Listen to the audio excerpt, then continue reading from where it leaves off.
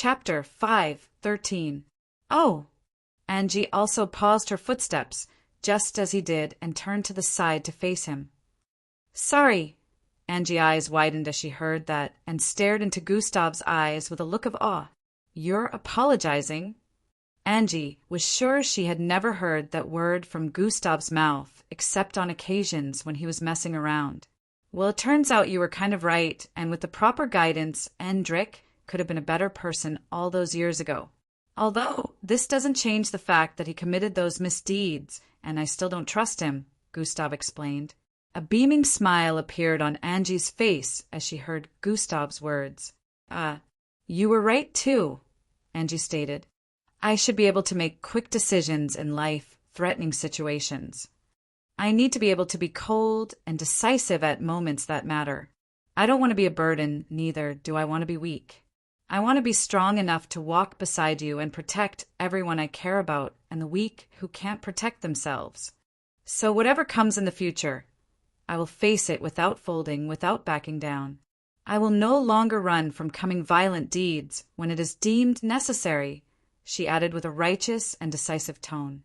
Her eyes were shimmering with so much confidence that Gustav could tell that Angie had changed so much since their arrival here.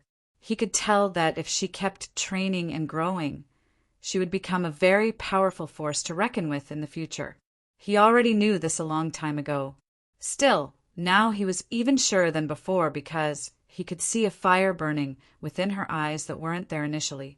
Also, the special class cadets battle she had been involved in showed that she wasn't holding back like she used to. I guess we shall find out sooner or later if you can truly do all those things you mentioned, Gustav responded before moving forward to lean on the tree in front. Angie's smile remained big as she moved towards Gustav's position. Hey, remember the last time we raced? It's been almost a year now. How about you race me again?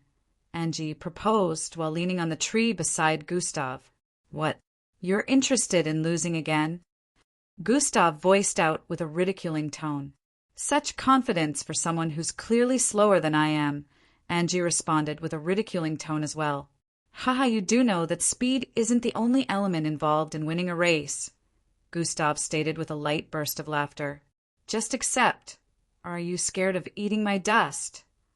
Angie responded with a provocative glance. All right, then you're on, Gustav said as he stopped leaning against the tree and straightened himself. Hold on. Just like the last time, we need to have stakes, Angie stated. Okay, what do you propose? Gustav asked. If you win, you get to demand anything from me, Angie stated. I'm pretty sure you don't have anything I need, Gustav responded bluntly. Ouch. Are you sure? Angie asked with a slight look of disappointment. Pretty much, yeah. But I might have something to demand in the future, so maybe I'll just go with this, Gustav replied. Angie, so what about you? What would you want from me if you won? Gustav asked. Just one thing. When I win, I want you to do whatever I want you to this night, Angie stated. This night? All right then. Gustav decided to agree to this. Good. We'll race across camp back to this spot. First person to touch the tree behind us wins, Angie stated with an exciting look. Sure, Gustav responded, and they both proceeded to walk a few steps forward before adopting racing stances. On 3, Angie stated while squatting a little. Gustav nodded in response. 3, 2, Sprint has been activated. Gustav decided to activate Sprint from the start as this would boost his normal speed by 4 times. At the last second, they both of them breathed out just before. One's a whoosh. Thwoosh. They both dashed forward with immense speed, generating massive wind turbulence that caused the nearby trees to bend backward as thousands of leaves blew across the place. The other cadets in the vicinity wondered what caused the disturbance. Both of them disappeared into the distance the moment they dashed forward. It was safe to say no one in camp could compare to Angie and Gustav when it came to speed. Both of them traveled in between line-up of hundreds of trees in a matter of seconds, blasting through the area. Occasionally, they had to do a zigzag across the place to dodge the placement of several trees. Still, even after crossing a distance of 5,000 feet, none had outrun the other. Even in the dark of night, Gustav could see like it was daytime, easily dodging obstacles that would be an issue. Angie looked towards the side and could see Gustav blasting through several feet away. She smiled teasingly at him and suddenly increased her speed. Zoom! She instantly gave Gustav a gap of about 30 feet as they arrived on a rocky path that had water flowing on it. Due to the rocks protruding out of different ground parts, it was a bit harder to scale this area. However, Angie still continued to gap Gustav, dashing across the place in a zigzag manner. Even with sprint activated and struggling to catch up, Gustav was astonished internally as he tried catching up. The officers patrolling this particular area were astonished as they spotted them both dashing past with speed, causing their uniforms to flap intensely. Zoom! Swoosh! From above, the two streaks could be seen heading towards a massive waterfall in front. The silver streak was especially eye-catching as it seemed it would be breaking through the sound barrier soon. Gustav pushed himself further as they closed in on the waterfall. He already knew what was coming, and it was pretty obvious also due to the sound of the gushing water and the increase in the water level as they progressed. Chapter 5:14. Angie arrived there first and leaped forward the instant she stepped on a small rock. Swoof! She traveled across the air, following the waterfall, dropping towards the stream below. Super Jump has been activated. Gustav leaped forward with immense speed after activating Super Jump. His body traveled several hundreds of feet in the air as his body became blurry while flying over the stream below the waterfall. Angie landed on the stream and kept running forward on the surface of the water body. Meanwhile, Gustav's body continued traveling forward above the small stream. Swoosh! Bang! The instant Angie sped out of the stream, Gustav also landed on the dry land in front. He had closed in the gap between them at this point as they started running forward in between the massive line of up mountains up front. Angie started to put a gap in between Gustav and herself again as the race continued on normal grounds. At this point, it had only been a minute, but they were always halfway to finishing the race. Angie would occasionally let Gustav catch up, then speed up once again, leaving a 30 to 50 feet gap between them. As they arrived at the last mountain in the distance, they ran across its sloppy surface, arriving above it in a matter of a few seconds, even though it spanned for several 10,000 feet. Gustav and Angie began to close in on the edge of the mountaintop and would either have to run down its straight surface in front or jump down. Gustav activated Super Jump again, but this time a smirk appeared on his face. The instant Angie arrived at the edge of this 7,000 feet mountain and was about to run down it, a massive rumbling force was heard behind her. Thuum! Gustav suddenly leaped upwards with full force, causing a massive blast to spread across the place as chunks of rocks were sent flying. Boom! The blast traveled across the place, decimating a radius of up to 1,000 feet and causing the mountain to start crumbling. Angie, who had just started dashing downwards across the surface of the mountain, was affected by the immense vibration. As the part of the mountain she was running down blasted open, and she found herself falling through the air along with other pieces of rocks. Gustav, at this point, was already several hundred feet in front, gliding through the air in a free fall pose. He was way ahead at the moment. I told you a race wasn't only about speed, Gustav said internally while turning to the side to stare at Angie, who was currently far behind. As Angie fell through the air in a spiraling motion, she curled her body up to stabilize herself in midair before reaching out towards the massive piece of rock falling by the side. Angie's body moved towards it, and the instant both her legs made contact, she pushed herself forward with it. Two-ish, her body traveled towards another falling piece of rock several feet away, and she proceeded to perform the same action as earlier. Two-ish, whoosh, Angie's body traveled in a zigzag motion downwards as she dashed from one falling piece of rock to another. As she arrived before the last one, She leaped in the direction of the mountain wall. The instant she got her footing, she ran down the mountain wall. Swoosh! Only about 100 feet was left, so she easily arrived at the bottom and dashed forward instantly to chase after Gustav that had gone far ahead. Bang! A massive chunk of rock fell on the exact same spot she landed a moment ago. Luckily, she was already several hundred feet in front already. Cheater! Angie said internally as she spotted Gustav's frame more than 1,000 feet ahead. But she wasn't mad after recalling his statement before the race. At this point, they were already starting to close in on the location where their race began. The race would soon be over, and Gustav was way ahead. Looks like it's time to get serious. The instant this thought appeared in Angie's mind, a third horn began to protrude from her forehead. At the same time she was activating this, Gustav was also activating combination. Sprint plus dash. His speed almost doubled the instant he joined these two, allowing him to cross a distance of over 1,000 feet in a single second. Thwoosh! Angie seemed to have noticed the increase in speed, but the instant the third horn grew out completely. Fwomsh! She broke the speed barrier, causing a loud blast to be sent forth from her position. Her figure traveled over 2,000 feet forward in an instant as whitish waves of energy began to gather around her. The ground ripped open as she moved forward, forming a line due to the immense force of energy gathering around her.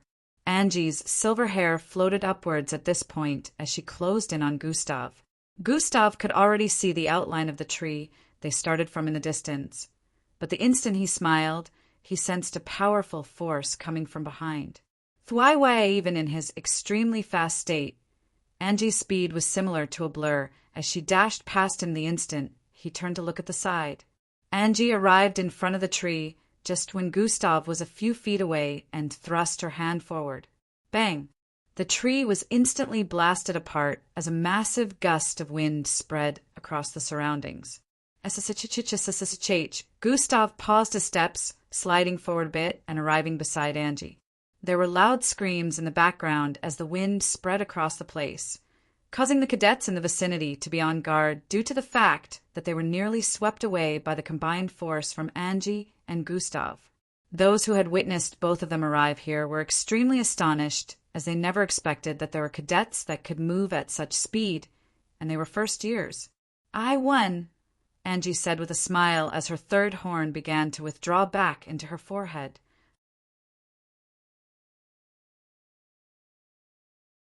Chapter 5:15. Yeah, Gustav responded with a surprised expression. That's quite the speed. Gustav said internally. You cheated and still lost, Angie said with an obvious tone of ridicule. Don't rub it in. I let you win this time, Gustav responded while folding his arms. Shameless, Angie voiced out before bursting out in laughter. You just destroyed another tree, and you're laughing. Now who's shameless? Gustav stated with a tone of ridicule as well. Oh, snap! Angie turned to look around and truly just noticed this. Everyone in the vicinity was staring in their direction. Even some officers had arrived on the scene to see what the whole commotion was about. A wry smile appeared on Angie's face as she slowly and awkwardly pulled Gustav away from this location along with her. They both arrived somewhere a little more secluded than the earlier spot and leaned on another tree again. I hope you won't destroy this one, too, Gustav stated while turning to the side to stare at Angie. You. Angie couldn't find the words to refute as a pout appeared on her face. Gustav just smiled at her expression and turned his face to stare up at the full moon in the sky. Close your eyes for a minute, and no matter what happens, do not open them, Angie suddenly voiced out. Huh. Gustav exclaimed with a confused expression. I won't remember. You can't refuse this demand, Angie reminded Gustav. Oh yeah. Dumb way of using it, though, Gustav scoffed after seeing that this was what Angie wanted him to do. Just do it, Angie stated with a slightly flustered expression. Sure, just 1 minute. Easy, you'll start counting down, Gustav said before proceeding to close his eyes, just as demanded. His arms were still folded as he leaned his back against the tree. Even though his vision was dark, through his perception, he could sense everything moving in the vicinity. He noticed Angie moving about the place, fidgeting. What's wrong with her? Gustav wondered as he continued counting down. Just when 20 seconds passed, Angie finally moved to Gustav's front and stood directly in front of him. She pulled his folded arms downwards and closed the gap between them further. Gustav placed his arms by the side and didn't revolt or anything, since her demand was for him to remain like that. But at this point, Angie's chest was pressed to his, and their faces were only 2 inches apart. Gustav was starting to get restless at this point, and only about 30 seconds were left. Angie suddenly dislodged from him again and moved several feet away with a flustered expression. Gustav was once again confused, but he kept counting down. 15 seconds left, Gustav voiced out as a reminder, ready to get out of the awkward situation. Just when only 10 seconds were left, Gustav was about to voice it again when Angie suddenly moved towards him again. Flowish. Before Gustav could speak, he suddenly felt his mouth enveloped by a soft and warm pair of lips. Soft lips connecting sounds could be heard in the vicinity as Angie merged lips with Gustav and wrapped her hands around his face. Gustav's eyes subconsciously opened for a few seconds at this point as he felt Angie's mesmerizing lips on his. He stared at her cute face as her eyes remained closed while she sucked on his lips passionately. He closed his eyes back as he also started to savor Angie's sweet lips, interchanging from top to bottom lips, while placing his hand on her waist and mashing her body against his tighter. Angie's breathing became hurried as she melted into Gustav's embrace, feeling her mind turn numb for the next few seconds before Gustav suddenly pulled his lips from hers. 1 minute. Time up, he muttered with a slightly distressed expression. Angie's face was extremely flushed at the moment. She quickly dislodged from him and moved back while turning her eyes away. She couldn't even make eye contact with Gustav currently and still wondered how she was able to go through with what had just happened. Bye, swoosh. Angie suddenly turned around and dashed away with immense speed. Gustav, who was about to speak earlier, brought his hand down after seeing her run. His face was also a tinge of red. He had never done that before, but natural instinct overtook him earlier, making him perform better than he thought he would win his first time. There goes my first time, Gustav muttered as he prepared to leave the area. You're still a virgin, though. The system suddenly butted in with a tone of ridicule. Gustav, don't call it your first time when you've not even managed to go beyond a kiss. Fuck you, Gustav responded internally before dashing off as well. Just like that, the night went by. For some, it was a nice night. For others, it was mostly a sleepless one. Angie happened to fall into the category that couldn't sleep. The scene with her and Gustav last night kept replaying in her head all night. And now, she realized she shouldn't have run off like that. Gustav will be leaving this morning, so she won't be seeing him for some time. She could only hope for his safety and continue to train here. Gustav was also awake all through the night, preparing himself for the next morning. After packing everything, he felt he would be needed for the mission. He took his bath and donned his black uniform. The black MBO uniform was the official outfit of every lower-ranked officer within the MBO. The white uniform he had been wearing day in and out within camp was the cadet outfit. No one within the camp was given this black outfit except for Gustav, since he was the only real officer in their midst. He grabbed hold of the MBO square-shaped officer badge and placed it in his storage device before moving out of his residence. Chapter 516. Currently it was close to 6 a.m., so Gustav had to find his way to the main hall quickly. Once he moved out of the dragon residence, he spotted a silhouette in the distance. A 57-tall female cadet, sporting a gem-like azure-colored hair with pigtails on both sides of her head, a top-notch beauty, and an extremely intense gaze that felt like it could pierce through steel. Elevra, what are you doing here? Gustav voiced out as they walked towards each other. You didn't think you'd just leave without saying goodbye, did you? Elever voiced out before donning a calm smile. I won't be gone for long anyways, Gustav responded as they arrived in front of each other. Good. I'll be sure to take the first spot once again before you get back, Elever said while moving forward further, standing side by side with Gustav. Don't keep me waiting for too long, Elever added before she resumed walking forward, passing Gustav completely. Smirk, sure I won't. Hopefully you won't be too weak for me by the time I get back, Gustav responded with a smirk as he also resumed walking forward. Swoosh! Gustav dashed forward a few moments later, headed in the direction of the main hall. In a few minutes, he arrived there and moved in. He was cleared for exit from campgrounds in no time, and Gustav was told to move towards the third massive mirror in the middle of the massive hall. The middle mirror displayed the forest they had arrived in on their first day here.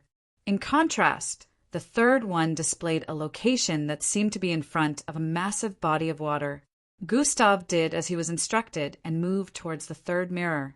Fyi, his body completely phased through the mirror as he kept walking after arriving before it. Gustav found himself on the other side of the mirror and noticed he was standing in the middle of a massive platform situated in the middle of the ocean. On closer look, this wasn't a platform. Rather, it was a massive ship gliding through the oceanic waters. Officer Crimson, someone called out to him from up ahead. It was another officer, dressed in a different type of MBO uniform. I'm Officer Crone, your pilot, he said while reaching out to shake Gustav. Gustav shook his hand back. Follow me, he said while guiding Gustav across the massive ship. Multiple officers could be seen moving around, and with the size of the ship, Gustav couldn't see the end from his position without using God eyes. He followed the officer towards a particular part of the ship where different aircraft were parked. They moved towards a particular silver and blue-colored one amid the advanced-looking aircraft. Shihin, the aircraft doors, instantly glided open as they approached. Please come in, he said politely while moving in with Gustav following behind. The aircraft was half the size of an old-age plane, but bigger than a jet. However, it looked super luxurious on the inside. Unlike the last time when Gustav traveled with an MBO aircraft, he would be all alone in the cabin this time. He quickly moved in and strapped himself in as the pilot started the engine. Suhom, the aircraft, lifted off into the air and zoomed off into the distance.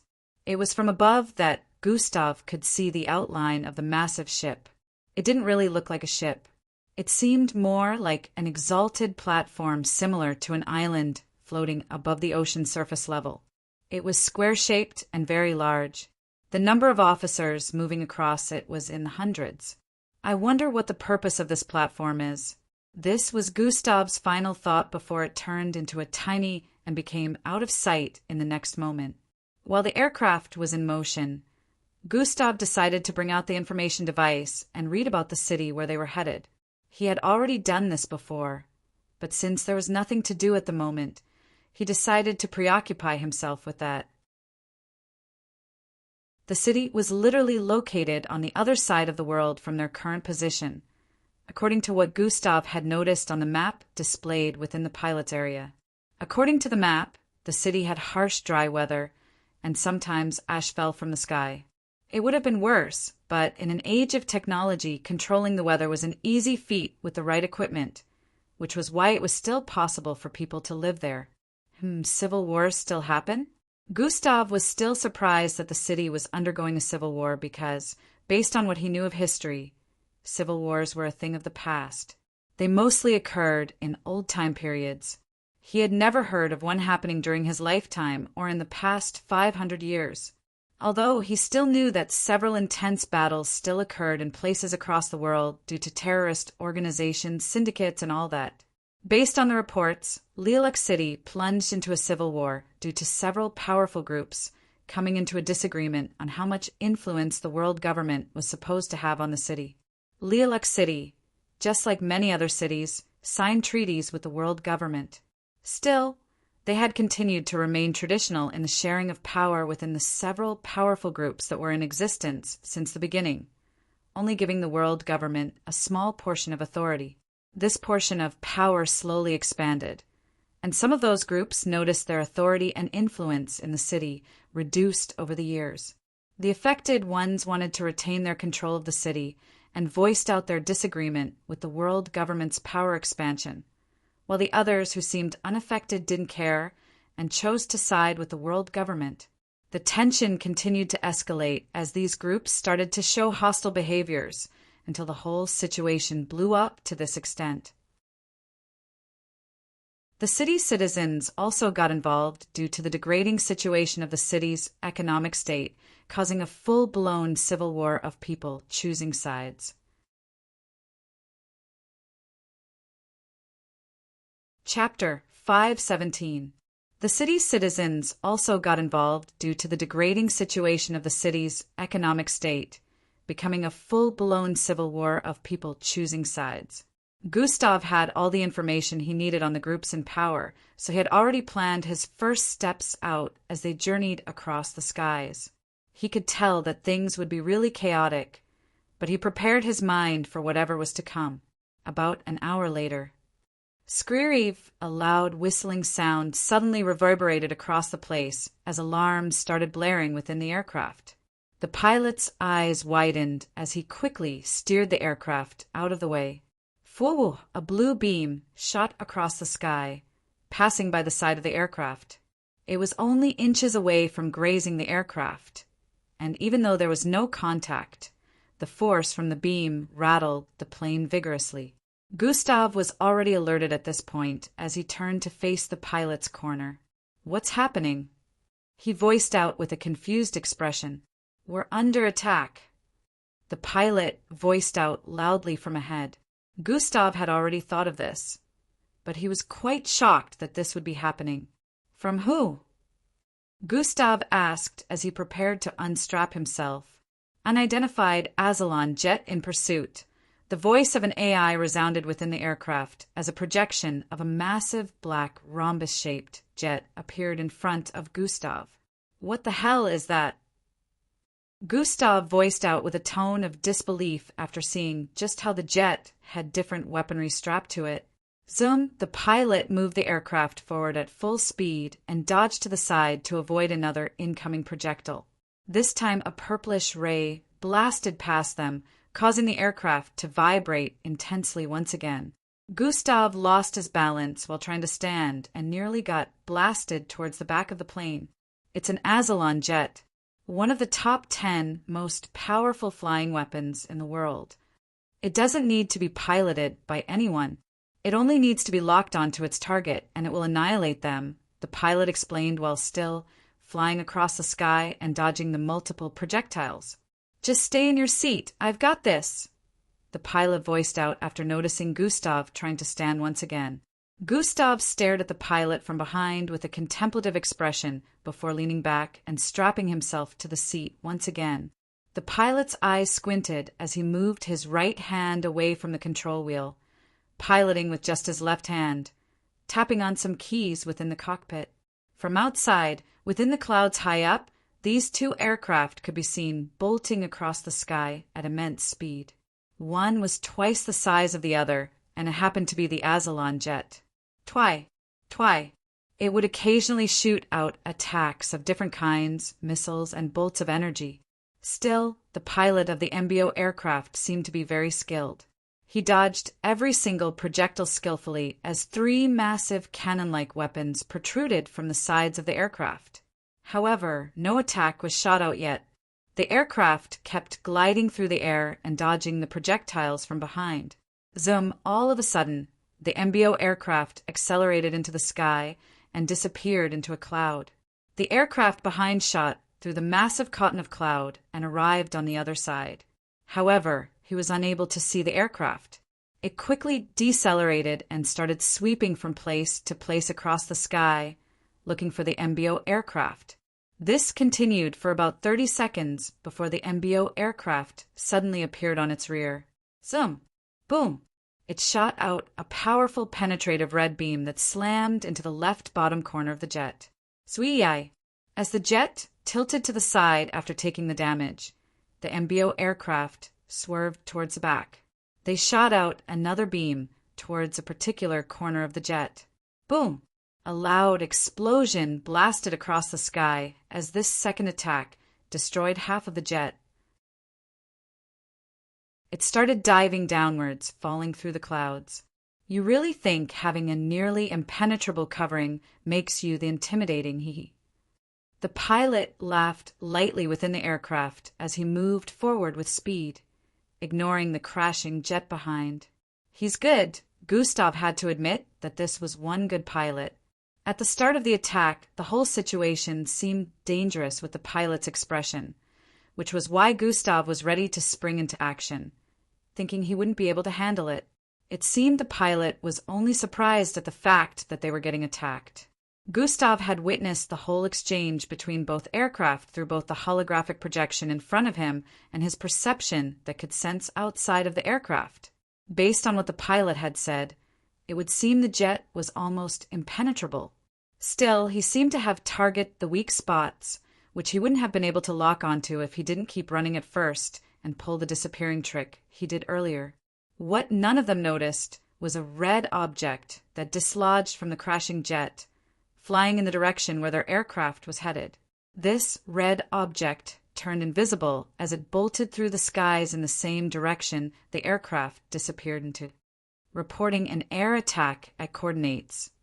Gustav sat back with a contemplative expression as he listened to the pilot report the incident that had just happened while still gliding through the sky. It was a wonder why anyone would try shooting them down.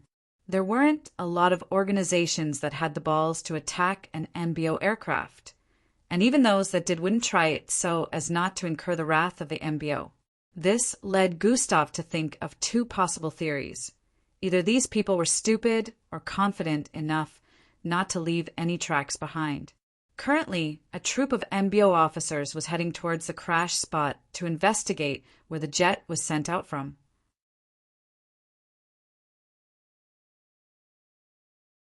Chapter 5:18. It was already a given that this wasn't a common occurrence with the pilot's reaction, which led Gustav to one final realization. This attack was directed towards me. Young Joe, maybe? This was the only person Gustav could think of at the moment. It was unlikely that anyone else would try this because, even though he amassed quite the fame during the MBO test phases, he hadn't built enough prestige for any enemy force to truly consider him a threat. This was his thought process, and he could only think of young Joe being the culprit. About 3 hours later, Gustav could see the aircraft descending a little bit as they arrived at the end of a side of the Pacific Ocean. They glided past it, arriving above a massive city. This city had different kinds of small 2- to 3-story buildings lined up in rows and columns. They were so loosely joined that one would think there were no spaces in between. However, it looked very beautiful and quite civilized due to the well-constructed passageways in different areas and a floating train rail connected to different city points. We have arrived in Ruhagi City, a neighboring city to Lilac City, the pilot voiced out as the aircraft began to slow down.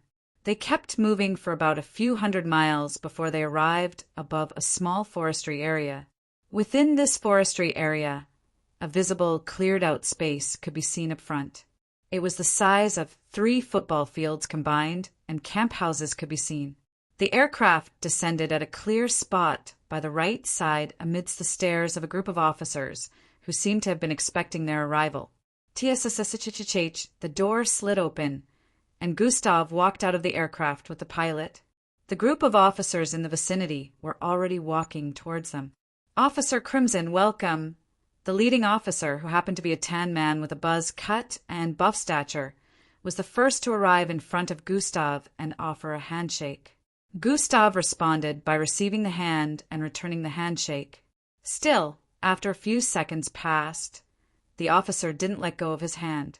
I heard you're quite powerful among the cadets, he said as he tightened his grip around Gustav's hand. I have been deployed here as an officer and not a cadet, Gustav responded while retaining his grip on the man's hand without changing expression. Oh, but just how strong are you? The officer questioned with a sharp gaze while a grin appeared on his face.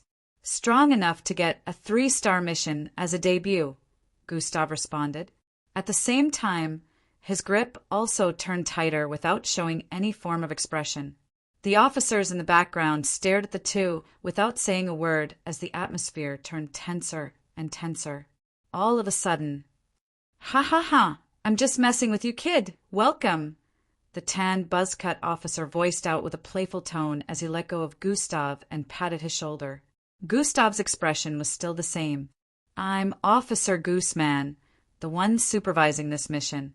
I will be in touch with you while you're carrying out your mission to share information and instructions on different occasions when needed," he explained while turning around to walk with Gustav. "This is Officer Louis Integro, Officer Millie Brown, and Officer Tron Bosco," he introduced the other 3 officers behind, who were lined up just as he had called them, sequentially. A massive 7-foot-tall man with long red hair, a stunning mixed Latino-looking lady with an hourglass figure and tied-up black hair, and lastly a fat 6-foot-tall bald man with a stomach similar to the size of 7 balls joined together. They all greeted Gustav, and he returned the greeting as well. "We will be providing you with assistance as well," Officer Millie Brown voiced out. "I'm in charge of the equipment you will need for the break-in operation into Lilac City," she added. "Both of us will deal with helping you get in undetected," Officer Louis Integro voiced out with a deep tone, next while hinting at the other officer, Tron Bosco, who nodded in response. Gustav noted that and followed them as they headed towards the massive tent placed in the middle of the place. The instant they walked in, Gustav felt as if he had arrived in a different place entirely. The internal structure of the tent was just so well designed. It looked like a standard base of operation. Several holographic monitors were stationed at different points displaying the ongoing civil war within Lilac City. It showed several places within the city that had nearly been completely decimated and somewhere battles were ongoing presently. As you can see, Lilac City is still in a state of disarray. Since the MBO haven't been given the go-ahead to infiltrate, we have no way of sending in a team to catch Sahel, Officer Gooseman said while staring at the holographic monitor that displayed a picture of Sahel as well as his information. Gustav looked around, staring at the different projections that displayed what was currently happening. There's one where he could see the view of the city from up above. "Is that a dome?" Gustav asked after noticing the barely visible outline of a circular barrier covering the city. "Precisely. This is what stops anyone beyond a certain power level from going in undetected. This is why we need you. You happen to be the weakest here, but not just that. According to the reports, you're more suitable for the job due to your distinction within camp," Officer Gooseman stated bluntly. Gustav's expression remained unchanged, even though it sounded like an insult. "They are right. I have picked in on information regarding the dome.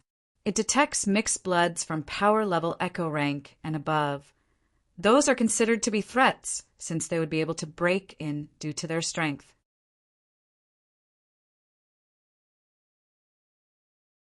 Chapter 519. Any mixed blood below that level will not be able to break through the barrier with their strength. You're still peak level marshal rank, so you qualify. Everyone in this room besides you is Echo rank and above, the system explained in Gustav's mind. "Oh, I see," Gustav noted. "If we have to wait for the permission of the world government to go in and calm the situation down, Sahel would be able to escape," Officer Gooseman stated. "I only have to find him and place a tracker on him." "Seems like a simple job," Gustav stated.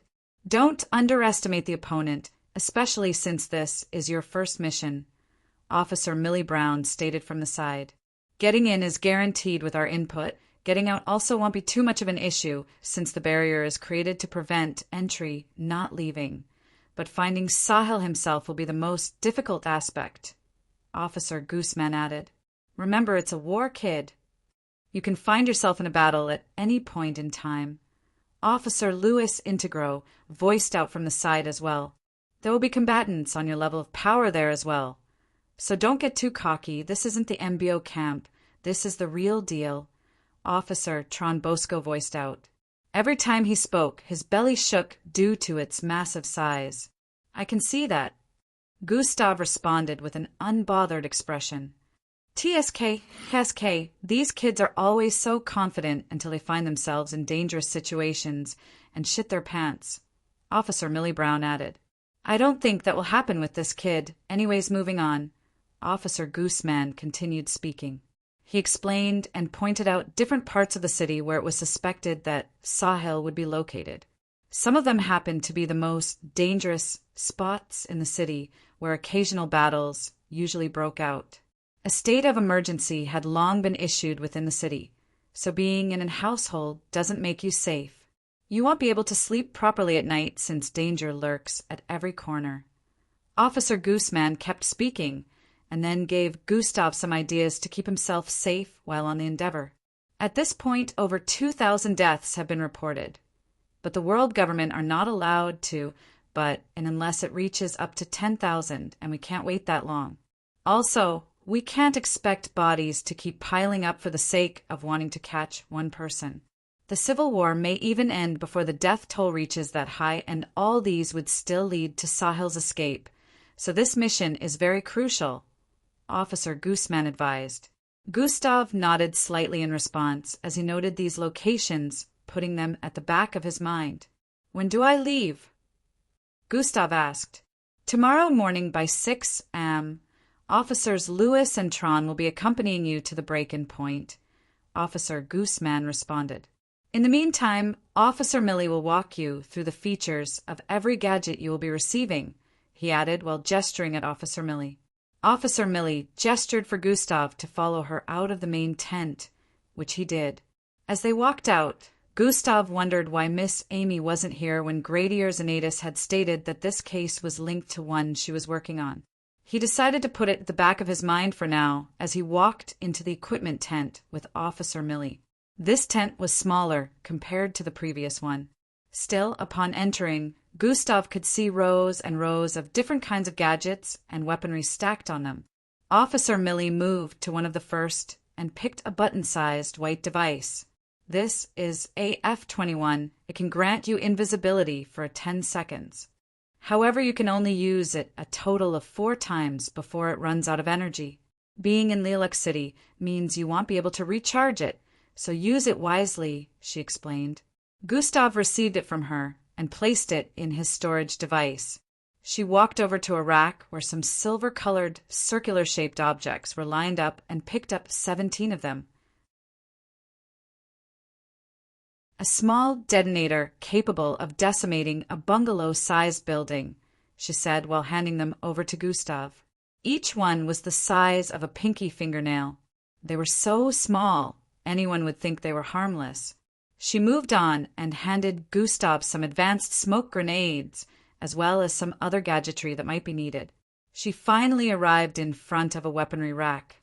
Here, several types of weapons could be seen, ranging from those that help with melee combat and long-distance combat. Gustav could see guns shaped in different ways, glowing with infused energy stones. Also blades and daggers looking so sharp that they could be felt without making contact. What kind of weapon are you skilled in welding? She asked Gustav. Gustav recalled training within the MBO with some weapons during combat class. Even though he seemed proficient in all, he wasn't really a gun person, so he looked around the rack. What does that one do? Gustav voiced out while pointing at a red-hilted katana placed by the ledge. Oh, that one is too powerful for you to handle. Chose another one, she said with a dismissive expression. How do you mean? Gustav asked. It has the power to cleave steel or any tougher solid metal with ease based on the wielder, she explained. Its powers is revealed with a swing, but you will not be able to swing it, she added. Gustav moved over and reached out to grab it. No, she reached out to stop him, but it was too late. ZZZHIXXXX. A charge of electric current ran through Gustav's hand the moment he made contact with it, causing him to be tossed backward by a few feet. Bam! Gustav slammed into some of the racks behind. Ow! He voiced out bluntly before picking himself back up with an unbothered expression and checking his hand. Scorch marks had appeared on his skin, but right before his very eyes, the scorch marks began to disappear as he healed. It easily broke through my defense, Gustav was astonished.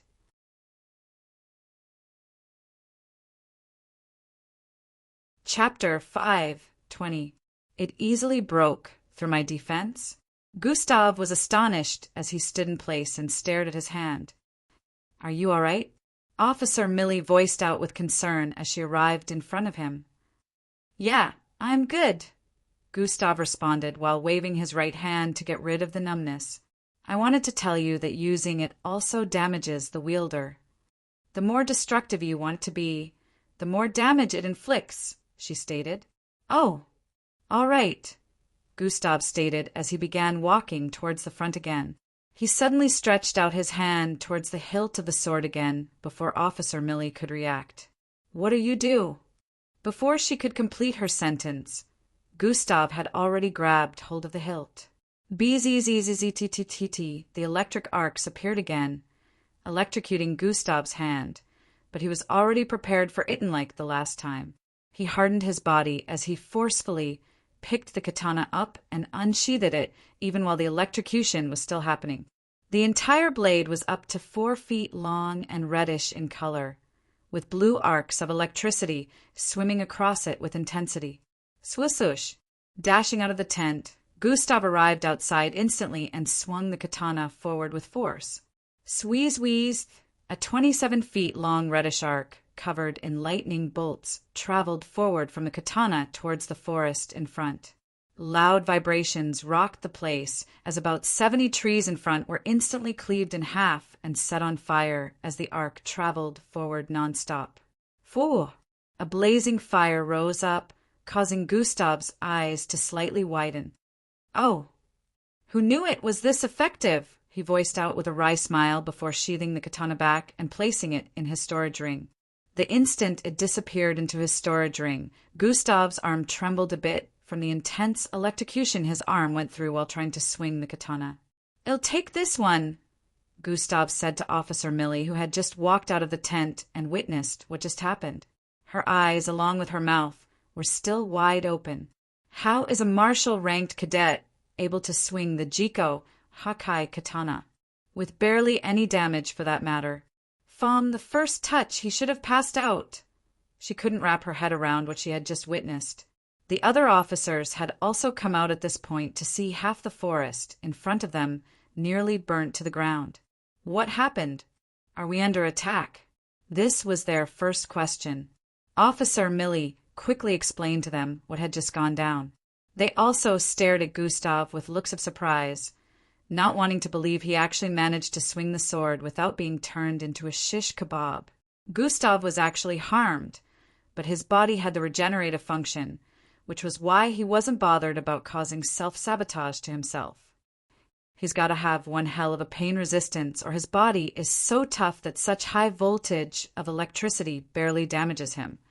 Like you, Tron, Officer Gooseman voiced out while staring in Gustav's direction. Officer Tron's stomach shook as he nodded. It is very impressive for a cadet to be able to wield it and even swing the Jiko Hakai katana without getting roasted to a crisp. Even some full-fledged officers would have passed out after one swing, since not everyone has a great body defense, he praised. Why are we just watching the forest burn? Lewis, do something about this, Officer Gooseman instructed. Officer Louis Integro nodded and walked forward with his massive body. He arrived a few feet in front of the burning forest and stretched both hands sideways. Pa! Foo! The instant he clapped both hands together, a blast of icy energy burst forth. The environment was instantly developed with cold as ice instant covered the entire burning forest in a matter of seconds, forming icicles in spots where the fire was initially seen. He withdrew his hand after a few seconds, and it could be seen that the forest had literally turned into the North Pole. Snow covered the trees, along with fog spreading to every part of the forest. Kid, maybe next time don't destroy nature. We only have a little of that left, Officer Gooseman said to Gustav.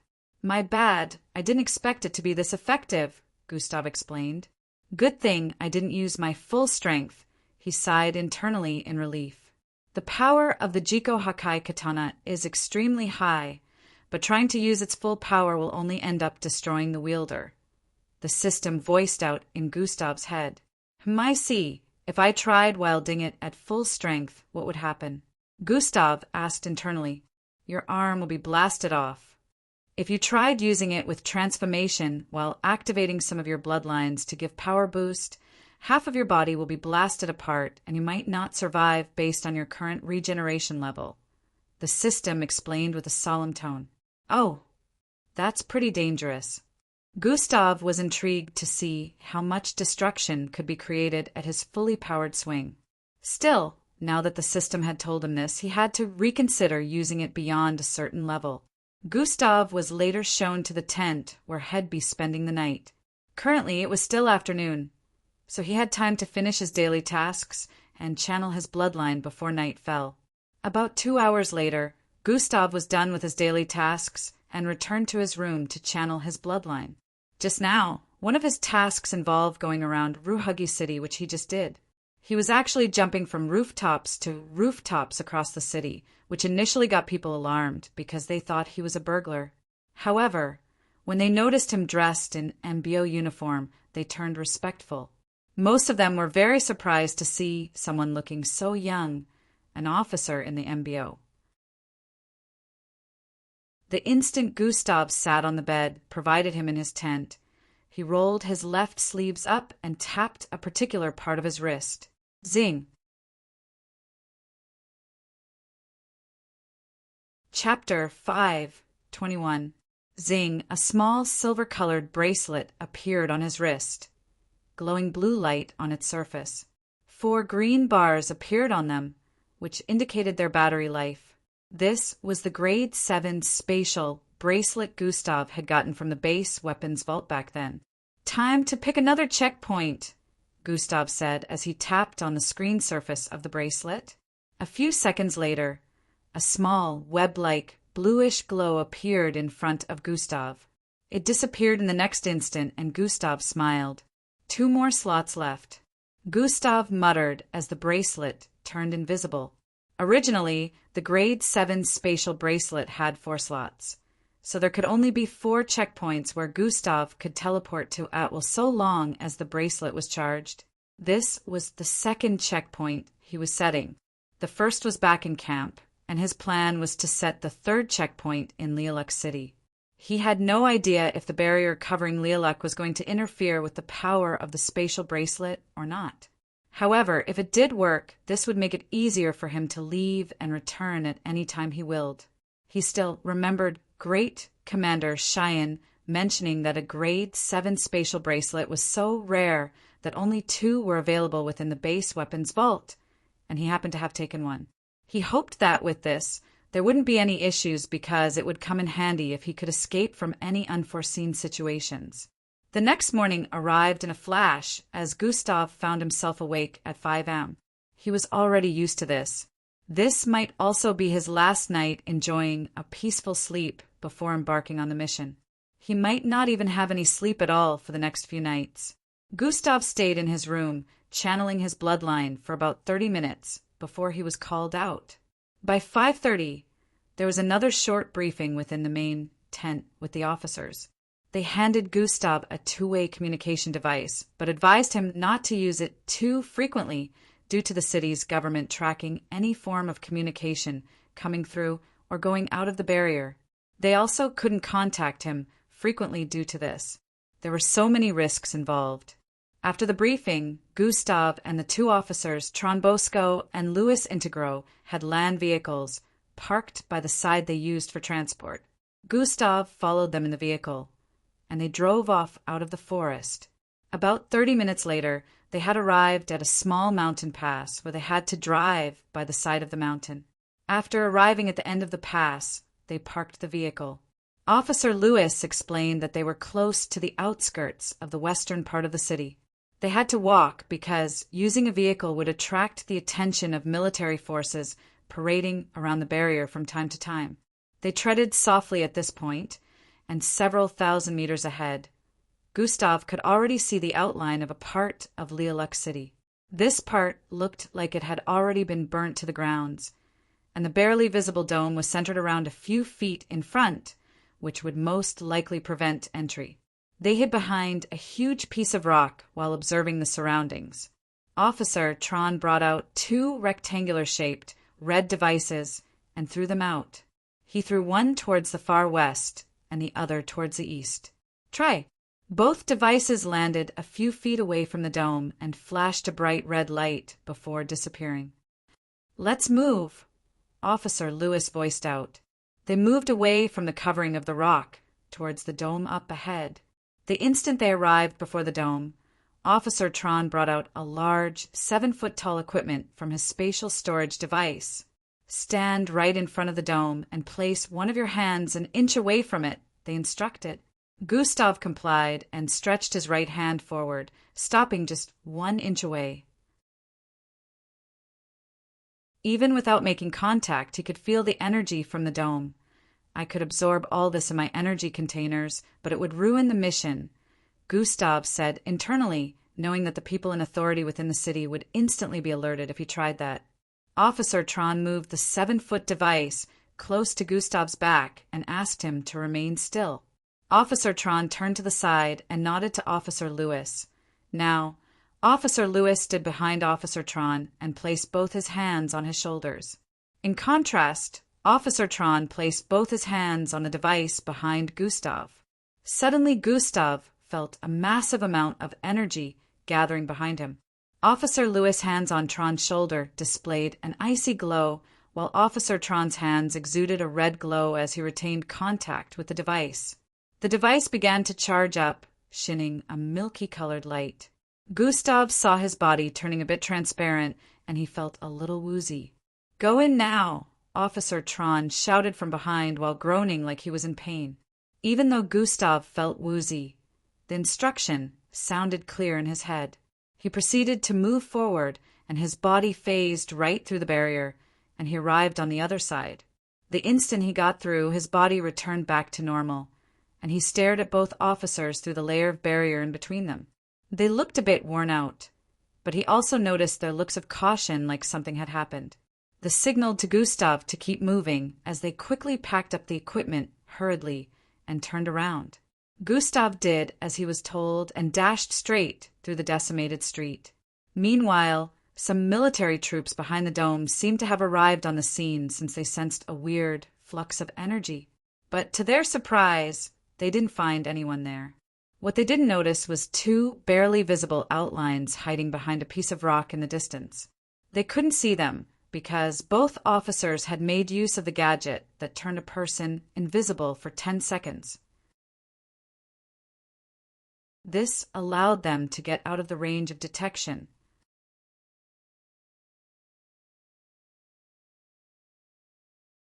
Chapter 5:22. What they didn't notice was 2 barely visible outlines hiding behind a piece of rock in the distance. They couldn't see them because both officers had made use of the gadget that turned a person invisible for 10 seconds. This allowed them to get out of the range of detection. The 2 devices Officer Tron threw out the detection devices that alerted them of the incoming troops the instant Gustav phased in. The troops later left, allowing both officers to scurry back towards the location where the land vehicle was parked. At this point, Gustav was still within the decimated part of the city he arrived at a few minutes back. His clothes had long been changed into a ragged one before their arrival here, so he would fit in. Gustav crouched as he arrived at a part of the city where broken pieces of buildings piled upon one another. He reached out and touched the sand before rubbing it on his face to make himself look even messier.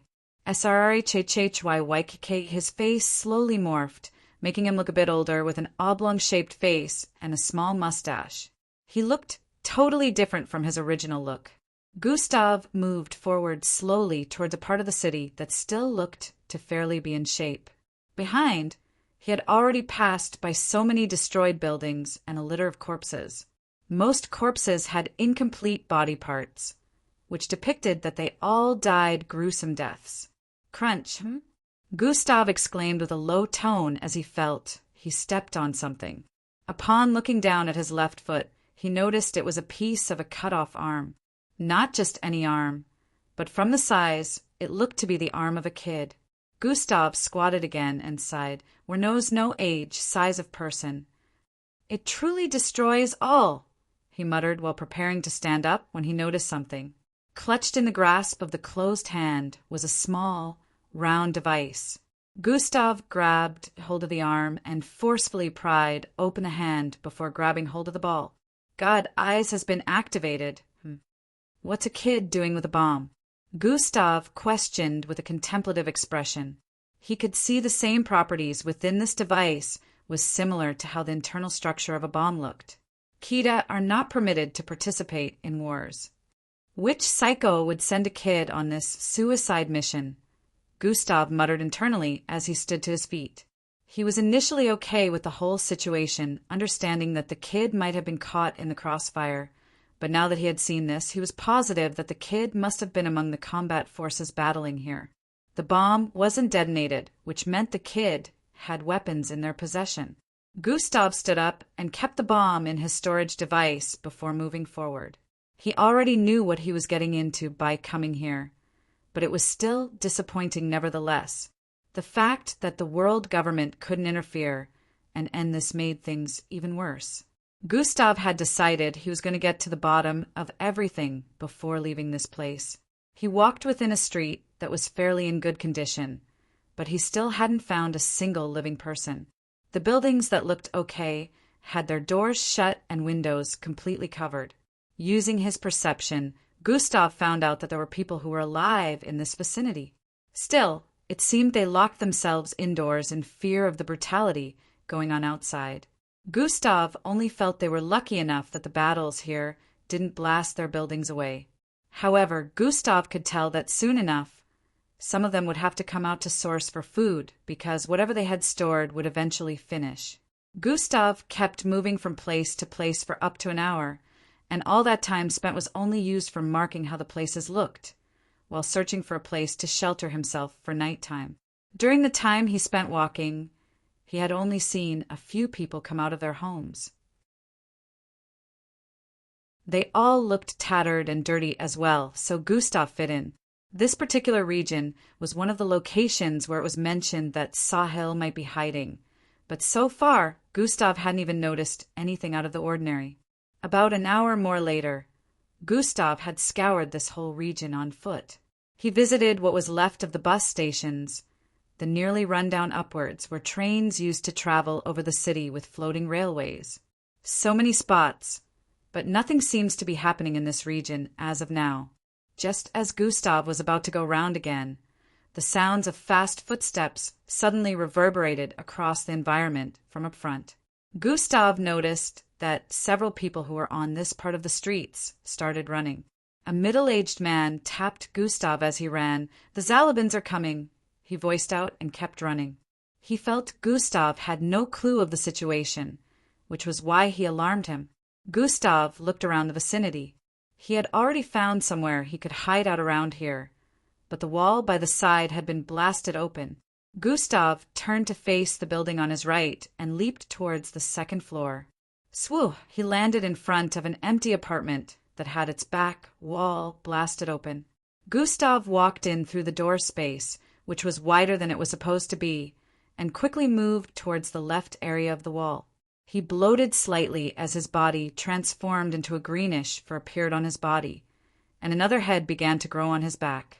Activated partial collapsal transformation, Gustav placed his hand on the wall, and smooth-looking, icicle-like walls protruded out of his hands and onto the edge.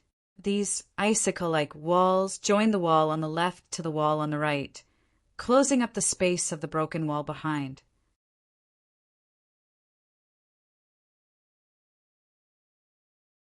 Chapter 5:23. Gustav didn't stop. He kept it up till the holes in the roof were covered alongside part of the entrance, leaving only a little space. Looking at how he had constructed the house and turned it back to being a proper shelter, Gustav had a gratified look on his face. He moved towards the entrance area and stared at the street from the small hole he left. Others that were out earlier had also moved back into their abodes. A few moments later, a troop dressed in all black vests and helmets came walking by the street. They were about 20 in number, armed with advanced weaponry, from what Gustav could see.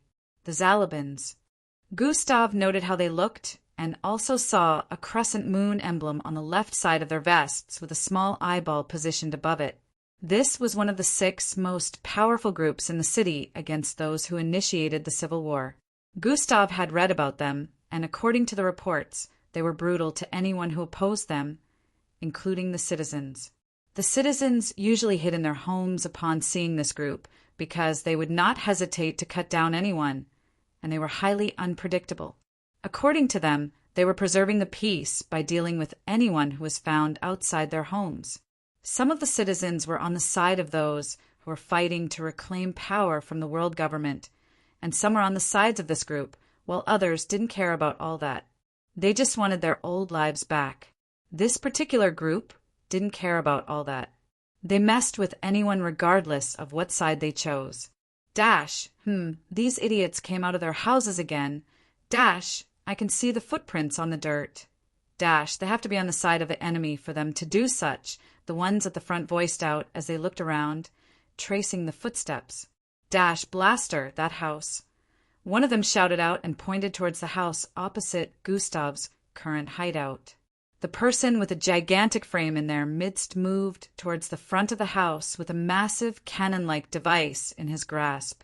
His footsteps made loud noises as he took steps which depicted that this might be heavy. Zhuanuin, a blue beam started charging up around the muzzle area of the weapon. Boom! It was shot towards the bungalow-sized house in front, and what was heard next were screams. Kair! The massive hole had appeared on one side of the wall, and cracks started spreading across the rest before the walls crumbled down entirely. A family of 5 could be seen within the household, crooked up together, with visible signs of fear on their faces. 2 parents, a teenage girl, and 2 young boys. Some of the troops moved forward and surrounded them while pointing their weapons towards them. The person who seemed to be like the leader among the group moved forward and reached out his hand to grab hold of the father's head. Kair! No! Father! The children and the wife screamed out as the man was dragged away. Did you forget you were supposed to stay indoors? Disobeying means you're going against the government, and going against the government means punishment from us, the group leader voiced out with a raspy tone. Please, I needed to feed my family. We have nothing left. How are we going to survive without food? The man pleaded with a fearful and apologetic look. You were provided with palliatives. Don't act like you got nothing, the group leader voiced out before throwing the back of his hand towards the man's face. Pa! The smack sent him flying backward with blood jetting out of his mouth. 2 people from the troops reached out and picked him up before bringing him to the front of the leader again. Please, the palliatives were barely enough to feed my children and wife. The man still kept pleading while gesturing at his family. Oh, you mean them? The group leader voiced out with a condescending tone while turning to look at the rest of the family. A smirk appeared on his face as he walked forward. Why don't I help you with that then? He said after arriving in front of the other family members. The father, who was still kneeling in front, turned around as he heard that. What do you mean? He questioned while blood kept dripping from his mouth. I will help you reduce the number of your family members, so the palliatives will be enough. Just as the group leader voiced that out, a weirdly shaped blade appeared in his hand, which he swung forward. Swai, the wife's head was smoothly cleaved off. Plop! It fell to the ground along with her body, while blood gushed out like a fountain from her headless neck. Kair! Mom! No! All 4 of them shouted out in fright as a fountain of tears streamed down their faces. The father's eyes widened as he stared at his wife's headless body. He couldn't believe his eyes. He saw his life flash before his eyes as he stood to his feet and ran towards the leader in a bid to attack him. I'll kill you, he shouted out in a fit of rage as he brought out a sharp object from his pocket. The leader easily swerved to the side and thrust out his left leg towards the father's side. Bang! A loud, bone-cracking sound reverberated across the place as the man was sent flying to the side and kept rolling as he vomited blood. The troops reached out to hold him down and brought him towards the group leader on his knees. I have helped you reduce the size of your family to make feeding easier. You should be thanking me, not trying to stab me, he voiced out into the ears of the weeping man who had just been widowed. Gustav, who was watching this from within his hideout, had a dark expression on his face after witnessing what had just gone down. Remember, you can't interfere with the war. The system could sense the rage building up within him, so it quickly reminded him.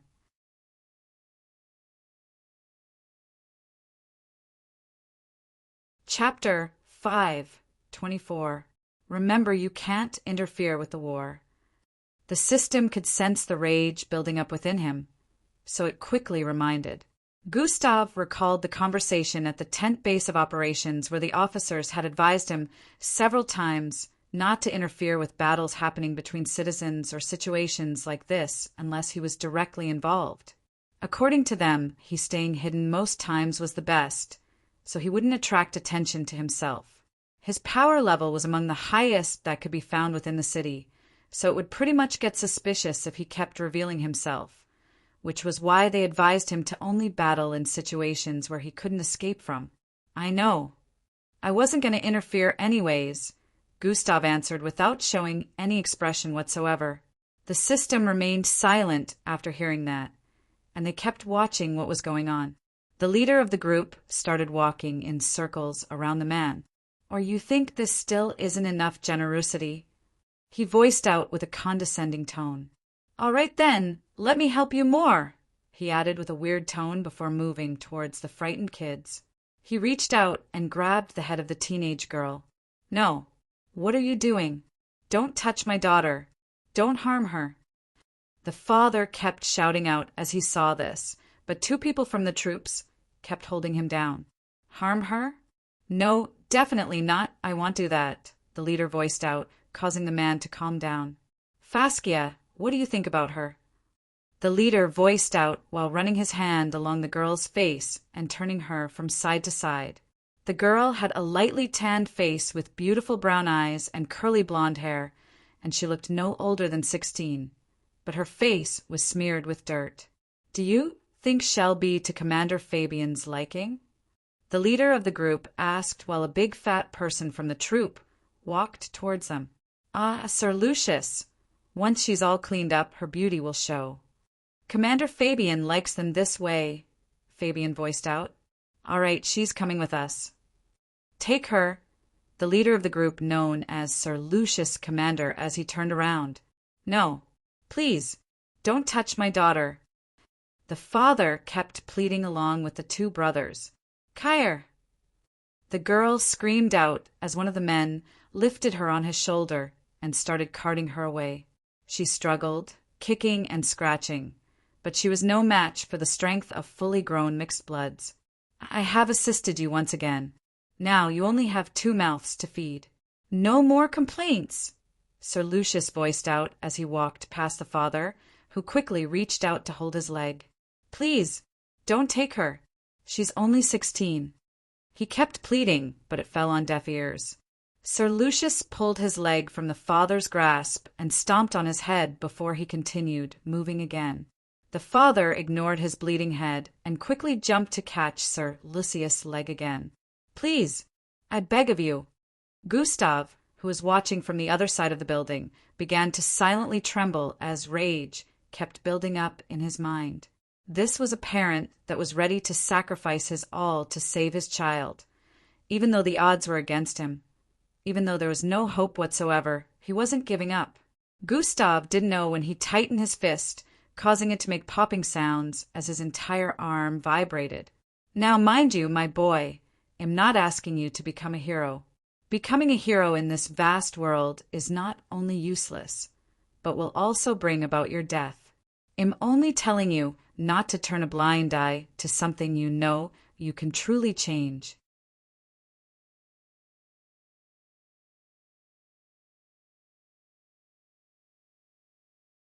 Chapter 5:25. Plop, plop. Plop! The leader struggled to move his body as he saw this silhouette dash from place to place with a milky, glowing dagger in its grasp and a weird-looking, fox-like mask. His men couldn't even scream as they had lost control of their bodies. Helmets dropped one after the other with heads within them as fountains of blood kept jetting out of the headless bodies.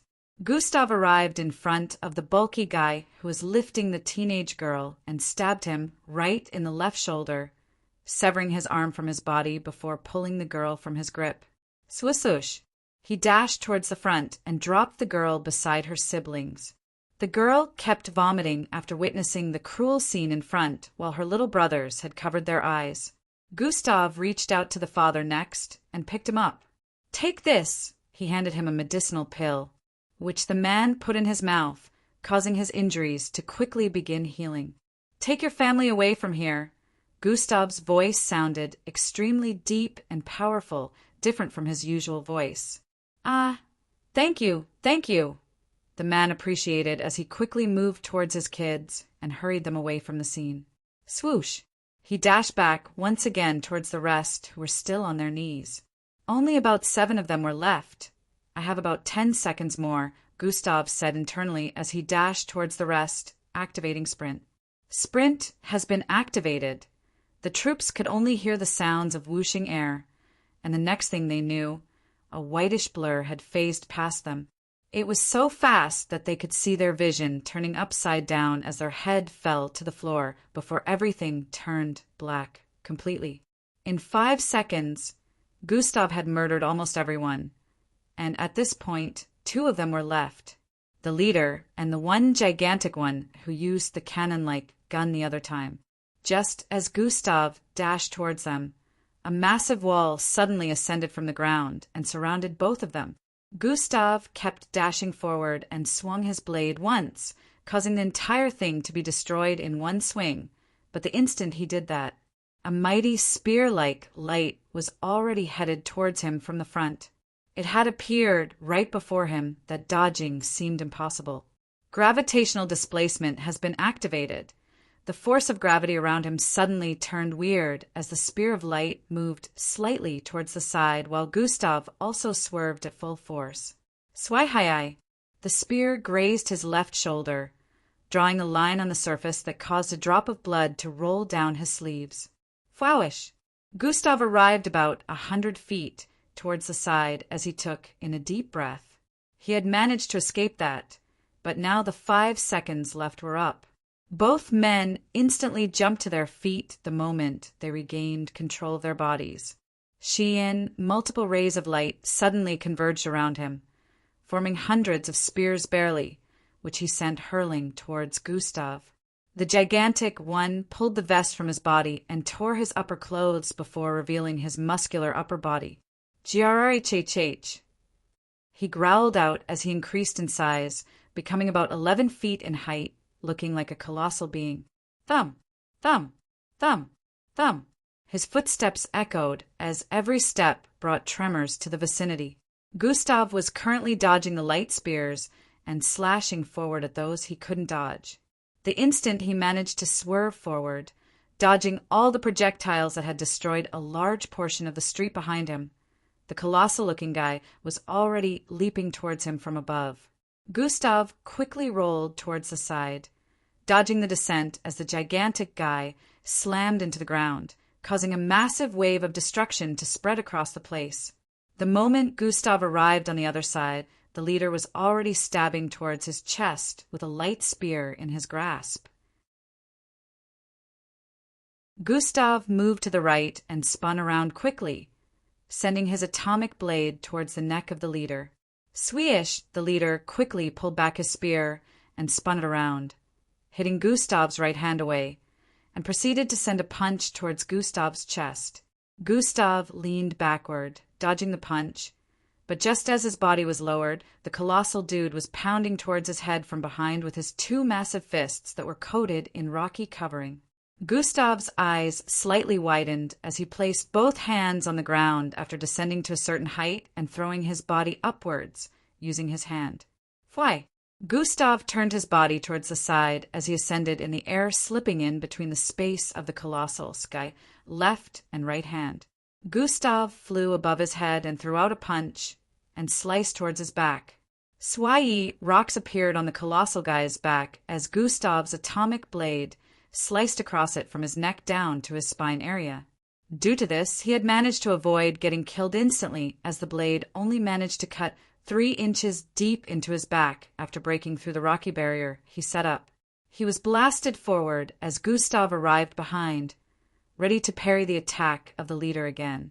"Who are you?" the leader asked as Gustav dodged his strike once again. "That doesn't matter because you'll be dead soon," Gustav responded while sending out a strike. Once again, the leader was able to block. "Haha, I've just been going easy on you. I have no idea what you did before, but I'm sure you can't do it again. Now I will stop being holding back," he voiced out as a blinding light suddenly burst forth from his figure, pushing Gustav back. Meanwhile, the colossal dude had stabilized himself behind, ready to jump into the fight again. "You're wrong," Gustav muttered as his eyes suddenly emitted a fiery pink glow. Fume, pinkish energy suddenly blasted forth from his body, surrounding the entire vicinity. Plop! Plop! Both of them fell to their knees again with shocked looks as Gustav dashed forward while tightening his grip around the atomic blade. Check out my new story, Chronicles of Azeroth. Add it to your library. Vote and comment. If up to 1,000 people add it to their library before next weekend, they'll do a 5 chapters mass release for the Bloodline system. Thank you all.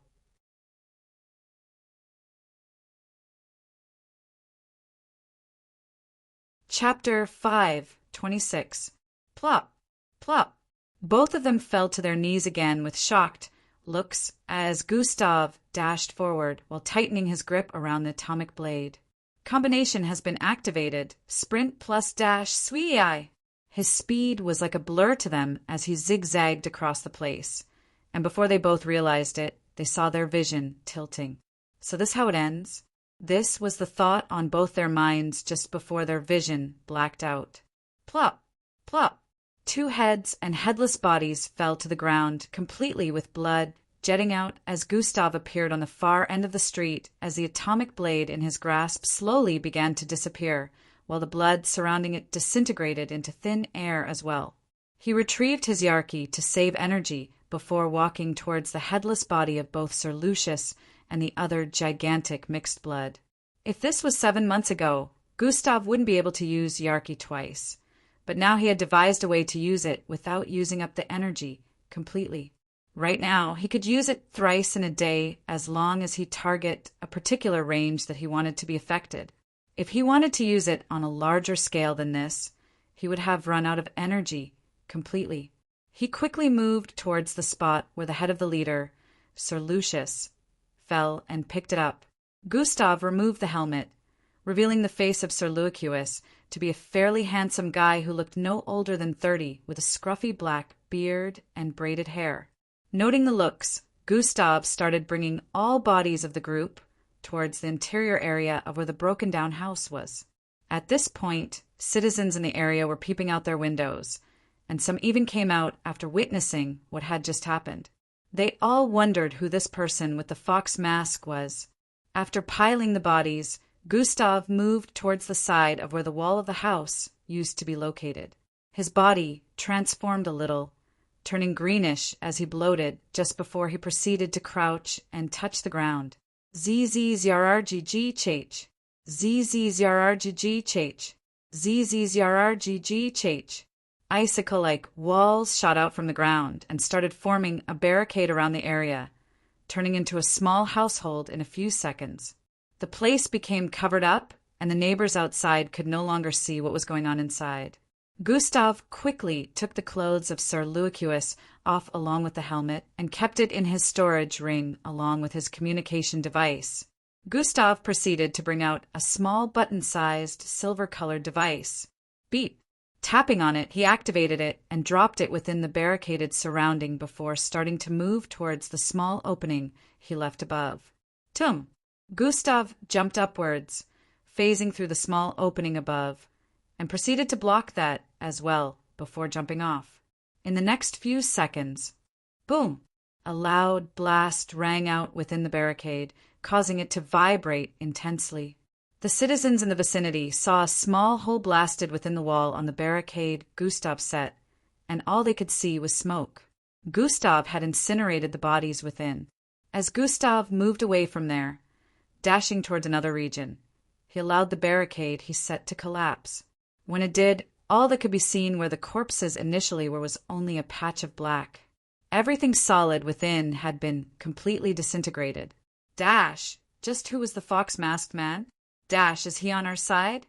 Dash! Who cares what side he is on? He saved that family, the people in the vicinity said amongst themselves. Gustav found a place to hide out a few minutes later and changed his outfit. Underground a small, nearly ruined building, Gustav was dressed in a black outfit, holding a helmet. His face slowly morphed into that of Sir Lucius as he brought out the small communication device in his storage, which was currently ringing. It was a rectangular device that displayed the name of the person currently trying to communicate. Commander Fabian, this was the name displayed there, and from what Gustav remembered, this person should be higher up the ropes than this Sir Lucius.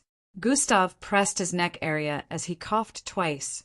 His voice suddenly started changing, turning a little raspy before becoming deep and strong. This was the same way Sir Lucius sounded. He brought out some red liquid he stored within his storage ring and wiped it all over his face. Gustav finally answered the call a moment later. "Lucius, where have you been? My goodness, what happened to you?" A portrait-sized projection of a square-shaped face, middle-aged man with sharp eyes appeared in his line of sight. He noticed the blood smeared all over Lucius' face, which caused him to speak that way. "There is a situation, all my men are down. We were attacked by unknown forces at the 21st region." Gustav reported with speed using Lucius' identity. "What? Which group was responsible for this?" The man in the projection asked with a look of fury. "I'm still investigating that, which is why I was not able to respond in time. They had advanced weaponry just like us and came prepared to battle with 5 times the amount of men I had with me." Gustav kept giving a fake report. "Do you need backup?" he asked. "They are no longer in sight, but I am tailing some of their forces at the moment, so I might not show up for a while," Gustav answered. Is he also selling weapons to our enemies as well?" "That bastard!" Gustav caught the statement and stared at Commander Fabian with a suspicious gaze. He wanted to ask who Commander Fabian was referring to, but that would blow his cover since Lucius was supposed to know who this person is. It's most likely that he is doing just that.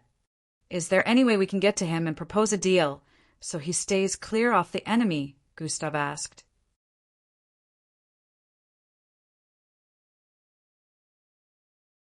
Chapter 5:27.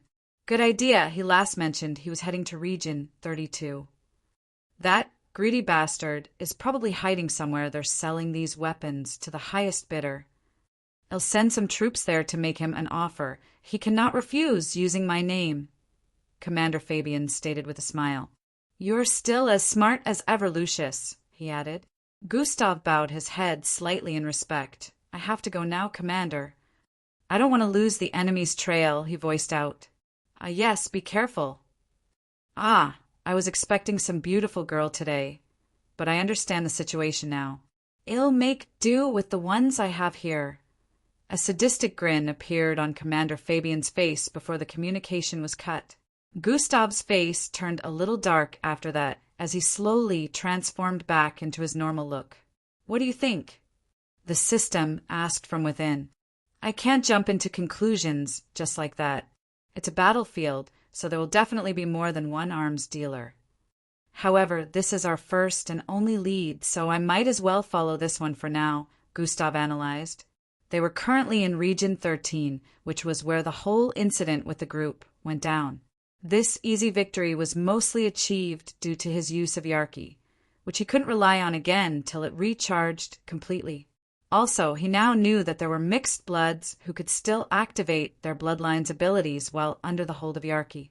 This was something Gustav didn't expect, and now he knew his Yarki still wasn't powerful enough. His conversation with Commander Fabian was done to mislead them, which was why he mentioned Region 21. If Commander Fabian was going to send troops to check on Lucius, they would be sent to an entirely different location, so he believed that, for the time being, the kids and their father would be safe. Gustav didn't plan to remain in this getup. He couldn't continue playing Lucius, since he hardly knew anything about him. If he had adequate information about Lucius, he would have penetrated the Zalabin's clique using Lucius' identity. Still, if he decided to try it now, he would only be putting himself in harm's way, since many things could blow his cover. He was just glad to have received a new lead. Region 32 is up to 1,500 miles away.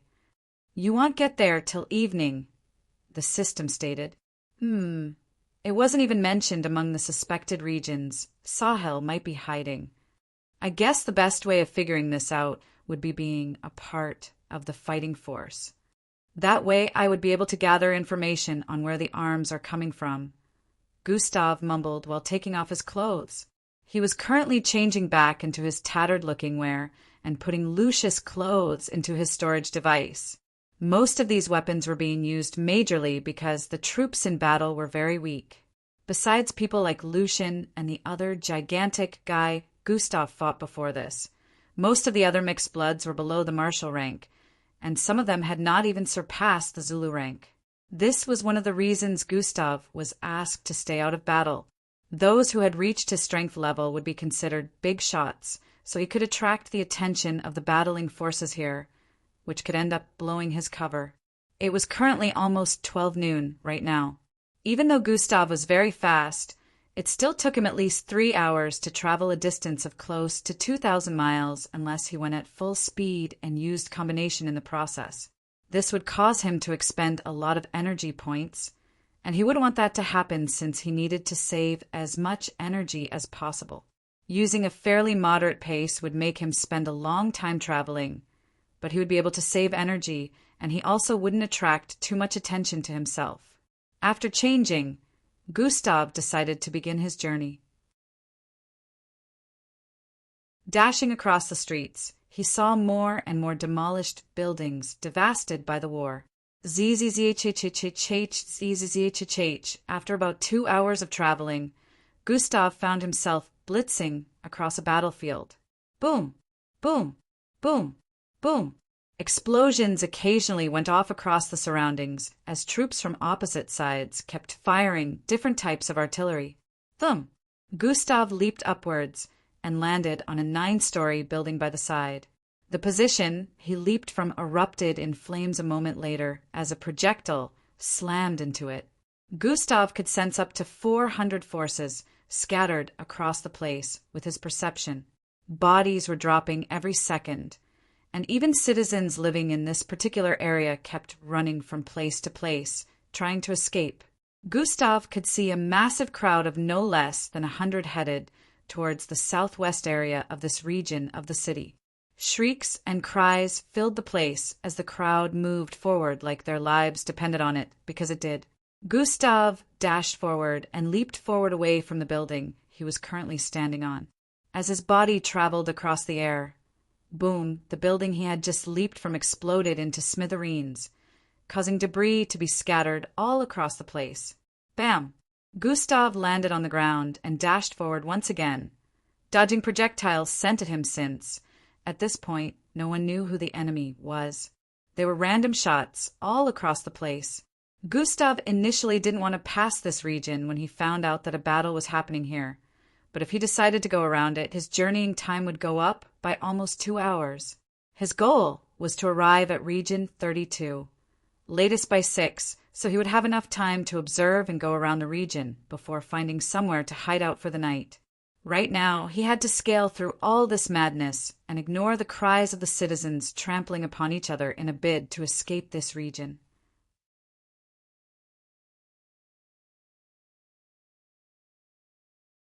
Chapter 5:28.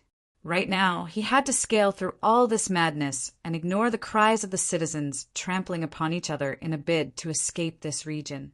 Swoosh! Gustav activated Dash and moved forward with speed, swerving all across the place and leaping upwards to avoid the troops on the other side. He suddenly noticed a massive mechanical piece of equipment structured to look like a panther towards the southeast side. It was robust and about 10 feet tall, with lots of weaponry stationed on its beam. Fwhoop, fwhoop, fwhoop, it suddenly shot out some missile-like projectiles. As Gustav dashed forward, he noticed that 4 of these missile-like projectiles were headed toward the escaping citizens. He suddenly paused his footsteps and slid forward before leaping towards the top of a tall tree by the side. The instant he landed on a branch at the top of the tree, he was catapulted upwards with force due to the elasticity of the branch. Ascending up to 1,000 feet in the air, Gustav's head transformed into that of the serpentine mixed breed with black scales and ram horns protruded out of his face. Phoo! A purplish beam shot out of his mouth, traveling towards the missile-like projectiles. Gustav turned his head to the side while in midair to control the beam as it blasted across the sky, destroying all 3 missiles in one fell swoop. Boom! Boom! Boom! It exploded in the air above the crowd escaping away. The force of the blast swept across the area, causing lots of people to be sent flying as it carried a lot of wind. Luckily, no one was harmed. Gustav landed back on the ground a few seconds later and found himself surrounded. Ting! Ting! Ting! Ting! A group of 10 men clad in red tight bodysuits and tight black armor on several parts of their bodies, with a weird-looking black helmet, had found their way to the top of the building Gustav leaped up from the other time. They all had weapons pointed at Gustav. "Which side are you on?" One of them voiced out as they powered their weapons. "Our side, or the Lanzis group?" The person who seemed to be the leader of the squad voiced out. "None," the instant Gustav voiced this out. Super jump has been activated them. He leaped forward with intensity, causing a blast to spread across the place as the top of the building gave way. "Kyre!" Screams rang out as all 4 of them fell through the top of the building, while the entire building still kept vibrating and cracks continued to spread across the place. The dust had also filled the entire rooftop at the moment. Still, Gustav's body was currently traveling across the air with speed. Luckily, he was currently using the face of another person, so even if they had seen his face, he could change his look later on. His body started to descend after he had crossed more than 3,000 feet in the air as he flew for a few more hundred feet before landing up ahead. At this point, he could only see a few troops on this side, and they were all running forward to the location where the battle was directly ongoing. Gustav kept dashing forward till he was finally out of this region. It had expended him some energy going through all that, but he felt it was worth it as a notification popped up in his line of sight. Hidden quest complete. Save at least 10 citizens of Lilac City today. Rewards, plus 20 attributes points, plus 200,000 EXP. New skill unlocked. Hover. Finally, a new skill. What does this one do? Hover. Maybe it has something to do with flight. Gustav decided to check on the information regarding hover. Hover, ability to make self or other objects float for a period of 6 seconds in midair. Just as I thought. This is quite a convenient skill, Gustav said internally while a smirk appeared on his face. At this time, it was already evening period.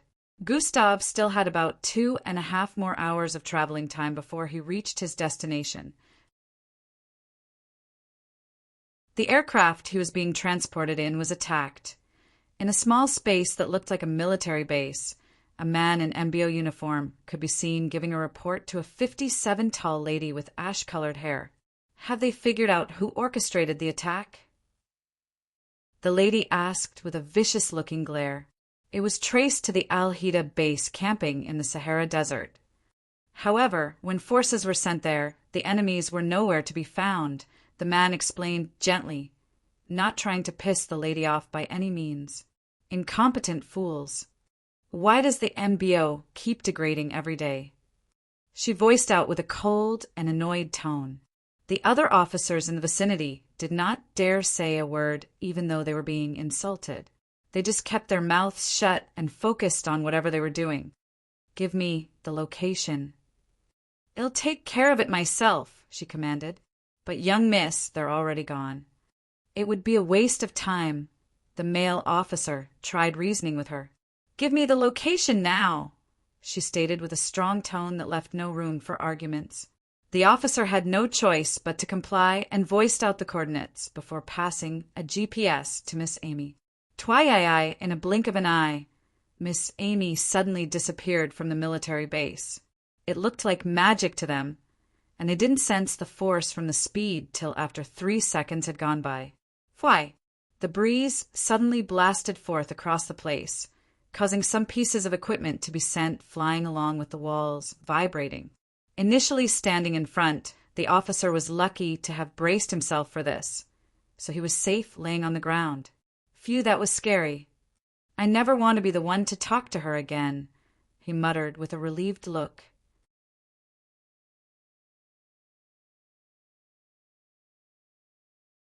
Chapter 5:29. Miss Amy was currently soaring through the clouds faster than the speed of sound with a GPS in her hand.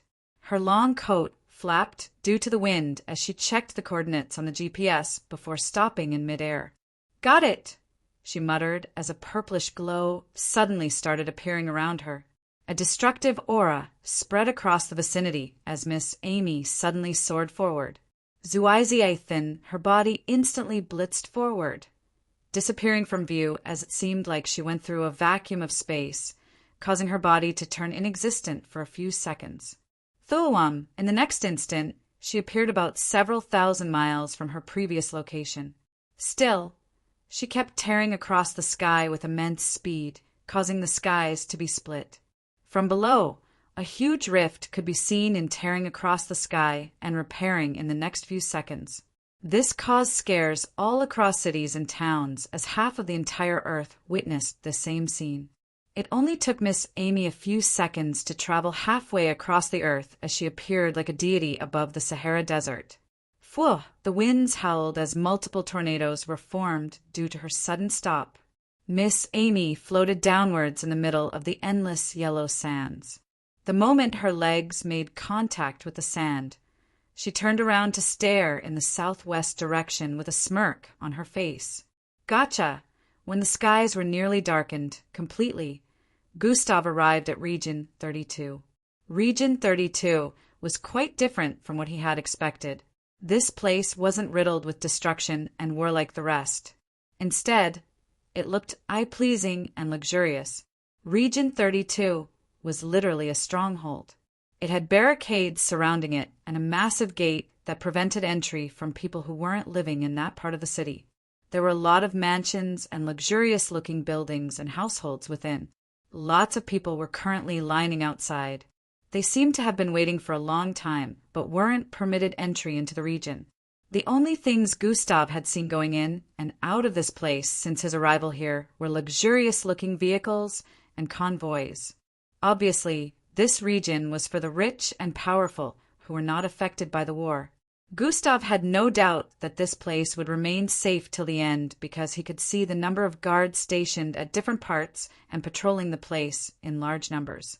Many people had tried to force their way in or sneak in, but they were caught, beaten up, and thrown far away from the gate. This served as an example to others who decided to stay their lane in fear of receiving the same treatment. Some of them were okay with waiting here anyway because it was unlikely that any battle would occur here, so they felt safe even though they were standing outside. Gustav had made his way from place to place, starting conversations with people to know about the situation of the place, and these were the things he had figured out. He also found out that the poor people that weren't permitted to go in were given food every morning. Everyone here was coming from parts of the city that had been destroyed already, which was why the whole situation happened to be like this. Another piece of interesting information Guada found was that this region was being controlled by two groups, the Zalabans and the Lanzis. Gustav orchestrated a way to get in without being spotted.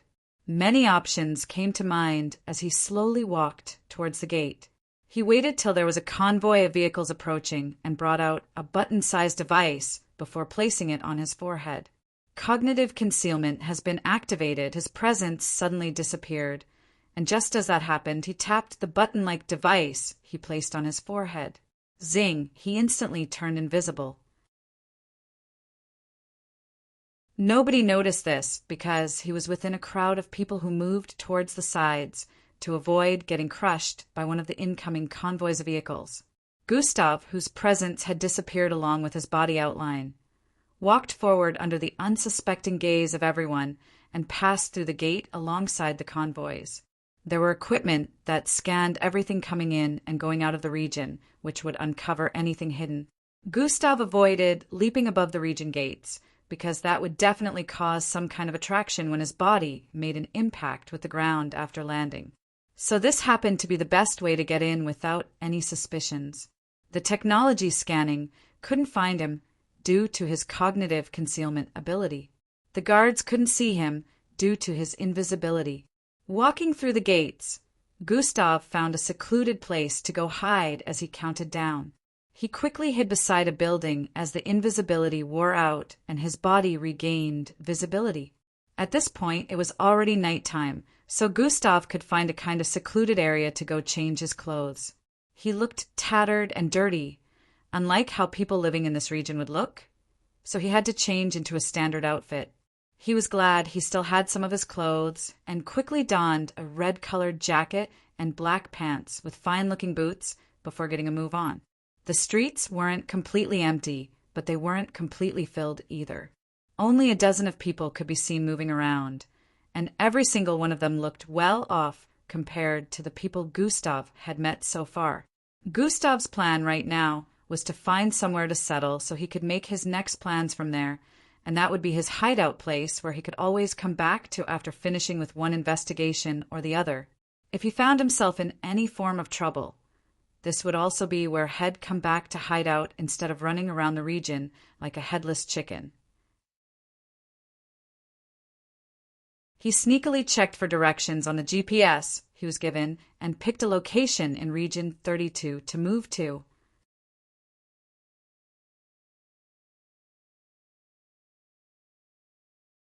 Chapter 530. She sneakily checked for directions on the GPS he was given and picked a location in Region 32 to move to. Gustav traveled halfway across the region, going past several streets before he arrived in front of what seemed like a pub. This place was the combination of a restaurant, a bar, and a lounge. It was quite massive with over 20 stories and looking quite luxurious as well. It was called the El Caso's Place, and people could be seen going in and out of the place. It was very lively, even though this was a period of war. This place was obviously a place to come have fun, as lots of ladies dressed in raunchy outfits could be seen.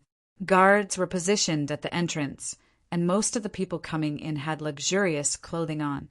Big bald men with potbellies having 3 or more girls in their company, which showed some kind of wealth.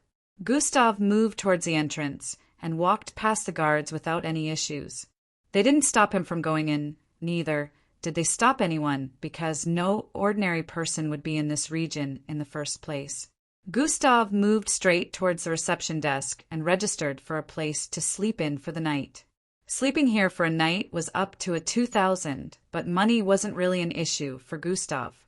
The only problem was he had limited cash stored in his storage device, which meant that after one more day, he wouldn't be able to afford this again unless he made use of his debit card. Using a debit card in this place risked exposing him, so it wasn't an option. He had to think of alternative to handle the future situation. He later moved towards room 207, which was on the 17th floor. Gustav laid on his bed after arriving in the room a few minutes back. It was quite large and luxurious enough, but that wasn't the purpose of getting it. Gustav checked his energy level and noticed that he had used quite a lot today. He had only 40% left. It had been a very long day, filled with multiple events. He needed to recharge now, so he could continue his investigation later without a hitch. He devised his next plans while waiting for his energy to get replenished. You deactivated the seal again? Young miss, that is another breach of contract. A middle-aged looking man with multiple small diamond-like shards embedded into his face voiced out with a tone of annoyance towards the young lady in front of him. Yeah, I completed you guys' job for you again. What are you getting so worked up about, old geezer? You should be thanking me, Miss Amy responded with an unbothered look while gesturing at the group of masked people tied together on the ground.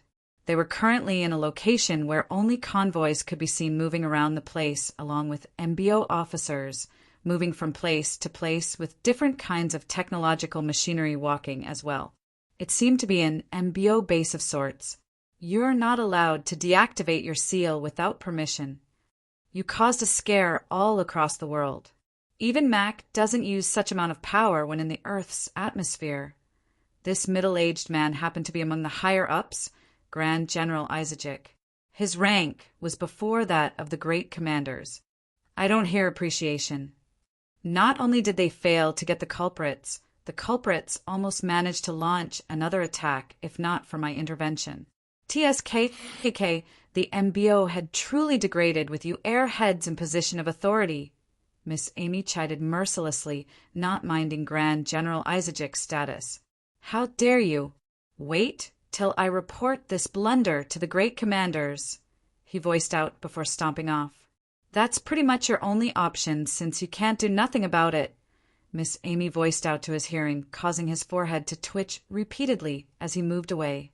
Even though he had an higher rank that she did, he was among the grand generals that put up a lot of courage before speaking to her.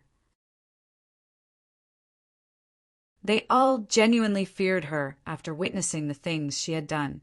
The entire Sahara Desert would have been blown away if she had not controlled her power when descending, and the Grand General knew that if she willed to, the entire base would be destroyed in an instant.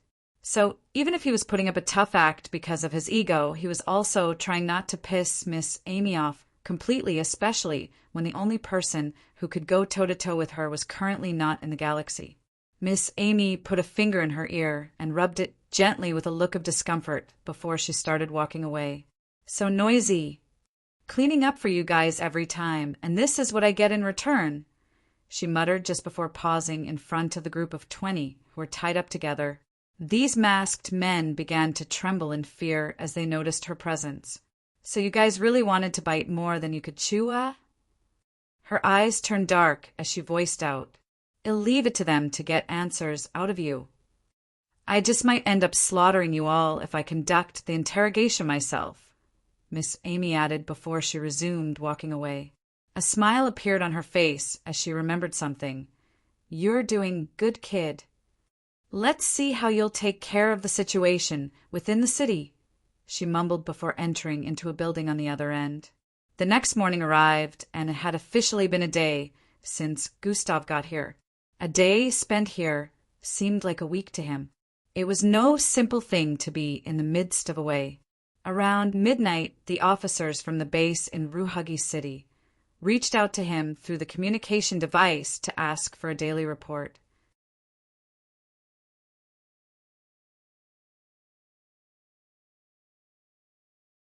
Chapter 531. Gustav spent about 30 minutes giving a brief rundown of what he had encountered on his first day here. He mentioned the fight he got into, but didn't explain the details, giving them the idea that it was an inescapable battle. He mentioned getting information from one of the groups. Still, he didn't really tell them that he used anyone's identity, and he finally explained to them that he was currently within Region 32 looking for clues. They mentioned that Region 30 was not among the suspected spots chosen. Nevertheless, Gustav explained to them what he had heard once again, which made him come check this place out. After giving him a little advice, they ended the communication and left Gustav to do as he willed. Everything was in his hands anyways. It's not like they could come here to take over the case themselves. Gustav had spent the entire night channeling his bloodline even in this strange place. Luckily, he was able to complete his daily quest yesterday while on the move to this place.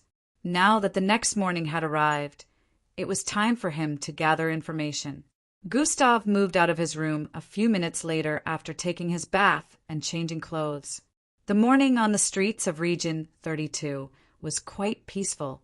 Almost everyone had rides moving across the place, and only very few people could be seen walking on the road. Gustav wanted to move to a busy area beside the place he had resided for the night. While walking on the way, he would occasionally change his identity before moving towards any place that had more activity than others. Hours went by, and noon arrived in a bit.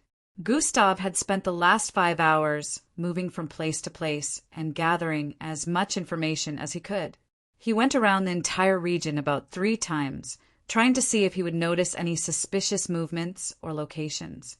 To his disappointment, he found no such thing. The entire region was so peaceful, and it seemed like no kind of transaction was going on in seclusion. Truly, this place was void of war due to 2 of the 8 groups managing this place. The group Gustav had clashed with the day before was one of them that governed this region, and according to the information Gustav had gathered so far, they were on the sides of the world government.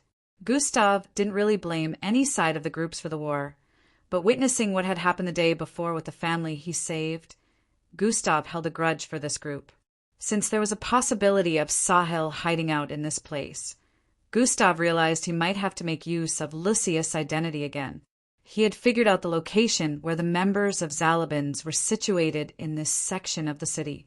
Gustav's next plan was to spy on them and figure out if any of their plans connected with his. He knew Sahil wouldn't be hiding out in any of these groups' official locations within this region, especially when it was said that whoever their dealer was also sold arms to the other side. If he was with them, Commandant Fabian wouldn't need to send any troops from over there to come and find him here. Understanding all this, Gustav initiated his plan to infiltrate into the base of the Zalabins in this region and tap their conversations. Cognitive concealment has been activated, making his presence disappear. Gustav dashed across the region and arrived behind a 24-story building in a few. He leaped upwards after checking the surroundings and arrived at the top of the building, which happened to be empty. From there, Gustav hid at a corner of the building and changed his outfit into that of a Zalabin troop.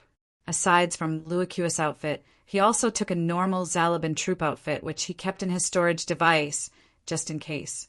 Lucius' uniform had a small silver star in the middle of his chest, which Gustav guessed signified authority, so he didn't put it on. Using the normal outfit would make him look like a normal troop, which wouldn't attract attention. Gustav found his way into the building by jumping towards the side and landing on a balcony. Although it was locked up, there was a small space on the windows. Gustav made use of size manipulation to slip in and found his way to the corridors. This was when he found the place a bit busier than he expected. Chatter, chatter, chatter. Other people dressed just like him with the dark outfit, vest, and helmet could be seen walking around. Gustav asked for directions to the leader's office after finding out how the rankings in this place went. Arriving there, he was told the leader wasn't in at the moment, and he would have to come back. Gustav already knew this, which was why he came. He decided to approach here in the first place. Asking for the restroom on this floor, Gustav moved there quickly. He made use of another invisibility chip before dashing out. He was able to break into the leader's office by picking up the key card placed on the secretary's table without her knowledge. All she felt was an immense wind blowing across the place, which caused her to get disoriented as multiple pieces of paper flew across the place. Gustav used this to his advantage, opening the office door and getting in quickly to place the tapping device underneath the office chair. It only took less than 10 seconds for all this to be done, and he was out of sight by the time the winds had calmed. The lady at the desk looked confused as she picked up the files that had fallen. After the invisibility wore out, Gustav made his way out of the building, still using the identity of the dead subordinate Lucius. "Akim!" A loud voice suddenly called out to him the instant he stepped out of the building.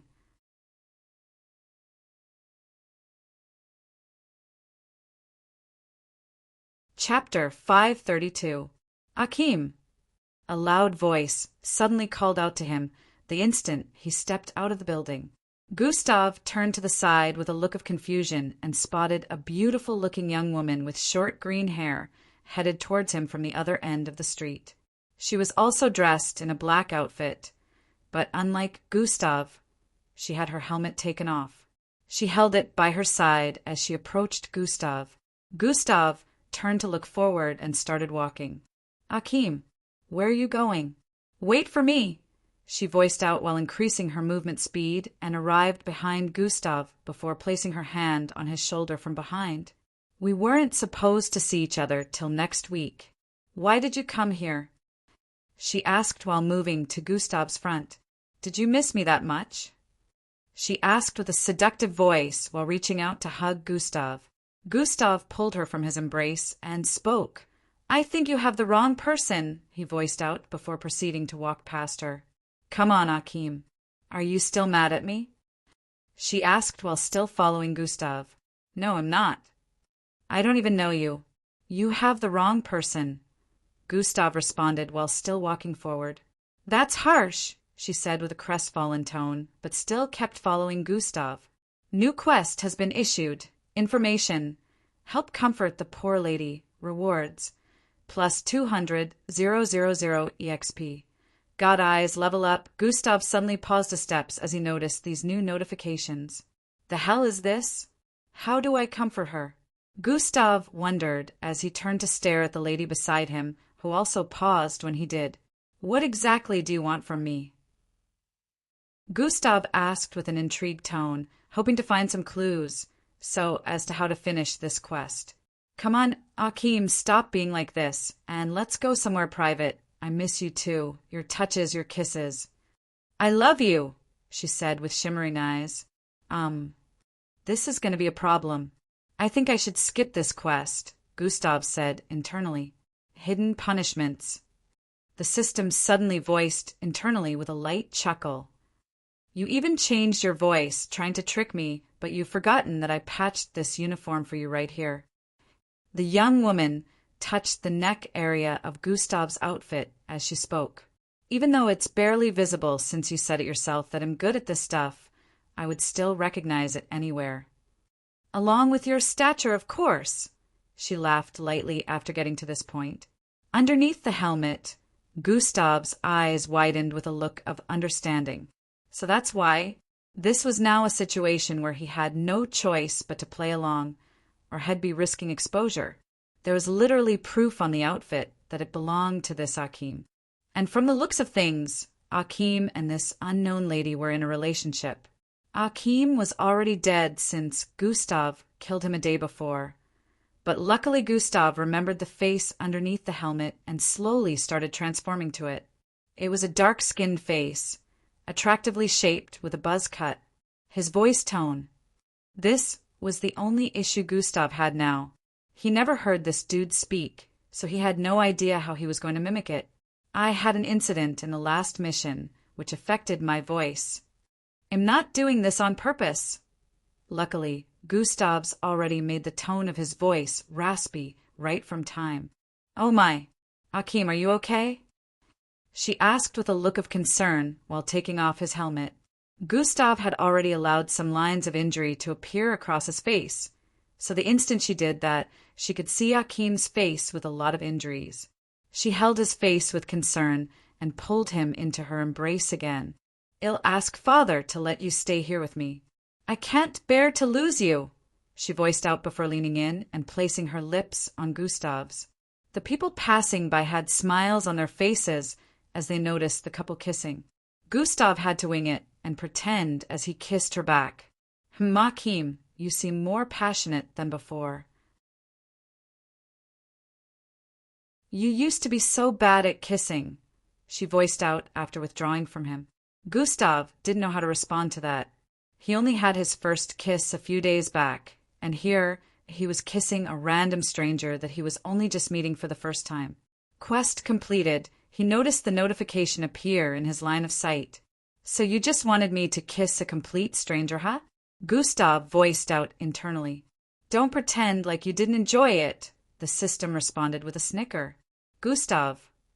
Minutes later, Gustav and this unknown lady found themselves in a luxurious apartment. "They'll be right back after taking a shower," she said while winking at Gustav. The instant she went in, Gustav bolted out the door and found his way out of the building. He quickly moved towards the nearest restroom and changed his outfit while he transformed into the look he initially used on his first day here. An oblong-shaped face with a mustache and small beard makes him look older. Gustav slowly walked out of the restroom a few moments later with a look of relief while moving towards the room he had booked a night before. He had decided never to use the uniform again and also made his stature different from Akim. He was sure Akim was cursing him from the afterlife right now. Not only did he murder him, but he also kissed his girl, and they would have gone further if he didn't find his way out of there.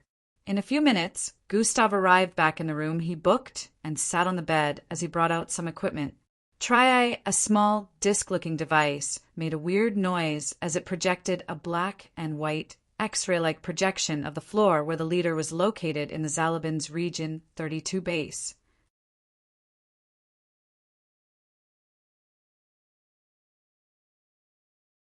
Chapter 5:33. It displayed the office along with the secretary as well as other people moving across the floor.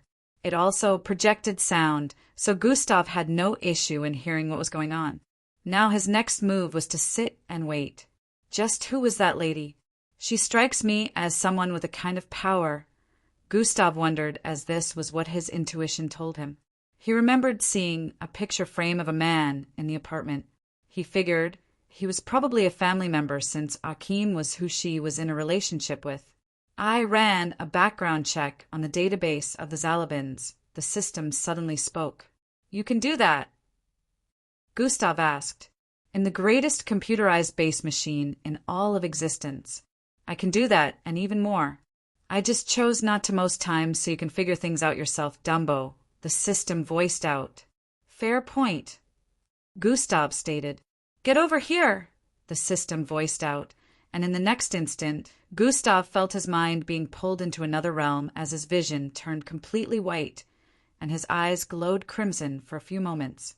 His mind was pulled into another place, and he found himself in a wide hall. The hall was immensely large and wide. The beginning and the end could not be seen, but there seemed to be spots that had different kinds of things placed around. Far behind, Gustav could see pillars of different sizes, but these pillars weren't really pillars. They were actually rectangular in shape and transparent. Some reddish liquid was stored within these pillars. Every pillar had pints of these reddish liquids stored in a lined-up format. To the left, Gustav could see things like shelves lined up in rows and columns. These shelves had scroll-like objects placed within them. He instantly recognized this place to be the system's inner space. A short girl with a unicorn-like horn in the middle of her forehead, sporting long pinkish hair, could be seen walking towards him from up ahead. It was the system astral body form, just as Gustav recalled. She was clad in a long, whitish, glowing gown. The gown was so long that it swept across the floors as she walked forward. She looked to be around 12 years of age with her small stature, but her eyes looked extremely sharp. She looked extremely cute. "Innocent-looking face, but very dirty tongue," Gustav voiced out the instant she arrived in front of him. "Shut up, twat." "Hard-looking guy, but still a virgin," she responded before bursting into laughter. Gustav could not help but get annoyed whenever the system spoke. 90% of her words were always aimed at trying to discredit him in one way or the other.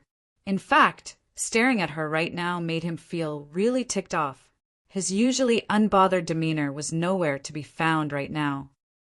"Anyways, let's get to business," she said before snapping her fingers. A projection of the lady Gustav met earlier, along with the picture he found, appeared. "These two are father and daughter," the system began explaining. "The father happens to be a sibling to the head of the Zalabins, so this lady, Lydia, is the nephew of the most powerful person in the Zalabins," she added. "Oh, this could have gone really bad then," Gustav muttered with a contemplative look. Or I can really use this to my advantage, he added with a slight look of conflict. You don't need to use her right now, since the people Commander Fabian sent over haven't arrived yet. Besides, if you want to make use of her, you might have to use your body, and it is even more risky when you have no information whatsoever on Akim, the system analyzed. Exactly. If I'm going to make use of her, it has to be in extreme situations. For now, I can continue with the investigation on my own, Gustav stated. The system showed him a few more clips before sending his mind back to his body. Gustav's sight returned back to his room. That was a bit rough. Anyways, let's continue, Gustav muttered as he stared at the black and white projection. After some time, he decided to check out the new features for God Eyes. God Eyes has been activated. Gustav's sight instantly turned red and blue as his sight phased through the entire building. Wow! Gustav exclaimed as he zoomed in and noticed that he could see through the entire next 3 streets. All the people moving, the internal structure of the walls, and even people having S*X on the top floors. He quickly zoomed his eyes out as he spotted the couple making out. I shouldn't have seen that, Gustav mumbled before turning to another side to continue examining the new features of God Eyes. Seconds turned into minutes, minutes turned into hours, and hours turned into an entire day gone by. The office he tapped hadn't even been opened once throughout the entire day, and just like that, today would be Gustav's 3rd day arriving here. Gustav was starting to develop an idea of wanting to move across the region again, inspecting places while using God Eyes, but he didn't know if he might miss something while being away. The footage being displayed was under recording and had be able to rewind and check if something happened, but he felt that a situation that needed urgent response might occur, and then had be too late in making a move. Gustav decided to wait for a little while and move out when it was noon. Time went by, and in a flash, noon arrived.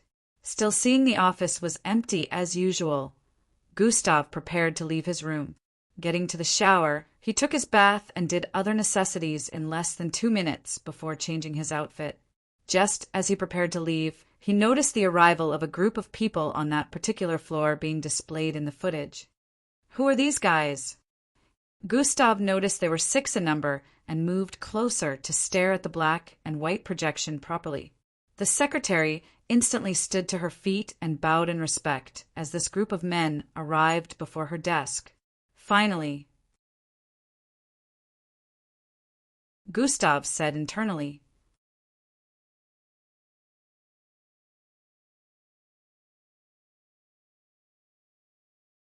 Chapter 534. The secretary instantly stood to her feet and bowed in respect as this group of men arrived before her desk. Finally, Gustav said internally. Gustav zoomed in the black and white footage on a particular one of them, who he recognized to be this region-based leader. He passed down some instructions to the secretary before moving into the office with the others. The office was like a living room with sofas surrounding a luxurious-looking table. This group of 3 all found places to sit the moment they moved in and began to converse with each other. Region Leader Khan, I'm sure you know by now that we were sent by Commander Fabian, the one on the left voiced out in a reminding tone. Of course, he mentioned to me that you are to pass a message to the arms dealer, Leader Khan, who was seating on the other end of the table, voiced out. Exactly, we need to meet with him as soon as possible, since the fate of this war mostly lies on his method of arms distribution. The one on the other side added. We can't have him selling to the other side. The one on the left voiced out again. I understand. He is truly in this region, but we have no idea where his exact location is, Leader Khan stated. How good must this dude's cover-up be that it's hard for even the group in authority here to locate him? Gustav said internally as he continued paying attention to their conversations. Before the 2 who were sent over from Commander Fabian's place could respond to that, Leader Khan spoke. However, he did give us a means of contacting him, Leader Khan added before bringing out a small, rectangular-shaped device. The 2 visitors fixed their eyes on this device as he brought it out. Oh, so we can contact him and set up a meeting using this device. the one on the left voiced out in understanding. Precisely. Let's do that now, Leader Khan stated before tapping a particular button on the device. Trigaya, a weird flat and long beeping sound rang out as they waited. After a few seconds, it stopped and the leader proceeded to tap it again. After 2 more tries, it made a weird connecting sound and a voice was heard next. Mr. Khan, I am sure I just delivered some arms to you recently. Are you in need of more? A deep voice with a weird accent could be heard coming from the device. Ha, arms are never enough, my friend, but this time we need something different from you, Leader Khan responded. Slick SL, we were sent here by our commander to request for you to stop selling arms to the enemy side, the one on the left voiced out. So you guys figured out that it was me. And I was careful enough to sell different brands and models. Where did I slip up? The voice from the other side sounded a bit surprised as it responded. Looks like my theory was right. Gustav said internally as he heard this. He was the one who informed Commander Fabian about this without any proof, because this was what he suspected after analyzing a lot of things. The 2 sent by Commander Fabian stared at each other for an instant before turning to face the device again. Well, we wish for you to stop selling to the other side, so their troops can be weakened. We can easily win this war in no time. The one on the left voiced out again. Ha. A small laugher was heard from the other end for a few seconds before the voice responded. Why should I? A longer period of war for me means more profit, and might I remind you all that I'm a businessman. I put business first, he stated.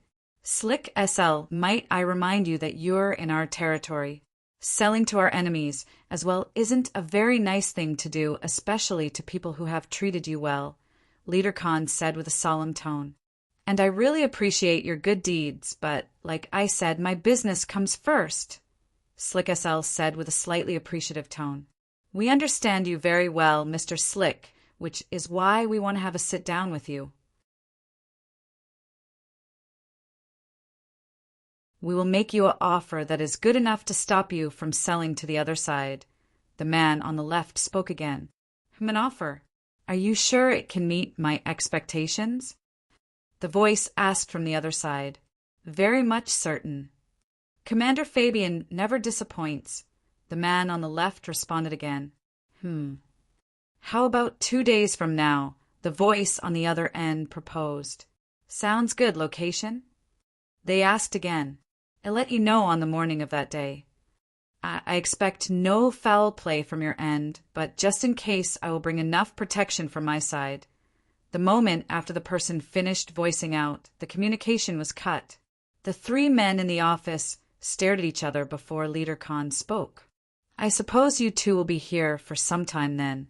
Let me get you settled in a comfortable and safe environment, Leader Khan voiced out before proceeding to use another communication device to contact someone. We appreciate the gesture, Region Leader Khan. Both men voiced out with an appreciative tone. At this point, Gustav had stood to his feet and was standing by the side of the bed, contemplative gaze while staring at a piece of information displayed in holographic format. Turns out it was truly Sahil. Gustav muttered while staring at a list. Alias, SL, Slick SL, Shadow Distributor. Sahil had different names he went by, and Slick SL just happened to be one of them. It had only been 3 days, and Gustav was already on his trail. Now the next step was to implement a good plan and make sure he didn't slip from his hands.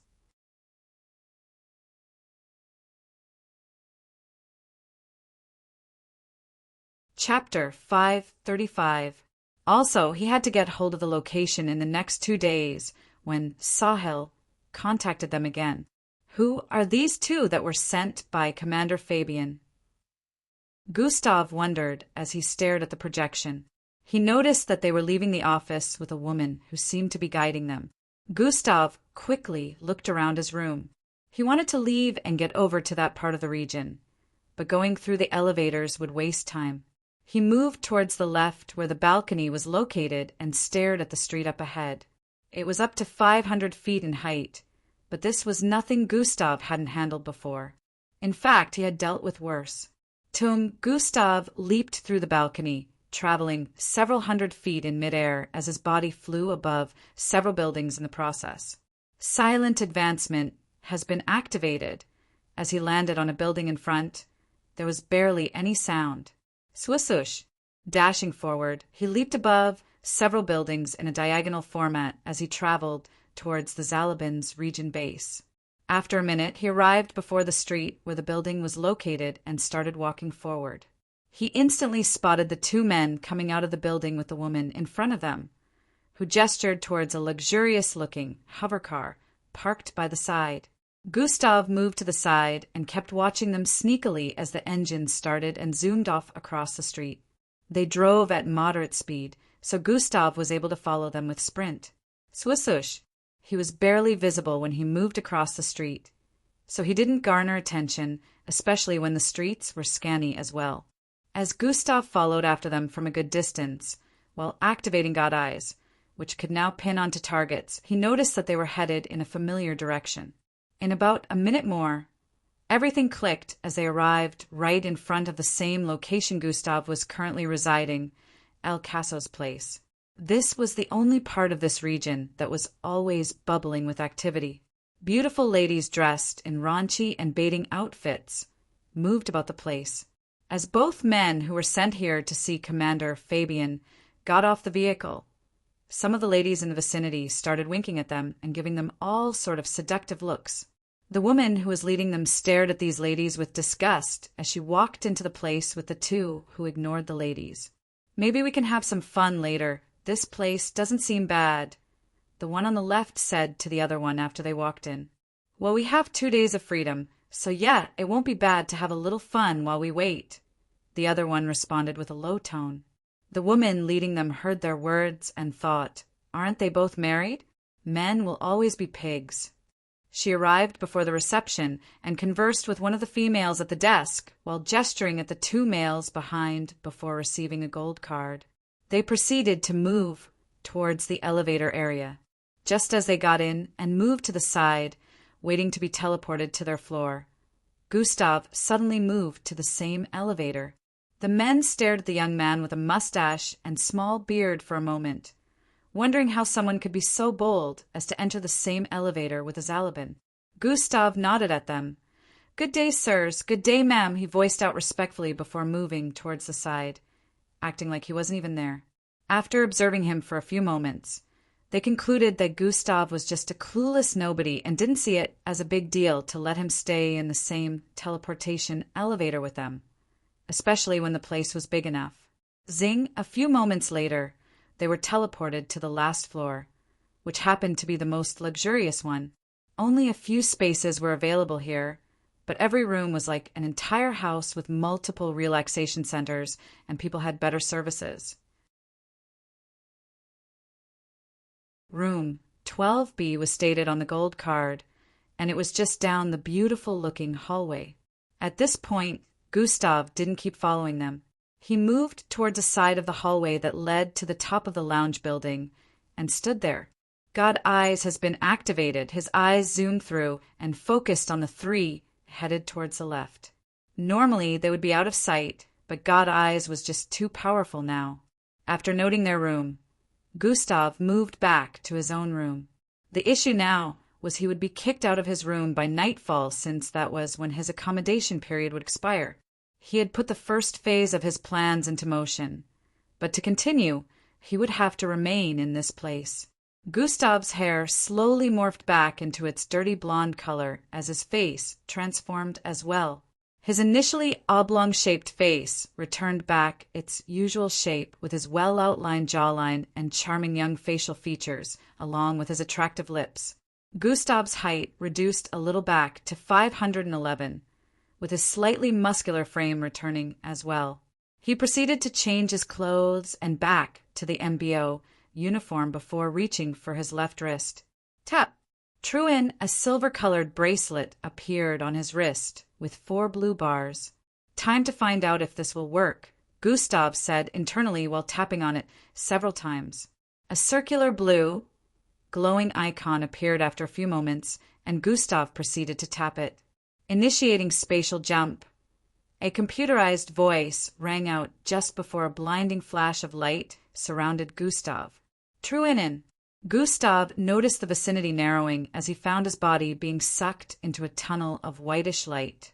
Zing! In the next moment, he found himself standing in the midst of a forest area.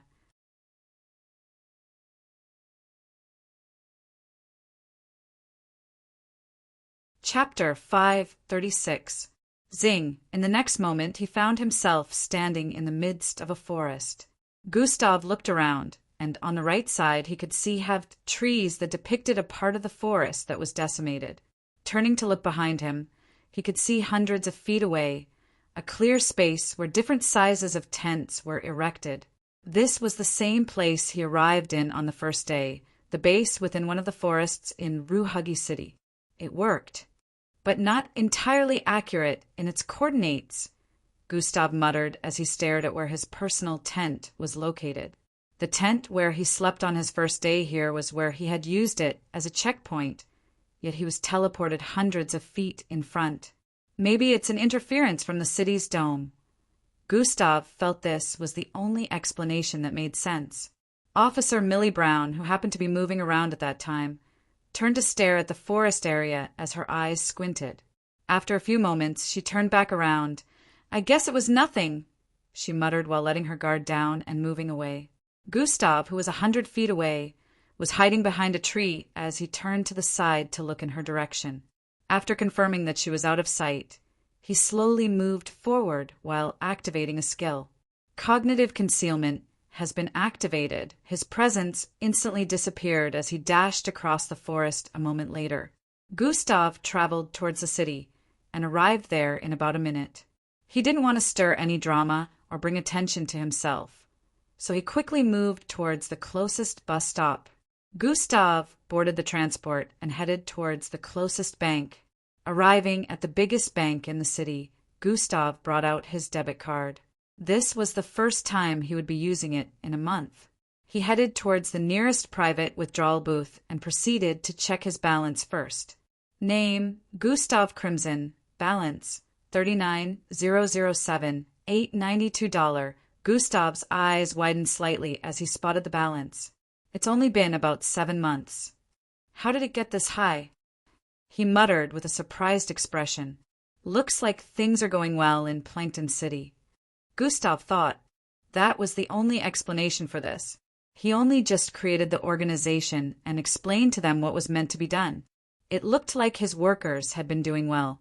Gustav remembered them, along with Angie's father and his partnership with Sergon. I should try visiting them after checking up on Boss Danzo. Gustav thought it would be nice to see the progress of everything he started personally. Gustav proceeded to withdraw a large sum of money and stacked his storage device with them. This way, he wouldn't need to worry about using cash in Region 32, since he couldn't afford to use his card.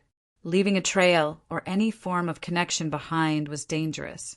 A few moments later, Gustav moved out of the bank and proceeded to start completing his daily routine. He had already completed one. Now only 2 were left. Break into a secure facility and break out without arousing any suspicions. Gustav read the second daily task. Did you forget that I now have quite a number of invisibility buttons with me? This can be finished easy, Gustav said to the system as he moved away from the bank area. Minutes later, Gustav found himself at the vault of a bank staring at a massive-looking diamond that kept oozing out energy. This is tempting, Gustav said as he moved closer to the diamond. The entire vault only had about 2 or 3 more valuable items within, but this one seemed to be the most valuable item from Gustav's analysis. In fact, the amount of energy oozing from it made Gustav feel like absorbing it into his energy containers, but he had used God Eyes to look around the whole place. The instant he messed with it, an alarm would be sent out, and he would fail the system's task. Interesting.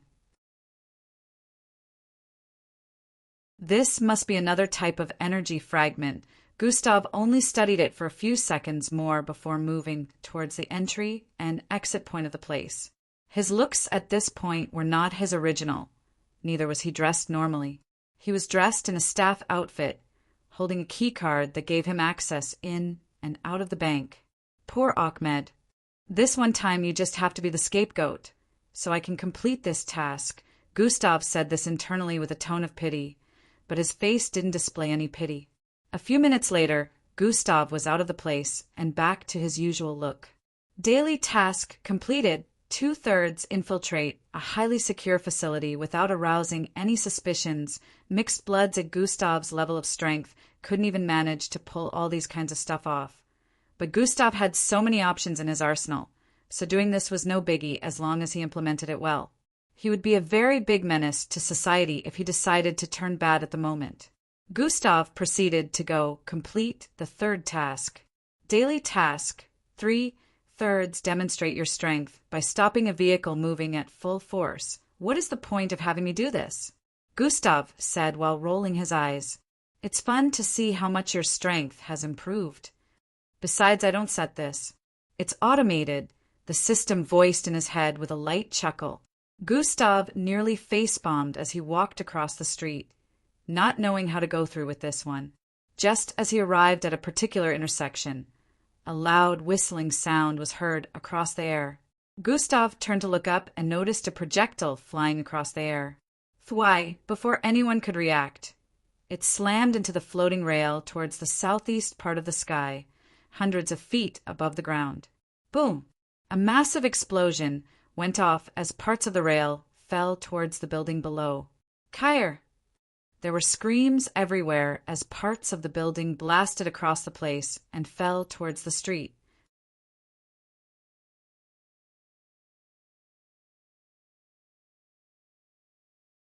Chapter 537. It was a full-blown disaster as everyone in that vicinity ran for their dear lives. The sounds of wailing could be heard. It seemed like some people had been physically affected by this incident. Gustav didn't instantly sweep into action because of his current looks.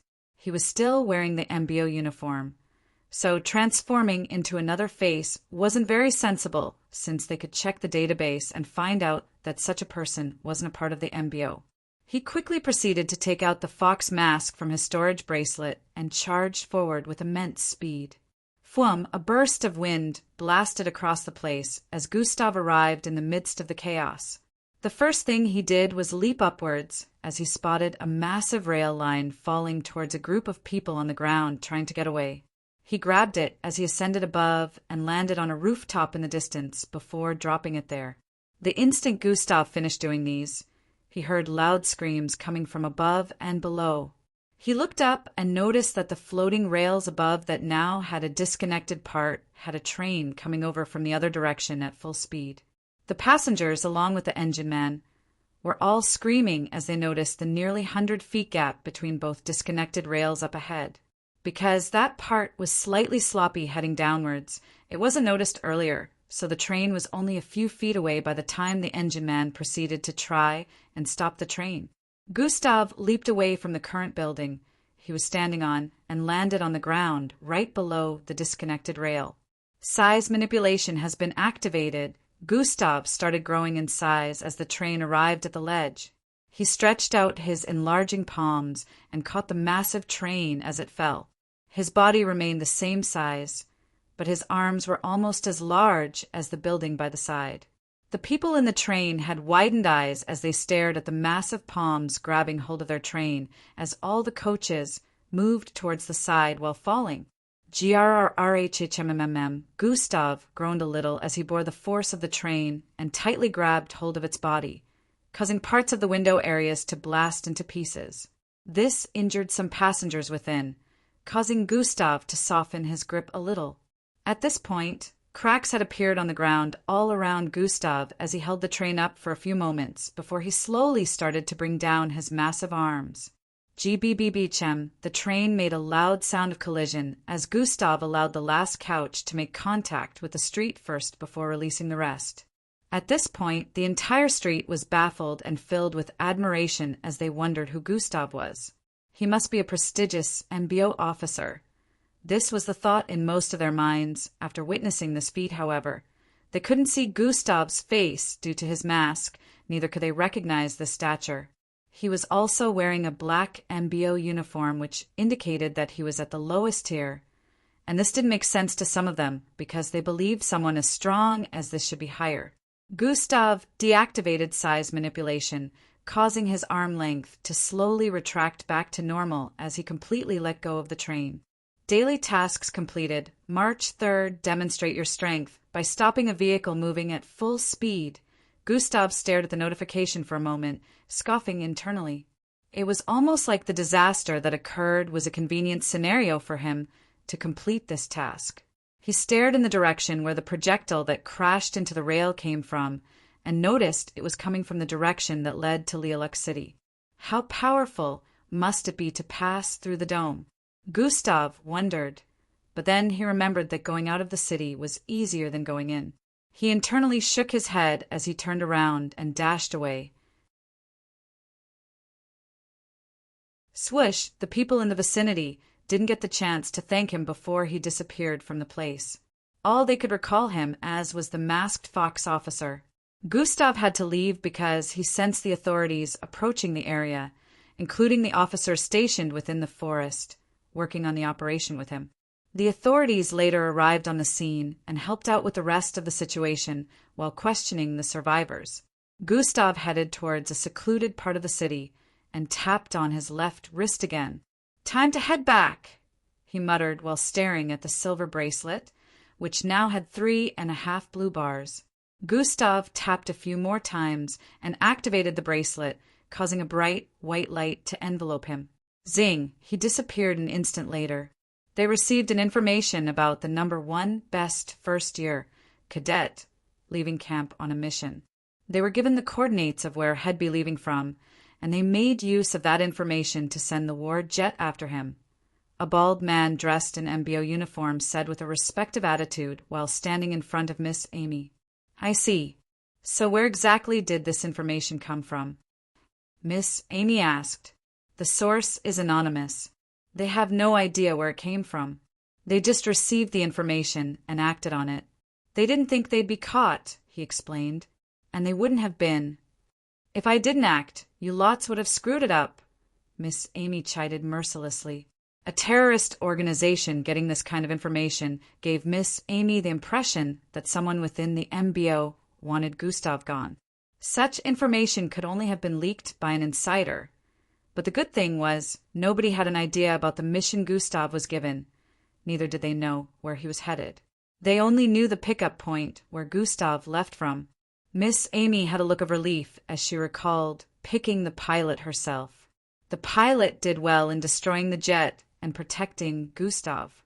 "Find out who this anonymous source is," Miss Amy instructed before walking away. She had several suspicions, so her plan was to make investigations on her side also.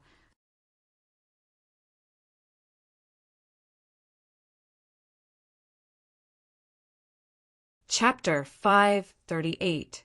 She had several suspicions, so her plan was to make investigations on her side also. The officer had looks of fear and confliction on his face as he turned around to head back to the room where all the criminals that orchestrated the attack were placed. Gustav arrived back in his hotel room at this point and took off his mask. His bracelet had only 3 bars at this point, which indicated he could only engage in spatial travel about 6 more times before it ran out of power. At this time, it was late in the evening, and Gustav had been away for about 2 hours. He proceeded to move towards a device he placed on the side of the table and tapped on it.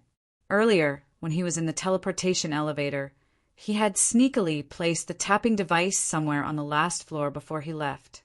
The tapping device was powerful enough to cover the whole floor, so Gustav didn't have to put it in their room directly.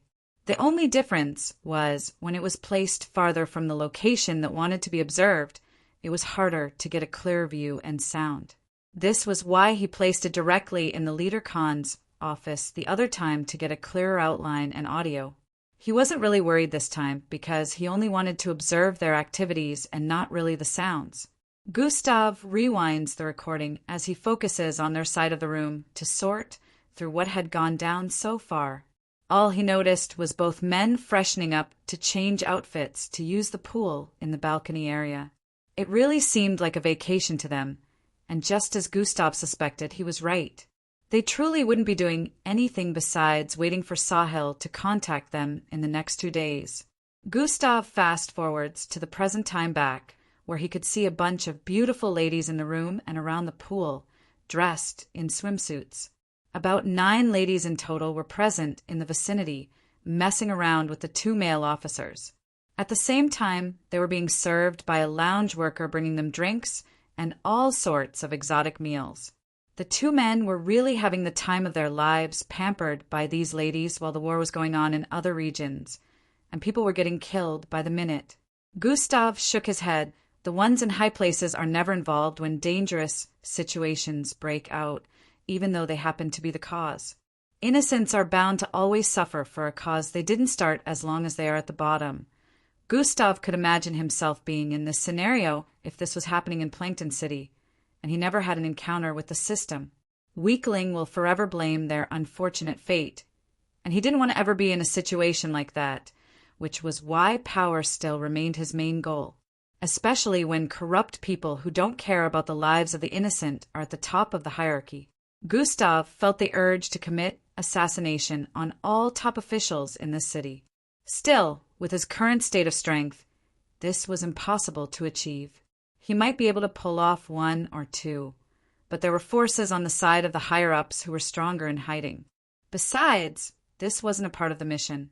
He would literally be branded as wanted if he managed to pull any of the assassinations off, which would just be throwing all his hard work to waste. Gustav wasn't even trying to be a hero, but he found the acts of these people despicable and saw himself in the shoes of those trying to escape to keep their lives.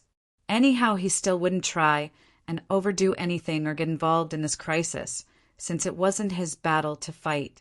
Gustav kept watching the footage, and the whole messing around went on till nightfall, where both men sent all the girls away except for the 2 they really wanted to spend the night with. Gustav listened in a bit to the cracking sound of their conversations and pieced something together.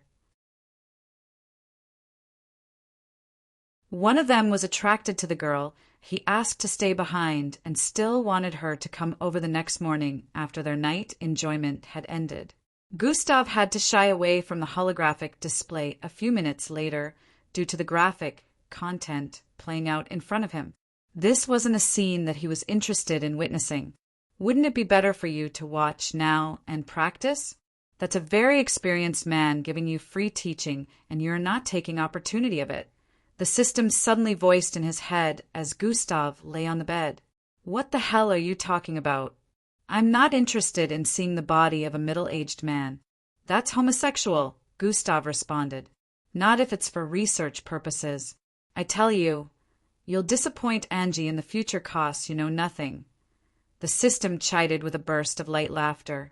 No, I don't want to hear this, Gustav said as he took the pillow and covered both ears with it subconsciously.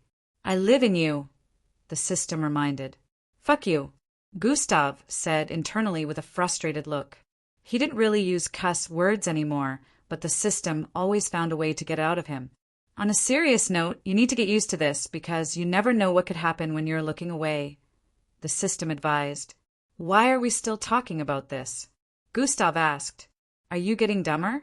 I'm giving you a realistic theory here, the system pointed out. Sigh. All right, I get your point, but come on, you can't expect me to sit through and watch all that? Gustav said while seating up. If it was a murder pertaining to a case you were working on, you'd watch it without battling an eyelid, right? The system asked.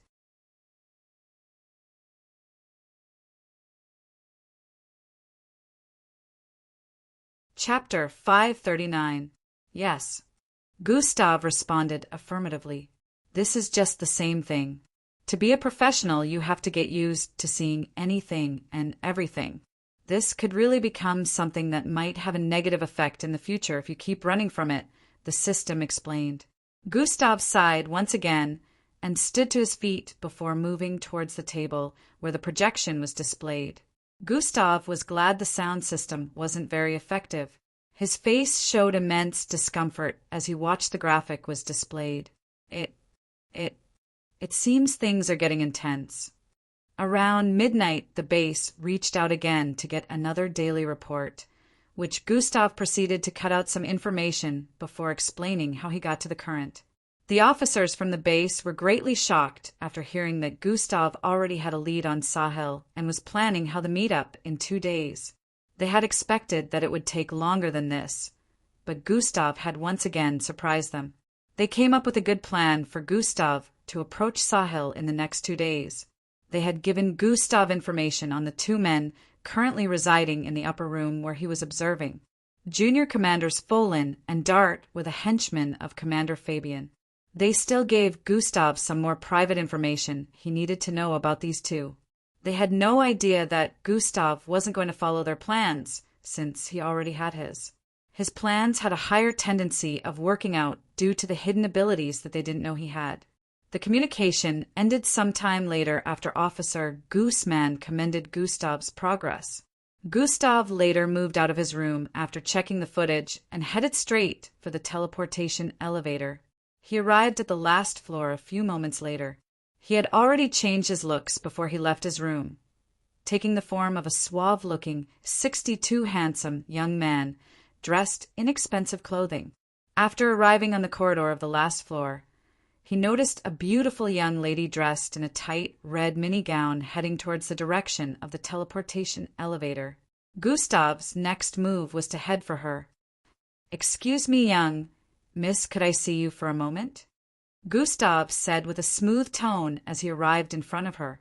She paused her footsteps and stared at him up and down with a look of satisfaction. "Yes? How can I help you?" she asked with a smile. "Can you come with me? I just need a few moments of your time," Gustav said while winking at her and showing a charming smile. She returned the smile before responding. "I think I can spare a few moments." He must be really loaded.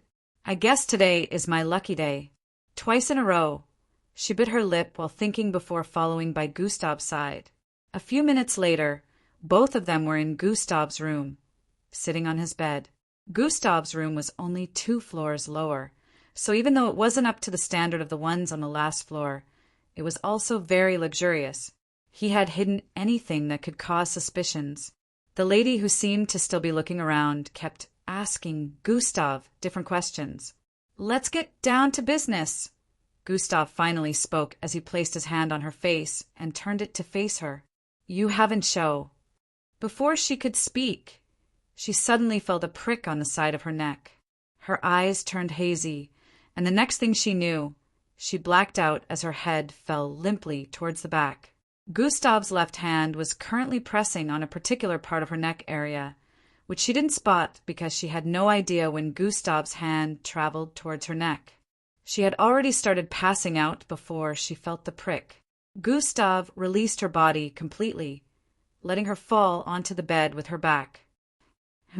She'll be out for nothing less than 24 hours. That's enough time to get done what I need to do, Gustav said with a low tone as he searched her body for items. After taking all that was on her being, his face transformed into hers, and he moved towards the mirror area to check it out. There won't be any issues with this except for applying makeup. Unlike hers, Gustav's transformed face was without any makeup, causing him to look a little different. Still, he didn't see this a problem. Gustav saw the communication device and the lattice storage device, which was given to her by Junior Commander Dart, who was very interested in her and wanted her to come over again the next day. Yes, this lady happened to be one of them that visited the room of the 2 junior officers. Gustav had decided to mimic her identity and infiltrate their room when the day broke. All he needed to do now was work out his acting skills, use proper makeup, and dress sexily. This was the first time he would be trying to use the identity of a female, so he had to make sure it was fluid enough to avoid any form of suspicions. Hours later, the day broke, and Gustav put in all the necessary procedures before leaving their room around 11 a.m. Within a laboratory, Angie sat on an exalted medical stretcher in a thin medical fabric as rays of light scanned her entire body. A middle-aged-looking man with a few gray beards and a one-eye spectacle covering his left eye stood in front, observing the holographic monitor where her internal structure was displayed. Just what is this thing? He muttered with a contemplative look. I have cross-referenced its anatomy with every known parasite to exist, but it's like it doesn't exist. Yet it does, he added. Angie, who was laying down, heard him muttering some of these words and voiced out, What's wrong, Dr. Levi? This is quite a dilemma, Angie. You're going to have to give me a list of everything you came into contact with in the last 4 months, he voiced out in response.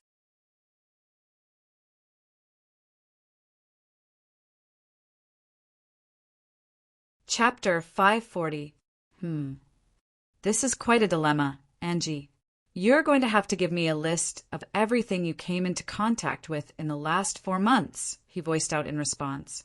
In the last 4 months? It's impossible for me to recall everything I came into contact with in the last 4 days. Talk more of 4 months, Angie responded with a look of indignation. True. That was unreasonable of me to ask for. Not everyone is blessed with superintelligence and retentive memory like me, he said with a look of contemplation. Is he really flexing right now? Angie said internally with a tired glare. The problem with this thing is, if I use my removal method, there's a chance that your legs might never be operational again, since it has eaten deep into your legs' internal muscular build, Dr. Levi said while moving around with a disturbed look. They already missed it twice due to its ability to mimic the look of your cells. If you hadn't come to me directly for your third, check up those screw-ups, might never have found it, he added with a look of repression. Just as Dr. Levi had stated, Angie had already been here twice for checkups, but none of the scanners and monitors were able to notice anything wrong with her, so the doctors in charge of her checkups said nothing was wrong with her.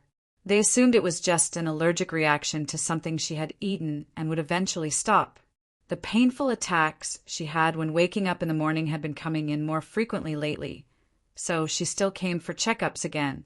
This time, she decided to meet Dr. Levi directly after remembering her last time here for bloodline strengthening with Gustav. This might also be a negative side effect to bloodline strengthening surgery you underwent months back. Although it's supposed to be 100% safe, complications are not completely unavoidable. Dr. Levi kept prancing around the place as he spoke. He turned around and moved close to the holographic monitor to study the weird parasite within Angie's body again. I'll need you to be coming every day for checkups until I find a way to deal with this, Dr. Levi said while typing a few things down. All right, Dr. Levi. Is there anything I should do in the meantime? Angie asked as she sat up. Just avoid using your speed too much. Use it moderately from now on, he instructed. My speed? But how would I train without that? Angie asked with a conflicted expression. You can, but use it moderately. Do not push yourself until I have found a way out of this predicament, Dr. Levi explained. It was quite a hard pill for Angie to swallow, since she had decided to push herself to become very powerful before Gustav returned. But she had no choice but to nod in response as she stood to her feet. All right, she muttered with a defeated expression before leaving. Dr. Levi stood in the same spot for minutes, examining the reports from Angie's tests. This is really bad. If I don't find a way to get rid of this soon, she'll lose her bloodline, Dr. Levi mumbled underneath his breath with a worried look. The more she uses her speed, the more this thing saps away components from her bloodline. At the same time that was going on within camp, Gustav had already found himself in the room of the 2 junior commanders, Folin and Dart. He was currently dressed in a tight white dress, full-faced makeup with red cherry lips, long brown hair, exuding a seductive charisma. Of course, he had taken the form of the beautiful lady he called over to his room the other night, who went by the name Cassandra. He was currently seated on the bed beside one of them. Cassandra, you're looking sexier than even the night before, Junior Commander Dart stated as he trailed his finger up Gustav's right thigh. Gustav's trembled inwardly in disgust as he felt the fingers running up his thigh and subconsciously reached out to grab his hand. Now, Dart, you know I like having a little bit of fun before we go into the main deal, Gustav said with a seductive female tone as he gently caressed the hand and lifted it off his thighs. MHHMM, I totally enjoyed our fun yesterday. You're so much interesting than my boring wife. Junior Commander Dart responded with a sneaky-looking smile. Yes, I will make today even more fun, Gustav said while winking. He was glad he didn't lose composure and inwardly thanked his stars that he was able to stop those hands from going any further. Looks like the universe wants you to get disvirgined one way or the other, the system suddenly voiced in his head with a burst of laughter. Gustav, you little. Gustav nearly cussed at the system again, but he calmed himself and breathed in. What do you have in mind? Junior Commander Dart asked. You'll have to follow me to find out, Gustav said while standing up and walking sensually towards the door. Junior Commander Dart stared at the backside of the beautiful female in front of him, which vibrated with every movement, going up and down. He nearly whistled as he stood to his feet with a delighted expression. Folan, I'll be back. I need to take care of something, he said while standing to his feet and following after Gustav. Have fun, Junior Commander Folan voiced out from across the room, where he was also busy with a beautiful and barely dressed lady. As they walked through the corridor, Junior Commander Dart caught up with Gustav and asked, Where are we going? To my apartment. I have some fun tools we can use to make things even more interesting, Gustav responded. Images appeared in Commander Dart's mind, causing him to look forward to this even more as they moved towards Gustav's apartment. A few minutes later, they arrived there, and Junior Commander Folan sat on the bed as he waited for Gustav to bring out the tools he mentioned.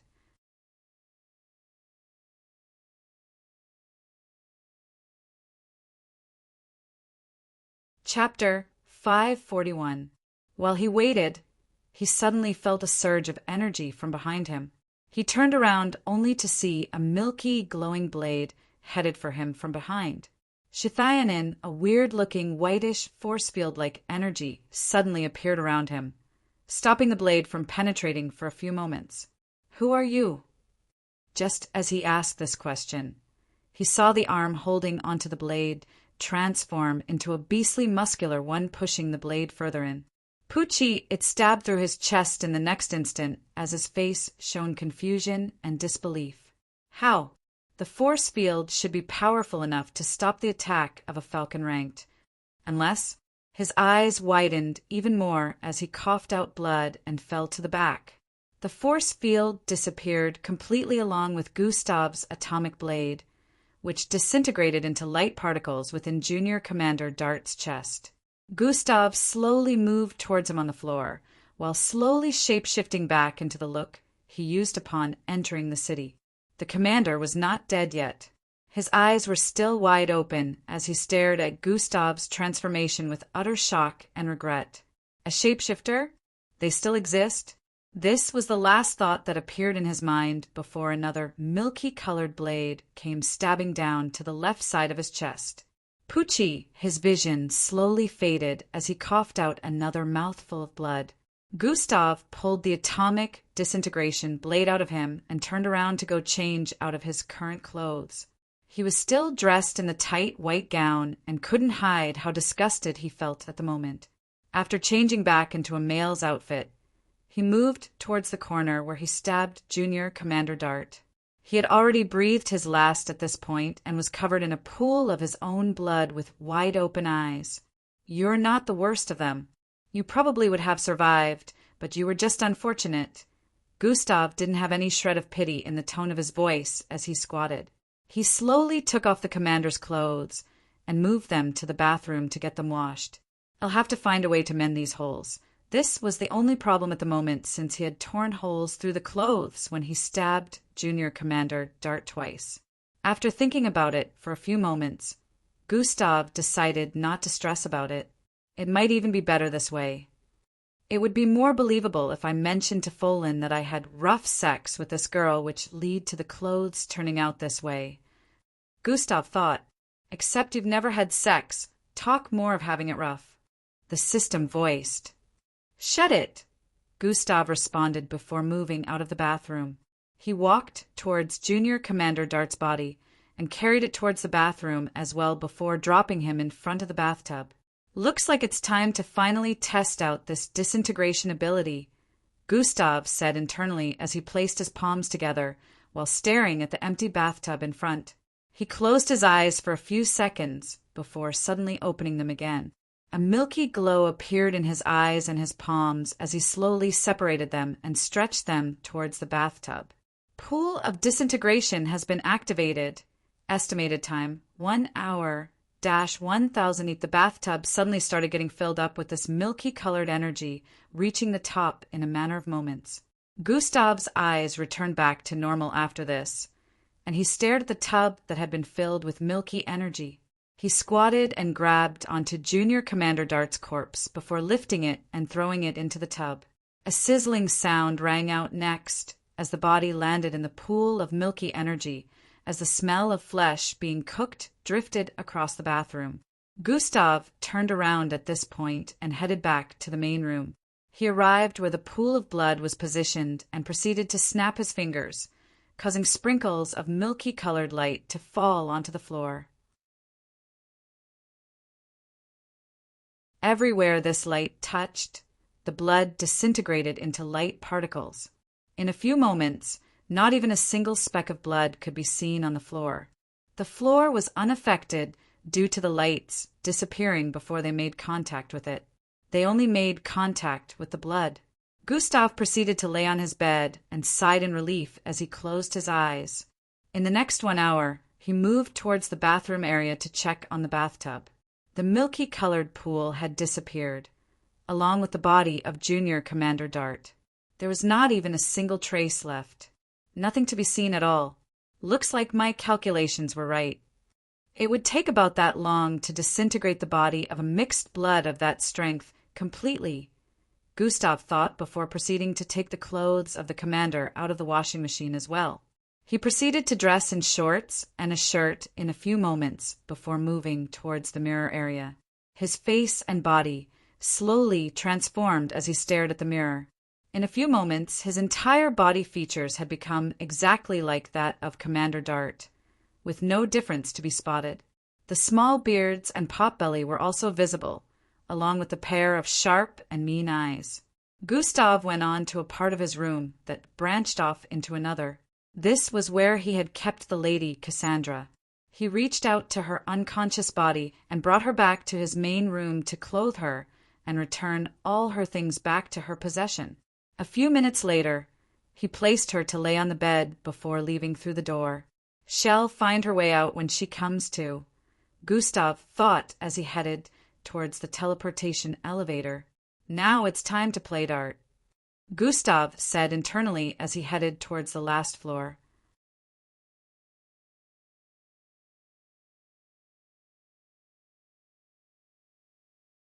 Chapter 542. Now it's time to play Dart, Gustav said internally as he headed towards the last floor. Gustav moved towards the room Junior Commanders Dart and Folin were residing in, and brought out the key card before accessing the room. At this time, Junior Commander Folin, too, had just finished having fun with the lady that was with him when Dart left the other time. The lady was just leaving as Gustav arrived. Junior Commander Folin displayed a huge grin on his face as he nodded at Gustav. Gustav returned the grin as Junior Commander Dart would. "How did yours go?"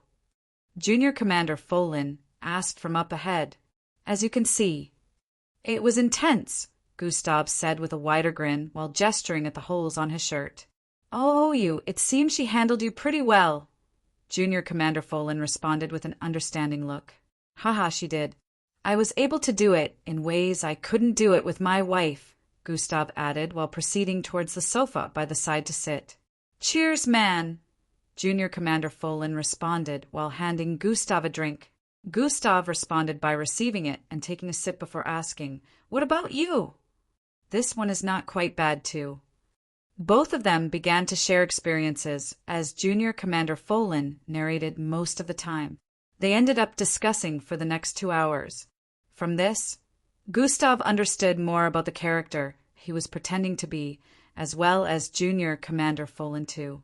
Later during the day, Junior Commander Folin received a call from the region base and had to leave to get some things sorted out personally. Gustav was happy to stay behind and let him go handle what he wanted to, because he planned to look around the place anyways. After Junior Commander, he moved towards the small diamond-shaped pinky object placed on the table in front. Gustav could tell that this was a spatial storage device by sensing the energy waves coming from it. It was similar to the button underneath his collar, which happened to be his storage device, but this one seemed to be more sophisticated and secure. It definitely wouldn't open up if the owner wasn't the one in its possession. Those who are professional storage devices hackers would not be able to open this one without causing the spatial store in it to collapse, damaging all the items within. Gustav grabbed hold of it to inspect, and to his surprise, he instantly gained access to the things within as a holographic panel appeared in front of him. "Looks like Dart is the one with access to this," Gustav muttered as he checked the holographic table in front of him, which displayed everything within. Wow! Dart was loaded. Gustav couldn't help but exclaim as he noticed the expensive-looking jewelry being displayed. The storage space within this device was as big as an entire living room in a luxurious household, which was 3 times the size of Gustav's. Gustav's storage device was nearly filled up due to the things he always brought along with him. But it wasn't even close to all the things kept within this one. Diamond-shaped objects, gold bars, and some other mineral resources stacked together would rival even the most secure storage vaults of banks where their most valuable items were stored. No officer is supposed to be this rich. Gustav was dumbfounded, but after piecing things together, he wasn't so shocked. The whole civil war started with these groups in power disagreeing over the authority of the world government. The misuse of resources and the economical state of the city wasn't so good as well since the world government started to increase its authority in the city. These groups on the side of the world government were trying to push the other groups out of power, which was what started the civil war. A whole lot of natives from the city were on the side of the other groups who were trying to stop the world government authority from expanding within the city, but this was proving difficult due to the groups on their side. It just so happened that the Zalabans were amongst those supporting the world government, and now, seeing what Dart had in his storage device, gave Gustav a stronger grasp of the situation. What's that? Gustav wondered out loud as he noticed a part of the storage device where a document was kept. Seeing as this slot only contained this document as well as a small shiny mineral placed beside it, Gustav's curiosity was piqued. He proceeded to pull this one out of the storage device. Zing, a flash of blue light appeared, and within it was the documents and the weird-looking stone. Gustav decided to check out the documents first, and his face lit up with a look of interest as he read through the contents. So this is what they planned to offer Sahil. Gustav muttered as he scanned through them. Isn't this a bit too much? Maybe they're planning to backstab him later in the future after this whole thing has blown over. Gustav kept speaking as he flipped through the pages. Oh, according to this, they can't. Looks like this is legit, Gustav mumbled after arriving at the last page and dropped the documents. He proceeded to grab hold of the stone. This stone happens to be among the items offered, he muttered while inspecting it. Gustav couldn't find anything out of the ordinary with the weird, grayish-colored stone, but decided to make use of God Eyes to see through it. God Eyes has been activated. His pupils turned green and crimson with gold on the outer covering as the world around him also transformed, becoming see-through. Gustav had a look of confusion as he stared at the stone. He couldn't see through it. He strengthened his gaze and stared at it even more intensely than before. However, besides a weird, foggy-looking green smoke oozing from it, he couldn't see anything else.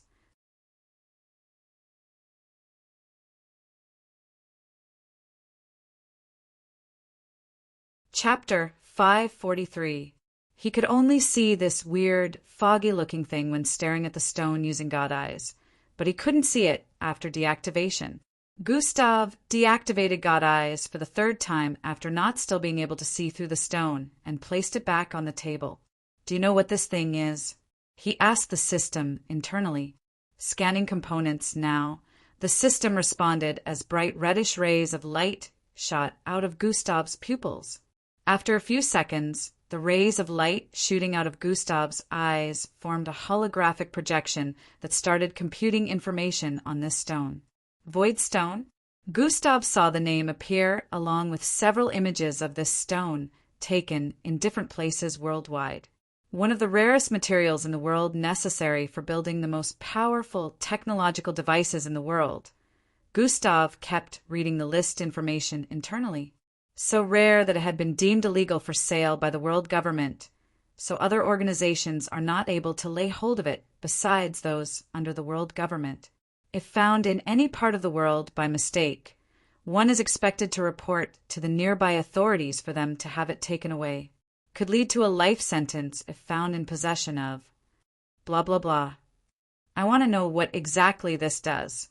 Gustav decided to skip most of the information that emphasized how rare this material was.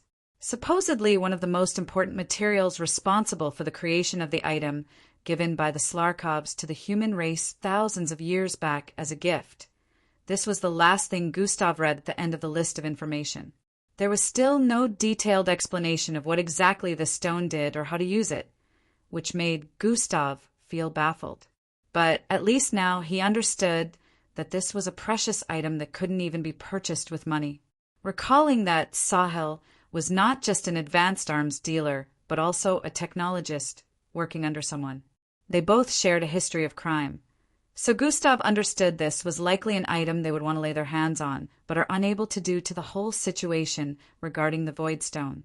Now that they would hand over something that not even money could help them lay hold of, Sahel would definitely agree to their demands. Gustav felt this whole situation might lead to something bigger and worse in the future if Sahel managed to lay his hands on this. On the bright side, he could get close to Sahel and place the tracking device on him now using Junior Commander Dart's identity. This would be mission success for him. But from the information he had gotten on Sahel, who happened to be a master in the art of escaping, there was no guarantee that he wouldn't notice the tracker before leaving this place. So even if it ended up being a successful mission, all his work might end up going to waste at this point. If Sahel got all this and still managed to escape after everything, who knew what he would build next? It might even rival the most dangerous weapons or devices currently in the world government possession. At this point, Gustav made the decision. "I'll catch him myself," he muttered underneath his breath with a strong gaze. "Seems like a plausible decision, but you have to be extremely careful. What do you have in mind?" The system supported Gustav's decision, but wanted to ensure he came up with a good plan to manage this. It won't be immediate, since people from both sides will be around. Everyone will be on guard during the meetup. "I'll still have to place the tracker on him first," Gustav said internally with a contemplative expression. "How do you intend to place the tracker on him?" The system asked. "In the one with the documents and the stone." "Which means I'll also be the one handing it over," Gustav responded with a smirk. Hours later, Gustav was laying on Commander Dart's bed, pretending to be asleep while Junior Commander Fabian was on the other king-sized bed by the side. Junior Commander Fabian arrived about an hour earlier. He brought Gustav to speed on the things that had gone down so far and the reports they were getting from outside Region 32. Both sides had received a lot of casualties, but according to Junior Commander Fabian, their side happened to have inflicted more damage, and the higher-ups were starting to plan an operation to eliminate the higher-ups of the other side. Lucius was mentioned to have gone missing on an assignment. Still, the way Junior Commander Fabian mentioned him, he was discarding any kind of insinuation that Lucius was in trouble. According to him, there was no way anyone would be able to handle Lucius, so he was probably deep in the enemy base, sabotaging them at the moment. If only he knew that Lucius had already been sent to the afterlife by Gustav. Gustav had already finished making plans for catching Sahil, but at the moment he wanted to regain his energy, since keeping shape-shifting activated for a long period burned a lot of bloodline energy. He was currently hiding under the duvet after shape-shifting back to his original look while pretending to be asleep. Junior Commander Folin still wanted to have fun this night, so he invited some girls over. They were all chilling at the pool area so as not to disturb Gustav in the room. There was still another day to go before Sahil reached out to them with the location. Just like that, another night went by, and today was the 6th day of Gustav getting to the city. Back in camp, it had already been a week since he left. Unbeknownst to him, the others were already missing his presence and would occasionally glance at his door area whenever they passed.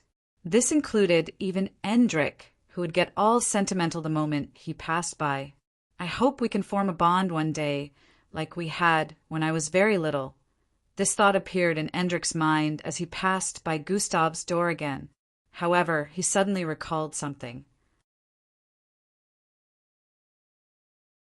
How do I deal with Angie's situation?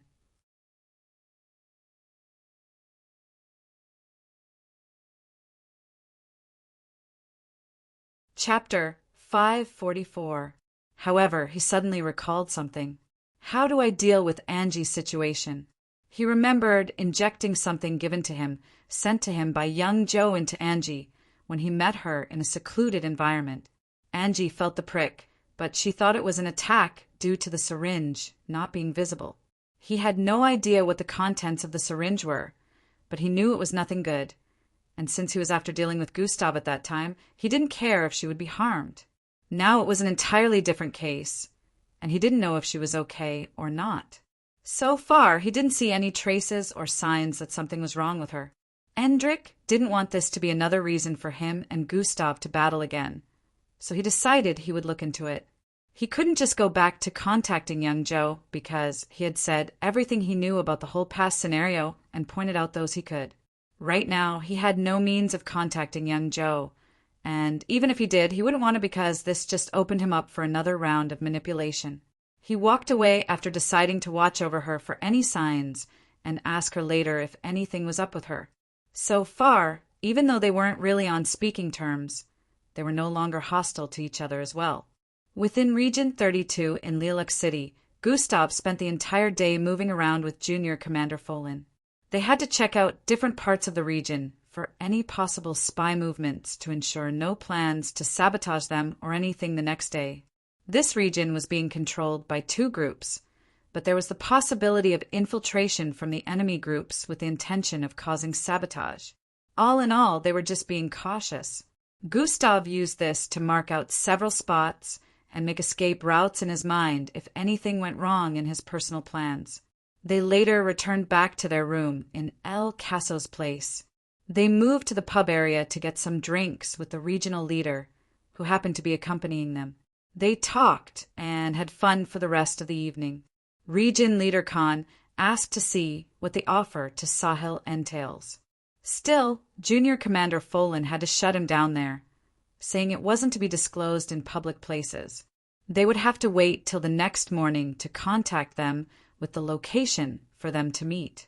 It was only at the defining moment that he would find out. Region Leader Khan saw both junior commanders exchange glances and understood. Late at night, both of them returned to their room while Region Leader Khan left, saying he had some personal issues to attend to. Gustav could hear during his communication with someone using a communication tool that they were looking for a missing person. His mind flashed to a particular person when he heard this part of the conversation, but he wasn't really bothered. It would still take some time before anyone could catch on to anything that had happened relating to his manslaughter on the first day he arrived here. The night went by just like that, and another day arrived. The day before, Gustav had to excuse himself for about 2 hours to complete his daily tasks. He was lucky June, or Commander Folin, didn't suspect anything except for the fact that he had been sleeping without snoring recently, which he made fun of. Gustav was hoping he would get the chance to take care of his daily tasks today. This would only be possible if everything went as planned. Around 6 a.m. in the morning, their communication device rang, and Junior Commander Folan proceeded to answer it. As expected, it was from Sahil, who proceeded to give them a location to meet within 10 minutes. He mentioned that if they were even a second late, he would be gone. The skies were still dark at this time, but Gustav and Junior Commander Folan had been expecting this, so they had been awake for a long time. Junction 23rd, the main center, Junior Commander Folan spoke through the communication device to Region Leader Khan. Region Leader Khan gathered a group of 5 to meet with both of them at the location mentioned. Gustav and Junior Commander Folan quickly moved towards the location mentioned that happened to be located somewhere around the edge of Region 32. A ride was already waiting for them outside, so it took no more than 6 minutes to arrive there, leaving them with about 4 more minutes left. They arrived at a 5-story structure that looked like a medical facility. Sahil contacted them again upon their arrival and directed them on where to head to. Region Leader Khan and 4 Taliban officers dressed in full black followed them from behind as they moved around the place, going from corridors to corridors. They arrived at a particular place that led to a dead end where only a wall could be seen. "There's nothing here," Junior Commander Folan voiced towards the communication device. "Keep going," Sahil responded from the other end. The workers in the vicinity even told them this place led to a dead end, but they had to follow Sahil's instructions. "I sense a spatial and gravitational energy," Gustav voiced out as they approached the wall. "I don't sense anything." Junior Commander Folan had a look of confusion on his face, just as they were only 6 feet away from the wall. Zing, everyone got teleported away. Gustav only saw everywhere turn white for an instant, and the next thing they knew, they were in the underground section of a party-ruined building. Only the holes above and on the walls provided a source of light. The vicinity looked quite dead, and up ahead a man wearing shades with a scarf covering his face could be seen standing in place.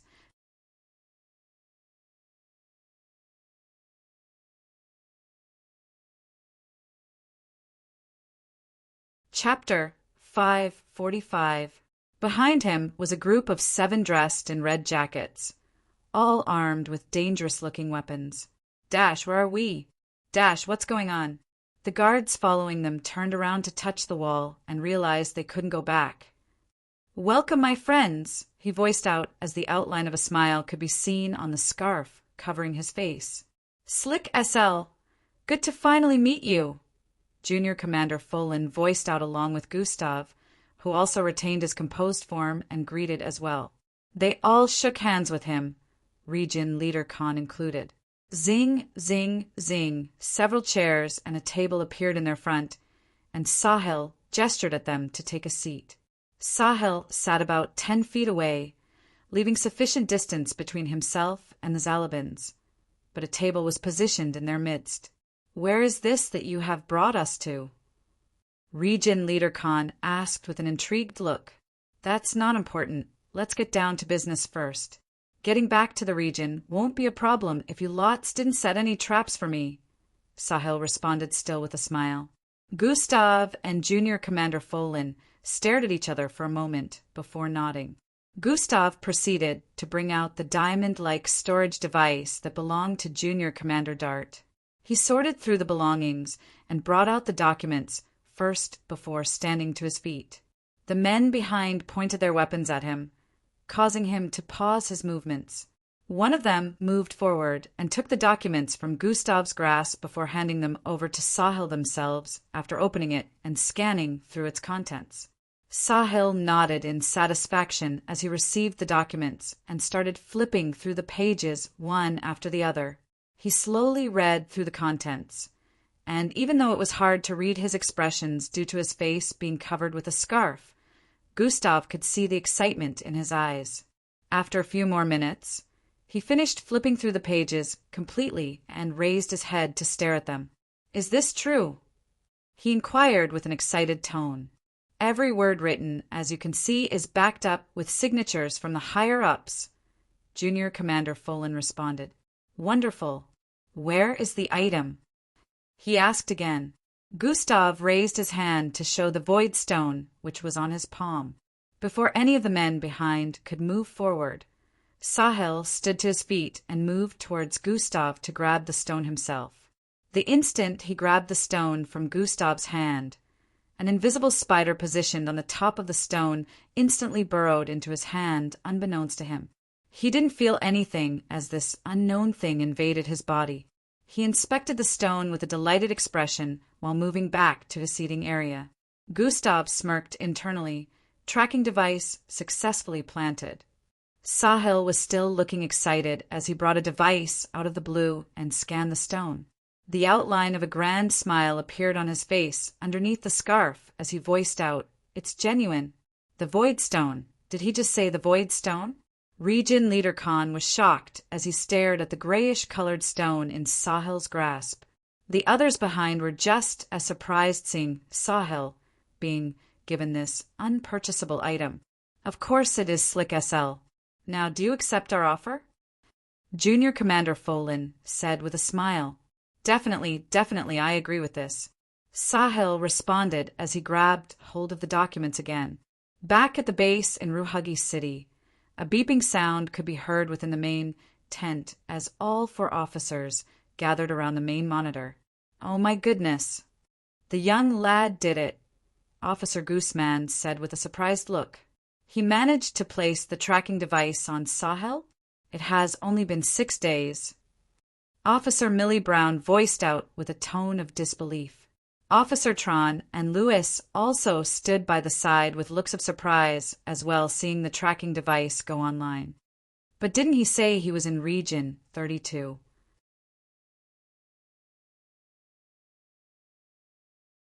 How does the tracking device show Region 27? Officer Millie asked. Yeah, he did say that.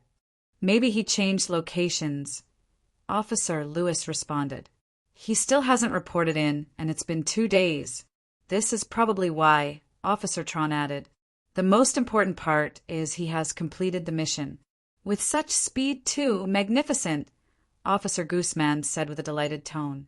They now realized that they had truly looked down on Gustav, and he wasn't like the other cadets. The next step now is withdrawal. We will need to contact him for that, Officer Gooseman added. Back in the underground structure, both parties were still conversing on a few things. If I had found any secret, hidden communication device on any of you, I would have assumed this was a ploy, but now I don't have any worries. Sahel stated as he stood to his feet. Inwardly, Gustav thanked his stars that he left the communication device he had been using to contact the base back in his room. When they got here, Sahel had already scanned everyone using one of his advanced technology devices. If anyone had a hidden communication device that was functioning at that moment, he would be alerted. The communication device Gustav used to communicate the base was always functional. Now that everything seems legit, I can transfer this to my boss, Sahel voiced out as he turned around and moved backward. His words caused their faces to lit up with confusion as they stared at Sahel's actions. To their surprise, he approached the person standing in the midst of these 7 people dressed in a red jacket and knelt. Just like the others, he was also holding a weapon and wearing a mask. He didn't seem any different from a mere lackey. Yet Sahel was kneeling in front of him. While they were staring with confused looks, this person removed the mask covering his face, and the looks that were revealed underneath were that of Sahel. Good job, this man said before collecting the documents from the one kneeling. The one kneeling stood to his feet and also took off the scarf wrapped around his face, revealing a slightly different look.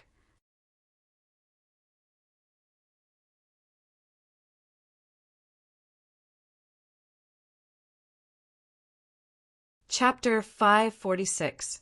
Good job, this man said before collecting the documents from the one kneeling. The one kneeling stood to his feet and took off the scarf wrapped around his face, revealing a slightly different look. Both of them looked quite similar, but the one that had been speaking to them all this time with a scarf covering his face had a 3-inch scar on his chin area. The moment the Zalabins noticed the two, they were instantly able to tell that the one they had been negotiating with all this time wasn't the real Sahil. The real Sahil had been standing behind all this while pretending to be a lackey while this look-alike handled everything so far. What is going on her slick SL? Junior Commander Folin voiced out from behind with a confused expression. Just like everyone. My friends, I apologize for the confusion. The Sahil dressed in red jacket handed the weapon in his grasp over to his lackey and started walking forward. This man here is Jabal. My look-alike, he said while pointing at the fake Sahil. He approached the chair and took a seat in front before crossing his leg with a smile of satisfaction etched on his face as he noticed their expressions. You see, I take a lot of precautions to keep myself secure. My look-alike handled everything so far to prevent any form of trap or ploy that may have been aimed at me. Jabal is my insurance. He is trained and ready to die in my place just in case any hazardous ploy had been orchestrated. I apologize once again for the lack of trust, but I've been in this business for many years. It's hard to trust anyone, even my business partners, the real Sahil said with a half-apologetic and half-prideful gaze. It's all right, we completely understand. Now that you can see that no trap was set, will you sign the documents? Junior Commander Folin went straight back to business after understanding the situation. Although he and the others felt this was way too much precaution taken, it was understandable when they tried putting themselves in his shoes. Yes, I will sign them now.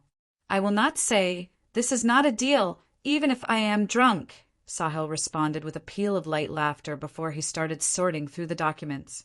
Only Gustav knew just how smart this whole setup Sahil planned was. The tracker is in the wrong person, Gustav voiced inwardly. He now understood what they meant by saying Sahil was very slippery to catch. They were all fooled from the start thinking they were negotiating with the real Sahil. It had been set up so well. The voice and the facial description all matched the images, so no one could tell that it wasn't him even though he was using a scarf to cover part of his face. The problem now was the look-alike would not always move with Sahil. According to what Gustav had read about Sahil, he mostly moved alone except when he was delivering merchandise or needed protection for negotiations like this. His travels from place to place were always alone, along with his hideout. He was always by himself, and even his subordinates could not tell his location. This was all backed up by facts because the MBO had caught a lot of his subordinates who wouldn't be able to tell of his location even though they were directly working under him. The moment this negotiation was over, Sahil would obviously disappear again by himself, while this look-alike would most likely be sent to another location. Back at the base, they already saw this as a completed mission, not knowing that they'd be going after the wrong person. Here you go!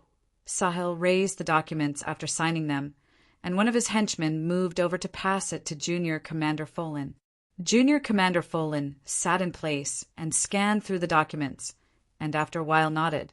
With this, we have a successful negotiation, Junior Commander Folin voiced out with a smile and stood to his feet. Gustav also stood to his feet at this point with Region Leader Khan, and they moved closer to him.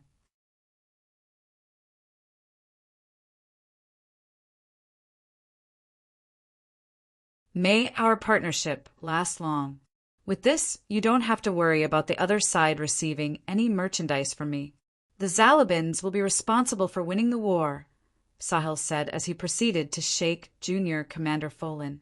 Gustav also moved forward and shook his hand as well, retaining his normal composure with a smile. He stared into Sahil's eyes for a moment. I'll have to use it, Gustav said inwardly as he ended the handshake. You have to be careful. It would be suspicious if anyone saw you, the system warned internally. I don't have a choice here. This is the only way, he responded while moving towards the side. Just make sure to look around you properly. No one must see you using it, the system voiced internally. Region Leader Khan also shook hands with Sahil as well, and both sides prepared to leave. To show my enthusiasm. Daryl, Sahil called out to one of his henchmen and held out his hand. The henchman moved forward with a blue ring in his grasp and placed it on Sahil's palm. Sahil tapped the ring, which emitted a projection displaying stacks of boxes where weapons and other different kinds of technological materials were kept. This is enough advance supply for 100 troops. I'm giving this for free, Sahil said before handing the ring over to Junior Commander Folin, who then handed it to Gustav. Junior Commander Dart was always the one handling things like this, so it was normal he gave it to him. Gustav wore the ring on his finger to ensure its safety as they thanked Sahil for his generosity. This was a great meeting. Whenever you need items, you can just consult Jabal over here like you've been doing before. Everything will be sorted out by him, Sahil stated. Junior Commander Folin nodded in understanding before asking, "How do we leave?" He looked around, not seeing any exit. "The same way you came. The gateway is activated now," Sahil said before turning around.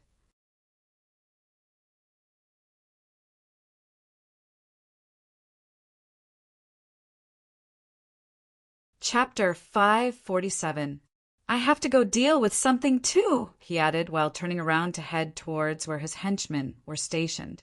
Meanwhile, the Zalabins turned around to leave, moving towards the wall area, where they had appeared on their arrival here. While Gustav was moving forward along with them, he positioned himself at the very edge and looked down. God Eyes has been activated. His eyes turned scarlet and green with a hint of gold surrounding the irises. Gustav suddenly turned his head to the side to stare backward. His sight zoomed in on Sahil, who was walking away with his back facing them. Life signs identification is operational. His sight zoomed in on his head area with speed, seeing through it and spotting a shape on his forehead area. Saving life sign, Life Psi, has been saved successfully the instant this notification appeared in his line of sight. Gustav closed his eyes instantly and turned to look forward. All this was done in 3 seconds. God Eyes has been deactivated. Upon opening his eyes, they had returned to normal. Just as they reached the wall area, a loud shout was heard from behind. "Hold it!" This voice was similar to that of Sahil. Still, Gustav could instantly tell that it was the look-alike Jabal, even though there was only a slight difference. The Zalabins paused their steps and turned around with looks of confusion. "What is it?" Region Leader Khan questioned. "What did you do?" he asked while moving forward. Sahil was also alerted at this point and turned around to see what was happening behind him. "What are you talking about?" Junior Commander Folin asked. "I saw you look backwards a while back with red eyes, and now your eyes have returned to normal. I sensed a weird energy from that direction, which was why I was able to spot you just before you closed your eyes and looked forward," Jabal voiced out. Gustav was frozen internally as he heard that. How did he sense the power of God Eyes? Even though he was startled, he still retained his composure. Red eyes? No one has an ability that triggers residential eyes in our midst. Region Leader Khan, do you? Junior Commander Folin voiced out. "No, I don't." "There must be a misunderstanding," Region Leader Khan responded. "I saw him. If he didn't do anything, why did he look back? And why did I sense that weird energy?" Jabal stated while pointing in Gustav's direction. "There must be some sort of mistake. Haha, Junior Commander. Dart doesn't have such abilities." Junior Commander Folin laughed, lightly while staring at Gustav at the side. "Hold on. Jabal never lies. He doesn't have a reason to, since he'll soon be dead one of these days anyways. He's the 6th of his kind already," Sahil said while walking forward. "Also, he is keen to sensing energy, no matter how hidden. So long as an energy emitted, it's like a beacon to him. This is also one of the ways he's able to protect himself from danger." Sahil arrived a few feet in front of the Zalabins after saying this and stared at Gustav. "If I did something, there should be some kind of proof then." "I don't see anyone getting blown up or dying from anything." Gustav finally spoke. "Then why did your eyes emit such weird energy? And why does your partner not believe you have an ability that triggers your eye color to change?" Jabal asked in quick succession as the suspicious look on his face increased. knowing that Sahil trusted his lookalike very much and everything he stated so far seemed logical. He figured he had to choose his next words wisely. He couldn't lie about his eyes changing color. My partner does not know if it because it's a new ability that I obtained recently and I was just testing it out. Gustav spoke with a straight face void of any distress. You gained a new ability? Junior Commander Folin couldn't hide his surprise as he voiced out. H&M. Gustav nodded at Folin, not knowing that at this point, Folin had started to question this whole scenario.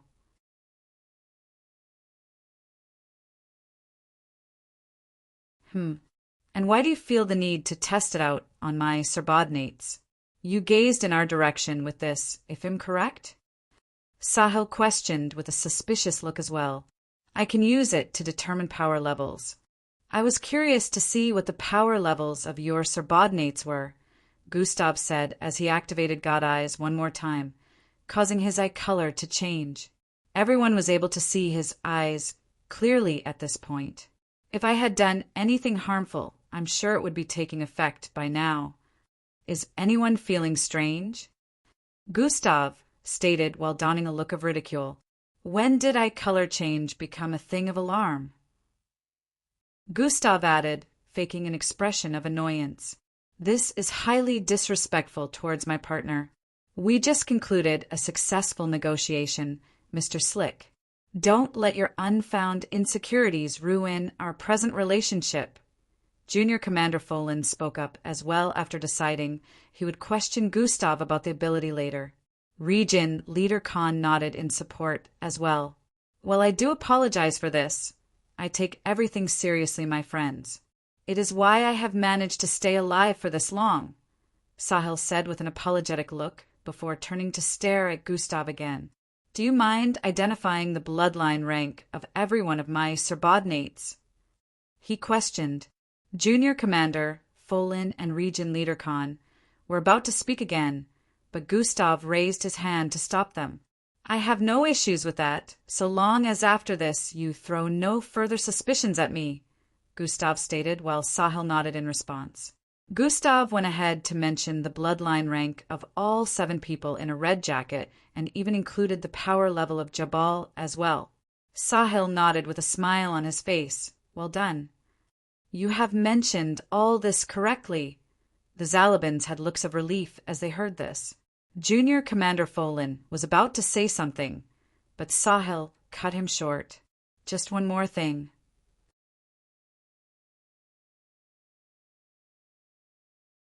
Sahil stated while bringing out a triangular piece of equipment.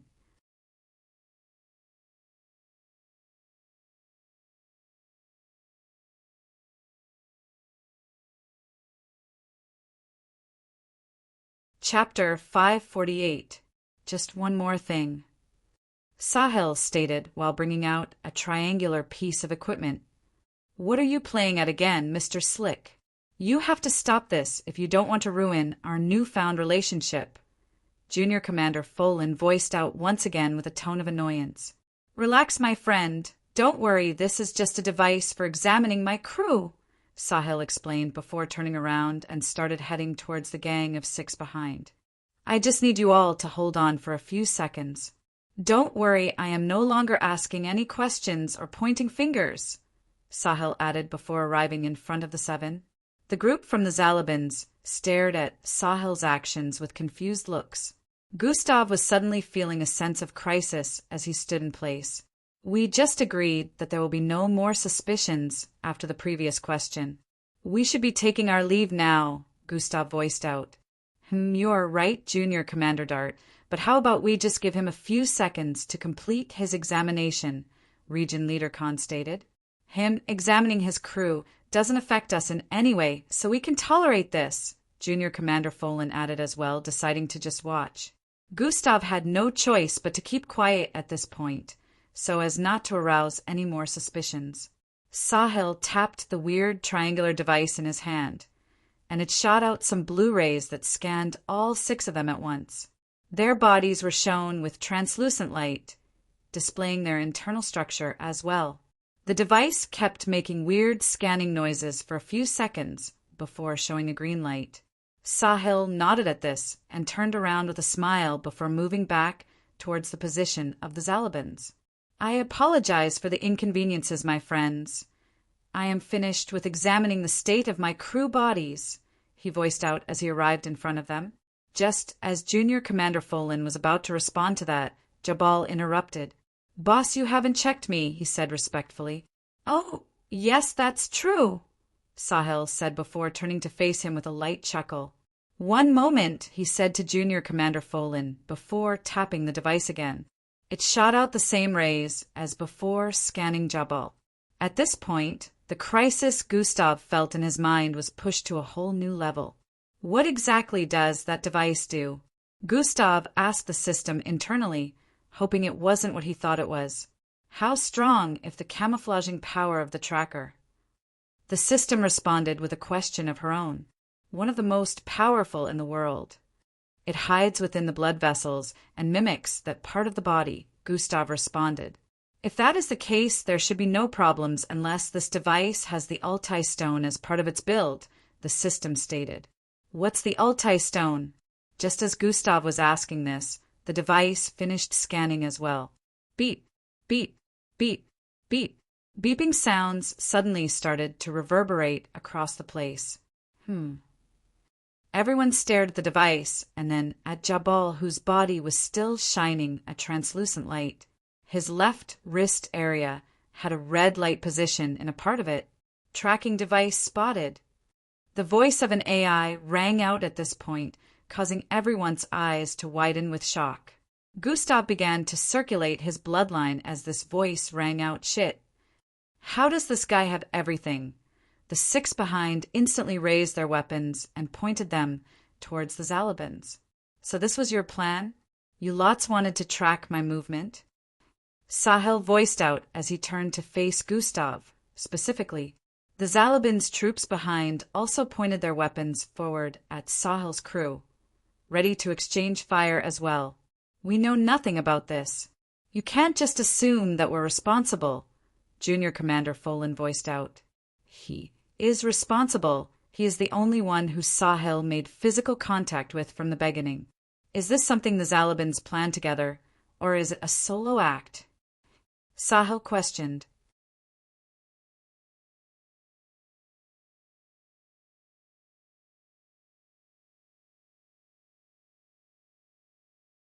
As Junior Commander Folan heard this, different thoughts suddenly started appearing in his mind as he turned to the side to stare at Gustav.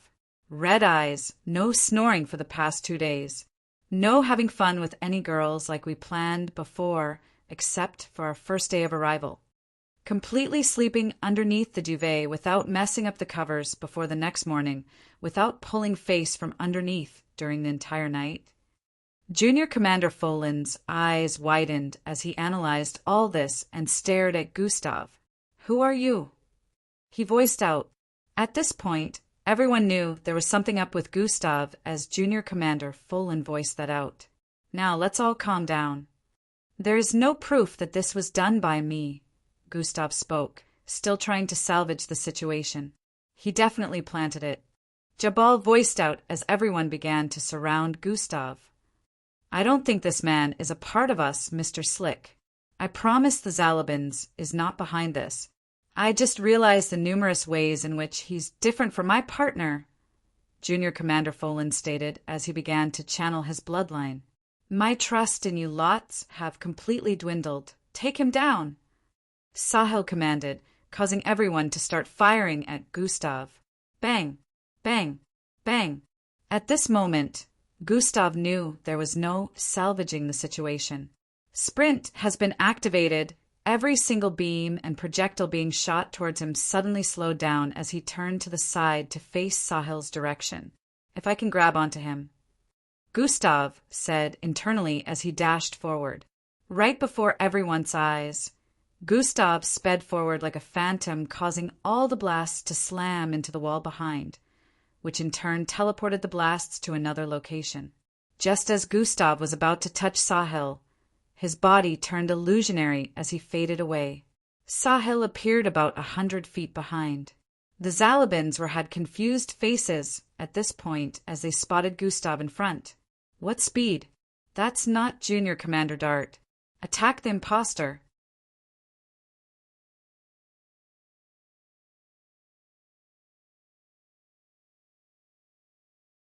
Junior Commander Folin voiced out, causing everyone to dash forward as well. Sahil watched from the other end, too, with a look of understanding as he commanded his crew to also deal with Gustav.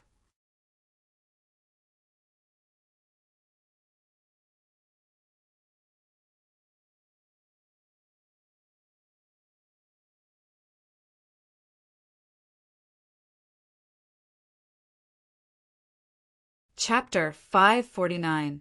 Gustav swerved towards the side and dashed across the place, trying to dodge different kinds of attacks. He's pretty fast, but outmanned. Sahil said with a smile, just as one of the red jackets threw his jacket away, revealing a pair of cannon-like arms. Another one transformed into a yellow beam of light and held up a rifle-like weapon that started getting charged with the yellow light before firing forward. Thuam, time to go! Sahil stared at the void stone in his hands with a satisfied smile as his body started turning illusionary once again before disappearing completely. A loud bang reverberated across the place as the yellow beam traveled forward, packing immense force with it. Swayai! Gustav bent backward, causing it to pass above him, as his clothes flapped intensely and his hair blew backward from the generated wind.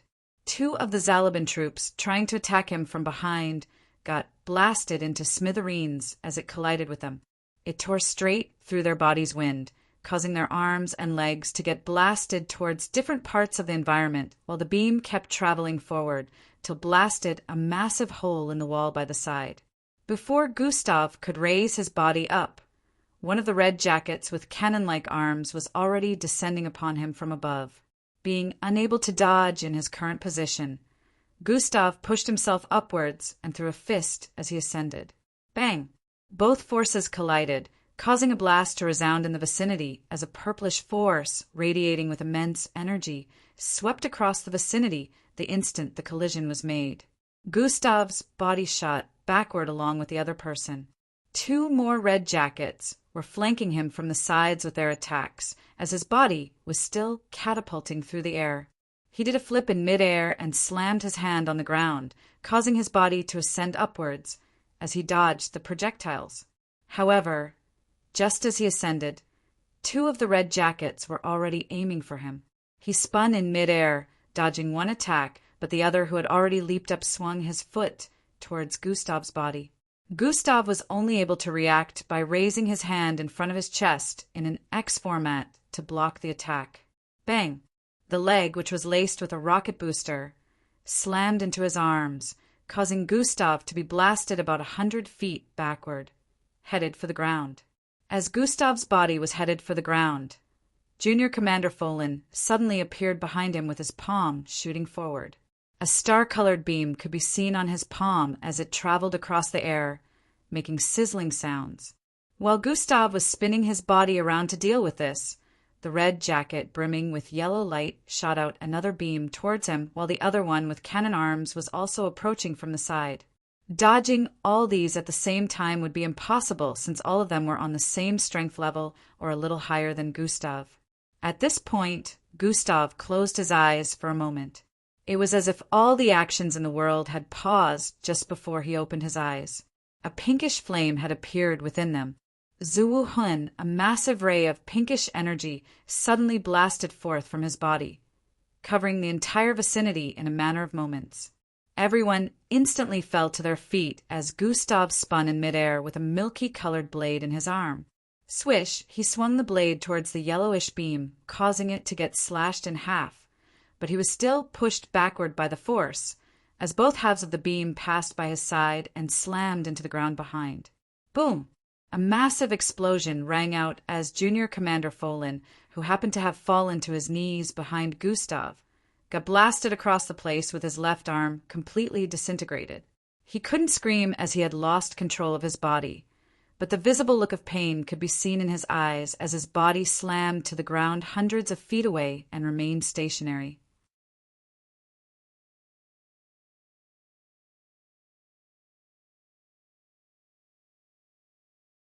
This time Gustav released his Yarki fully because most of them had power levels higher than him, and he didn't really have the time to restrain it like he used to do to being put in a very difficult position.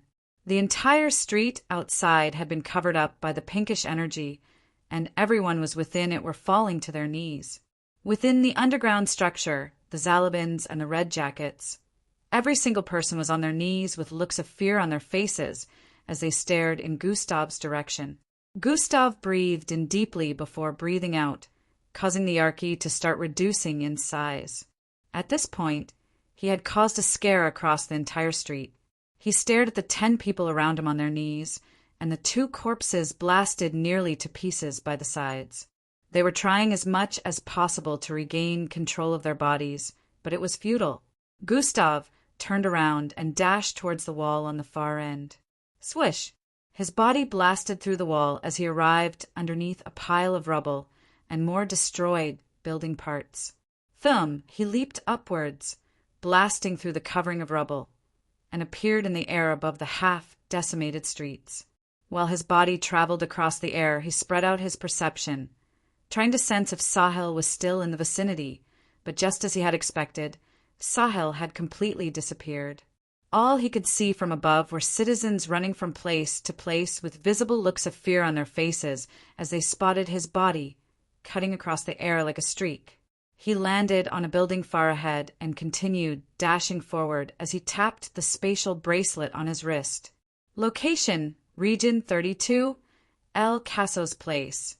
Tapping on the save coordinates, a bright flash of light appeared around him as he leaped into the air again and disappeared. Zing!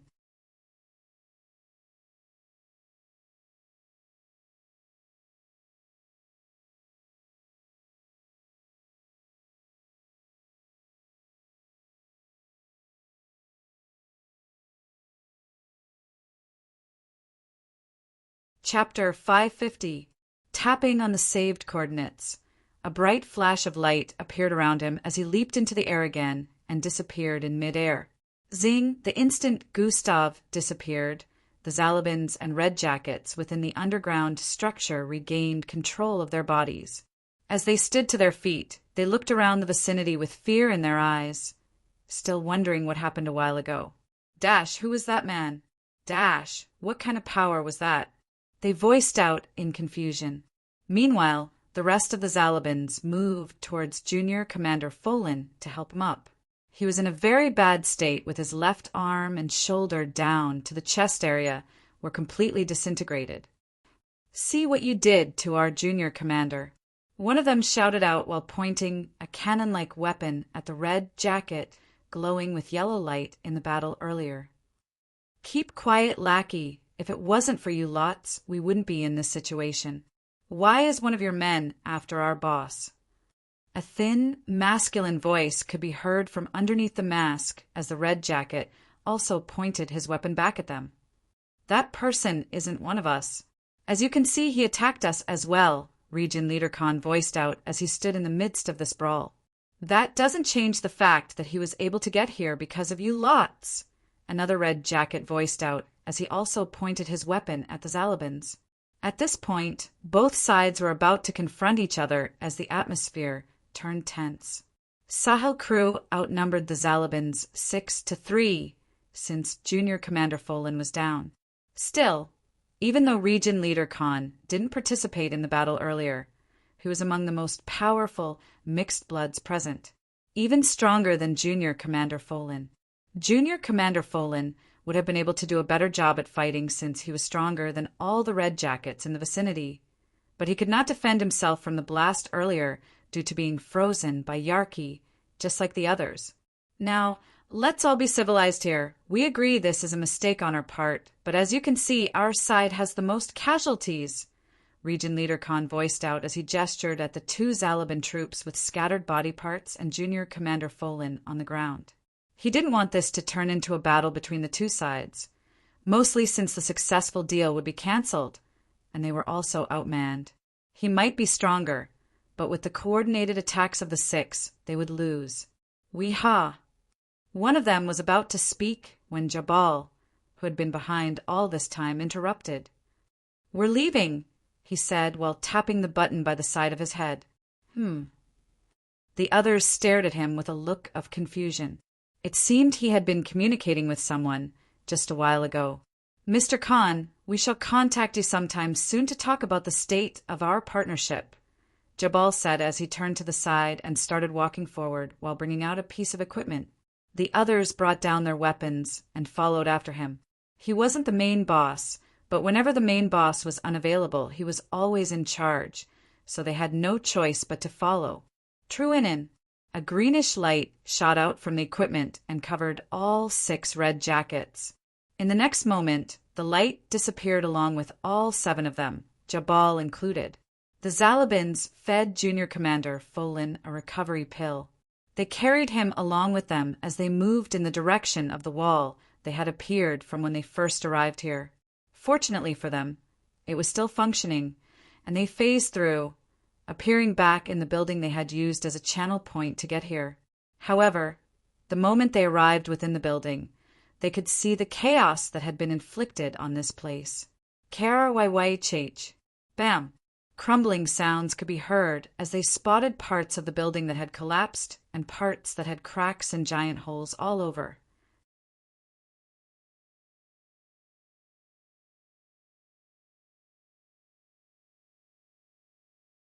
All this was because the gateway was still active when they were battling earlier, causing most of the attacks to phase through, which ended up colliding with the building.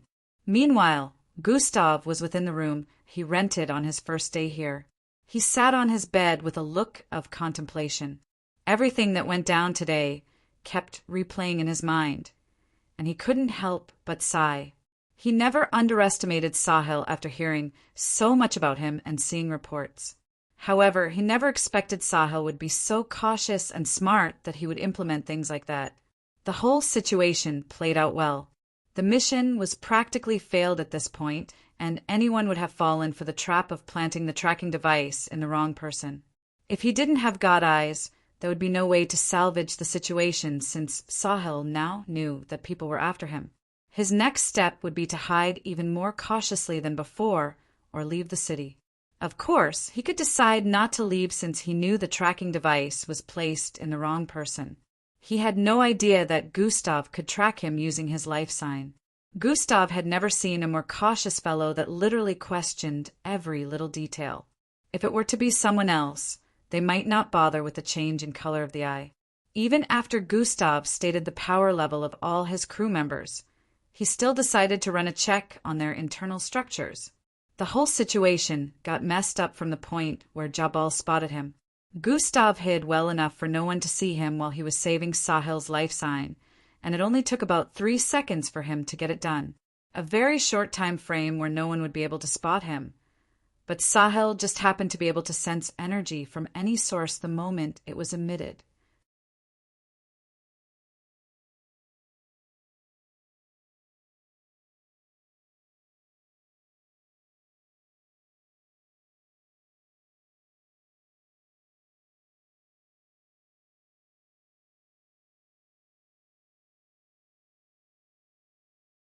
Chapter 551. Gustav reckoned the tracking bug that entered into him was unable to be sensed due to the fact that it was inside him.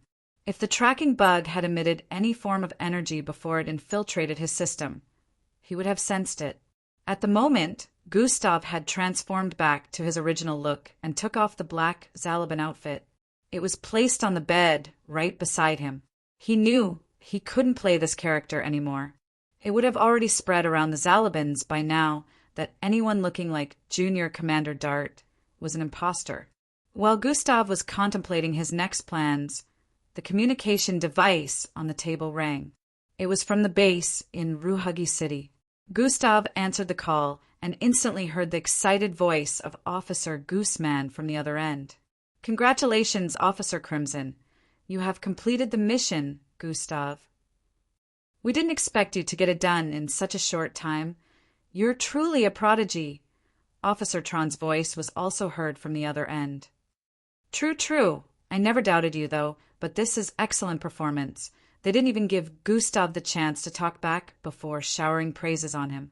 Now the next step is extraction, We're currently planning that for you, or will you be able to find a way to leave yourself? Officer Gooseman voiced out before keeping quiet. Gustav finally got the opportunity to speak. The mission isn't complete yet, Gustav voiced out. Huh? What do you mean by isn't complete? Stop trying to mess with us, kid. We can pinpoint the location of Sahil from here. He's currently on the move in Region 27. Officer Gooseman laughed as he spoke. That isn't Sahil. That's Sahil look-alike and right-hand man Jabal, Gustav stated. Look-alike? Does that mean you put the tracker in the wrong person? Officer Gooseman asked. Yes, Sahil played us. Had his look-alike deal with everything at first, and I activated the tracker after managing to get close enough to make contact with him. Only to find out later that it was only his look-alike, Gustav explained, omitting a lot of info. Damn it, he had a look-alike. We never received reports that he had a look-alike. Even Officer Gooseman was surprised. Every time we try to catch him, we end up finding out new information. He never runs out of tricks. Officer Lewis' voice was also heard from the other side. Gustav had to readmit that Sahil was extremely good to not only have slipped away from the MBO hands several times, but also have them wondering what other tricks he had up his sleeves. As expected of a newbie, I knew I'd messed this up. Officer Millie, who had been silent all this time, finally spoke. It's not his fault, Millie. Who's to say you wouldn't get fooled in such a situation as well? Officer Tron disagreed. Of course I wouldn't, Humph. You all give him too much credit for nothing. This is his first field mission, and just like many others before him he failed, she added. Gustav will have to extract you. This mission is a failed one already since there is no spare tracking device in your possession. Officer Gooseman had to agree with Officer Millie and see this as a failed mission. Who said it was a failed mission? Gustav voiced out with a tone of repression. What do you mean? Officer Gooseman asked. Just because I put the tracker in the wrong person doesn't make it a failed mission, Gustav responded. That tracker is one of a kind because its camouflage ability is one of the best in the world. It is nearly impossible for it to be spotted, which is why it was given to us for this mission due to the fact that Sahil is no ordinary criminal. We don't even have a spare here, so this mission is a failed one, Officer Gooseman explained. Just give it up, kid. You already did a good job of getting close to him. No cadet would be able to pull that off this fast.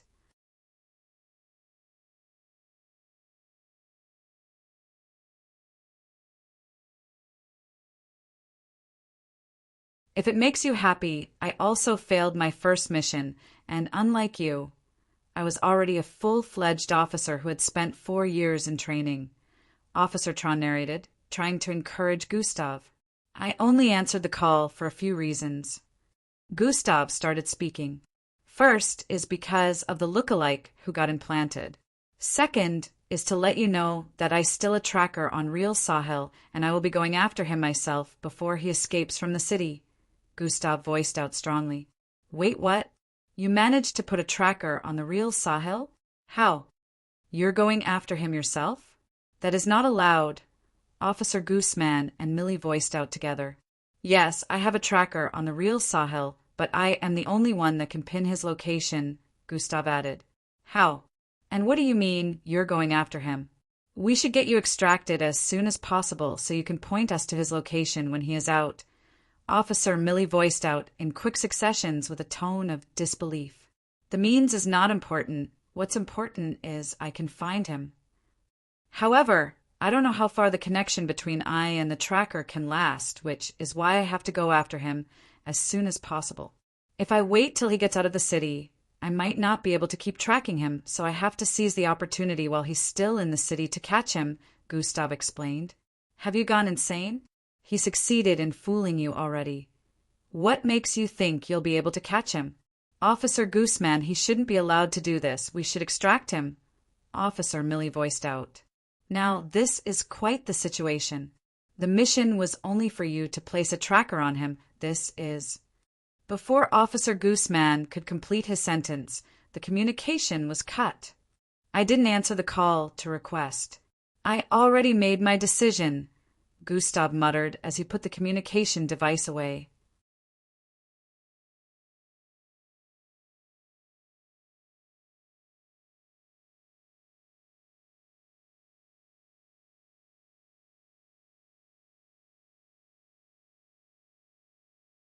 Chapter 552. I didn't answer the call to make a request. I already made my decision, Gustav muttered as he put the communication device away. On the other side, they thought there was a communication issue and tried getting through to Gustav again, but he didn't bother accepting their call. Keeping the communication device away that kept beeping non-stop, Gustav finally decided to focus on his plans to catch Sahil. Sahil happened to be a peak falcon, ranked mixed blood. Meanwhile, Gustav was still at peak martial rank. Using the analysis from the battle before, he knew martial rank could fall under the power of his Yarki, but he just had to release more quantity to gain control for more powerful mixed bloods. This was why if he wanted to take control of a mixed blood that was way stronger than him using Yarki, he would have already run out of energy before it was able to take control. At the moment, he only had around 20% of his Yarki energy left due to using it on the Zalabins and Sahil troops earlier. This meant activating Yarki again for the second time would lead to running out of energy, and he would have to spend many days trying to recharge it if it completely ran out of energy.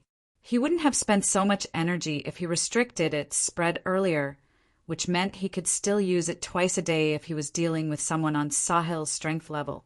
However, Gustav didn't want to underestimate Sahil due to this, as he recalled Lucius and his other subordinate, who he fought on his first day here, were able to use their bloodlines while being subjected to his Yarki. He didn't know what Sahil had hidden under his sleeves and how he would react to not controlling his body. One thing Gustav was sure of at the moment was the fact that Sahil definitely would have figured out now that the enemy had the power to subject their bodies to control, which meant he had to act as quickly as possible. Although Sahil wouldn't be in the same location with his look-alike right now to avoid getting caught, he would still be cautious, knowing that there were unknown enemies in the city out to get him, and they could disguise themselves. I'll have to time my usage of Yarki properly if it's ever needed. I need to take him by surprise, catch him before he notices my presence, Gustav said as he brought out the invisibility buttons. He still had about 8 of them left since he had already made use of 2. Gustav transformed into the same face he had been disguising as from day one and brought out a mask from his storage device. The mask was shaped to look like a demon face with 2 long horns at the top. Its deep red color made it look even more menacing. Placing the mask beside him, Gustav changed his outfit to that of a black jacket and pants before sitting on the bed. God Eyes has been activated. His eyes glowed up in the next instant, turning scarlet and green with a hint of gold surrounding his irises. His eyes looked extremely mesmerizing at this point. It was no surprise he'd have to hide when using God Eyes in that situation due to the way it looked attractive. Using it out in the open would definitely attract attention. Initiating life signs tracking, Gustav closed his eyes as his vision was being pulled to another location. A crisp slap reverberated across the park-like surrounding within the MBO camp. You did this to me. The voice of a young girl, laced with a tone of disbelief, could be heard. I didn't mean to. The voice of a boy, laced with a tone of regret, responded. Behind a tall tree, it could be seen that Angie and Endrick stood opposite each other. Angie had a look of disbelief and disappointment on her face as she stared at Endrick, who was looking down with an expression of regret.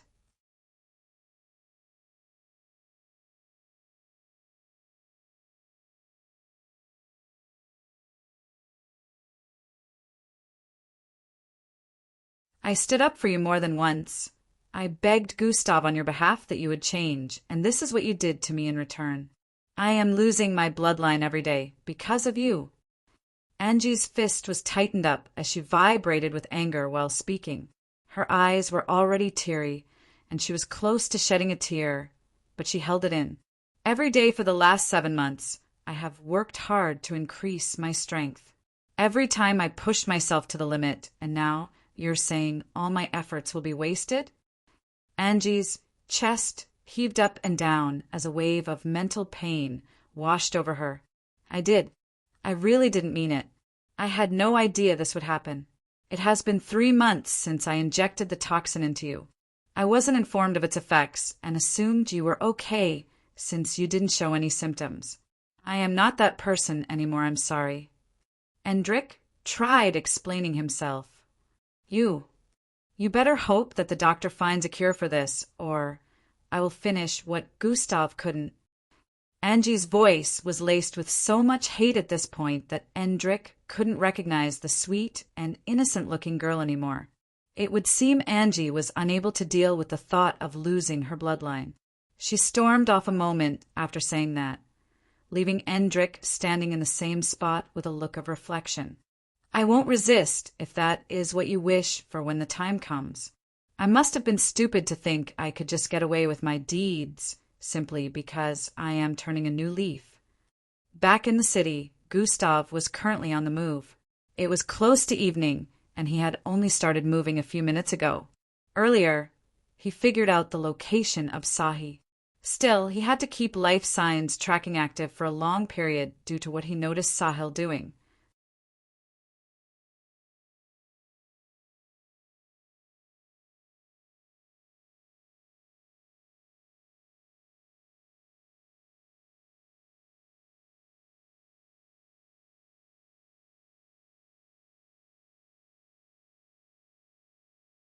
Chapter 553.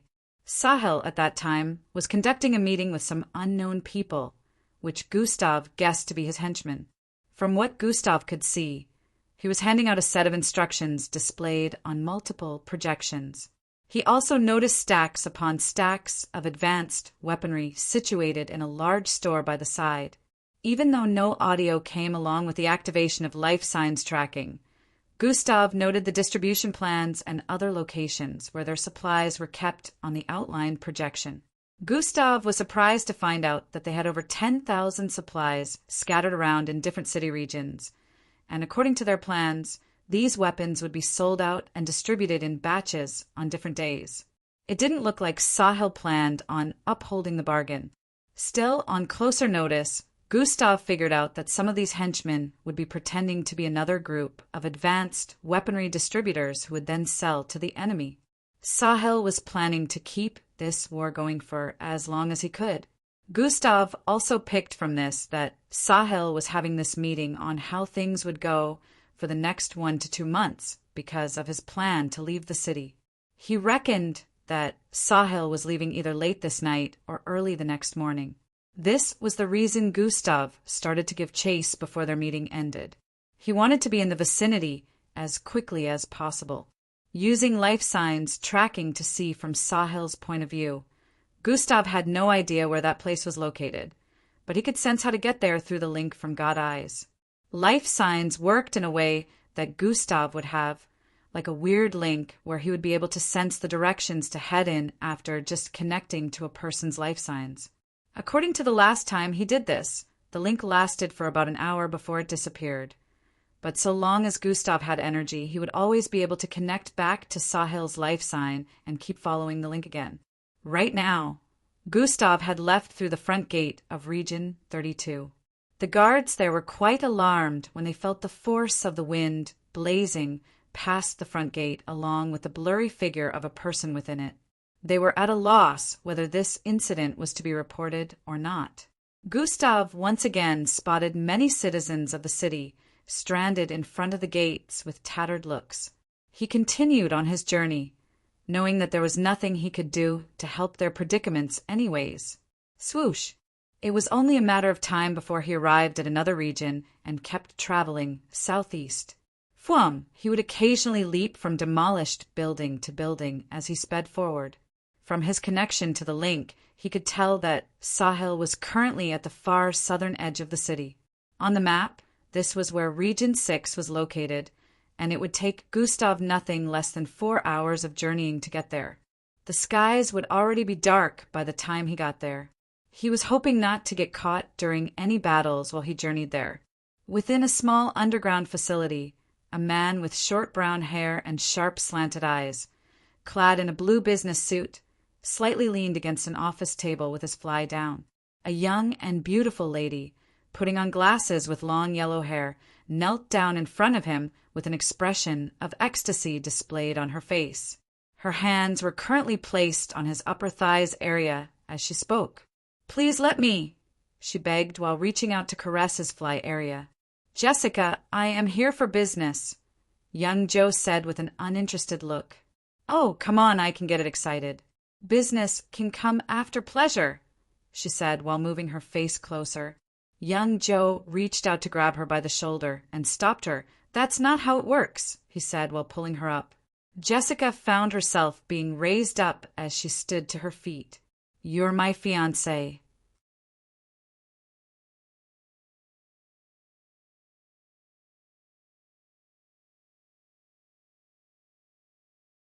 "We will have lots of time to do this later," young Joe said while reaching to zip his pants up. Jessica pouted while staring at him. "You're always acting so cold to everyone, including me. Do you even love me?" she said with a crestfallen look. Young Joe straightened himself and reached out to grab her jaw before pulling her closer to him with a straight look. He stared into her eyes for a few moments before giving her an intense 15-second-long kiss. Jessica's face glowed up as he separated his lips from hers and asked, "Do you still doubt it?" Her face turned red at this point as she remained silent. Young Joe proceeded to straighten his suit as he stood up properly. "Now back to business. How is the progress with trying to get our man in?" young Joe asked. Jessica brought her mind back to reality and replied to him, "Already done. He should be in already and following after the trails." Minutes later, young Joe walked down the corridor with his guards in tight bodysuits following after him. "Toy!" He spat to the side of the corridor and brought out a small cloth to clean his lips. "Pass me a bottle of water," he instructed. One of them had a bottle of water appear out of thin air and passed it to him. Young Joe collected it and gulped down half of the contents. "Love? What's that?" "You're only a necessary pawn needed to make my plan smoother." Young Joe had an irritated expression as this thought appeared in his mind. Back in Lilac City, Gustav had been traveling for about 3 hours now, and the skies had already completely darkened. According to what he had gathered so far, most battles usually happened at night, so he spread his perception far across the place to make sure he would be able to change direction on time the moment he sensed any scuffles.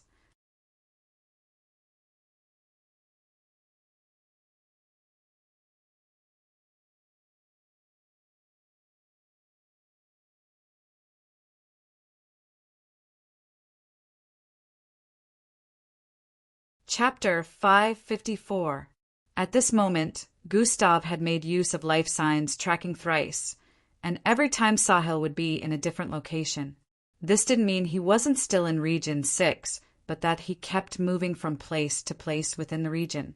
Gustav couldn't leave life signs active for too long since he was journeying through the city currently. He needed his own eyesight to be active, so he would only activate it for a moment to regain the connection he lost with Sahil before continuing on the journey to his location. He was currently in Region 7. He only needed to travel for an hour more before he would get to Sahil's present location. Suddenly, a loud thunderclap resounded in the vicinity as Gustav began to close in on the end of the region. Gustav stared at the sky for a few moments, understanding what was about to happen. He clicked his tongue as he picked up the pace a little, and in the next few seconds, TRRH, pit, pat, tra. The rain began to pour down heavily as cold winds blew across the place. It was impossible for a normal person to tell that the weather was turning weird due to the skies being dark, but Gustav had already sensed this earlier. According to the data, Region 6, being at the southern edge of the city, always had weird weather occurrences. The other parts of the city were relatively warm and dry most times of the year, but this place in particular was just weird. It could suddenly start snowing when the sun was out, and for some reason, this wouldn't even make the region colder. It would still be hot, and the snow would melt after some time like it didn't snow at all. Fortunately, This part of the city had a weather regulator machine, which always prevented this occurrence from being too extreme. After gliding through the falling rain for a few minutes, Gustav finally arrived in Region 6. Region 6 also barely had destroyed structures. As he dashed through the streets out of 30 structures, Gustav could only see about 3 to 4 decimated ones, which meant that this part of the city was also similar to Region 32. The war barely reached here, and this could be attributed to the weird weather occurrences. Sahel was first thought to be hiding out in Region 32, and now he had traced him here. Through this, Gustav could tell that Sahel hid in locations where the civil war had not really affected. Gustav couldn't see a single soul in the street, and knowing that his presence might alert people in the vicinity with his speed and the mask he was putting on, he decided to slow down. Gustav stopped running completely after closing in on Sahel's location. At this point, he was only 5 minutes away, and the whole area seemed extremely quiet, like a dead-end street. Gustav could see several bungalows to 10-story structures in the vicinity, but spreading his perception around, he could barely sense any presence within these buildings. There were few people in some of them, while others were just void of any life. At this point, his connection with Sahel faded completely since it was already an hour again, so he would have to activate life signs to track him once again. Gustav slowly moved towards the direction of the building on the side and took off his mask. He had several reasons for putting this on from the moment he left Region 32, and now he had to put it away so as not to arouse any suspicions at the moment. His entire body was drenched at this point, and there would be occasional rumbling from the sky. Gustav arrived at the front porch of the building by his side and stayed underneath the roofing for cover. His jacket was dripping, wet down to his boots. He still had a different face, so he wasn't really concerned about his looks right now. Gustav proceeded to activate God Eyes. God Eyes has been activated. As his eyes transformed and glowed up, he closed them to focus his vision.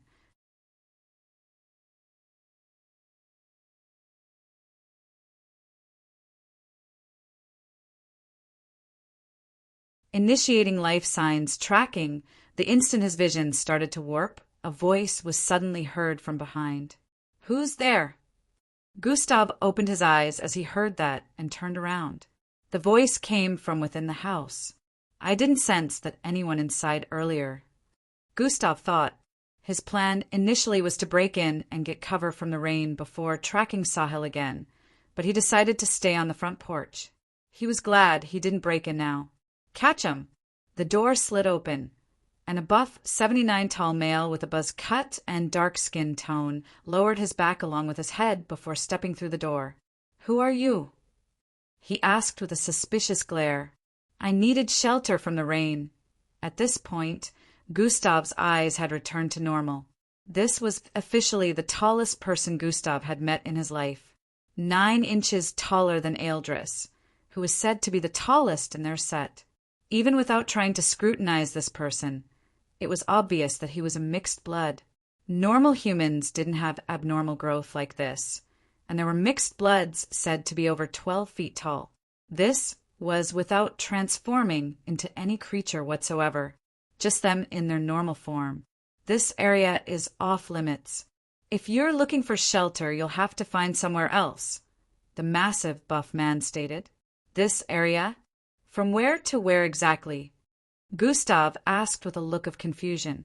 "The entire block. You'll need to go back over there," he said while pointing in the direction Gustav came into the street from. "The rain is still falling." Gustav responded. "What are you new here?" "This is normal around here." "Beat a kid." "You're not supposed to be here in the first place," the buff man stated with a commanding tone. Gustav looked around the place suspiciously for a few moments before turning around. Fine. H didn't want to arouse any suspicions, so he decided to leave just as this man had demanded. You're tuning in to the Thunder Spear YouTube channel. Don't forget to subscribe and join us on this journey to catch the most captivating stories.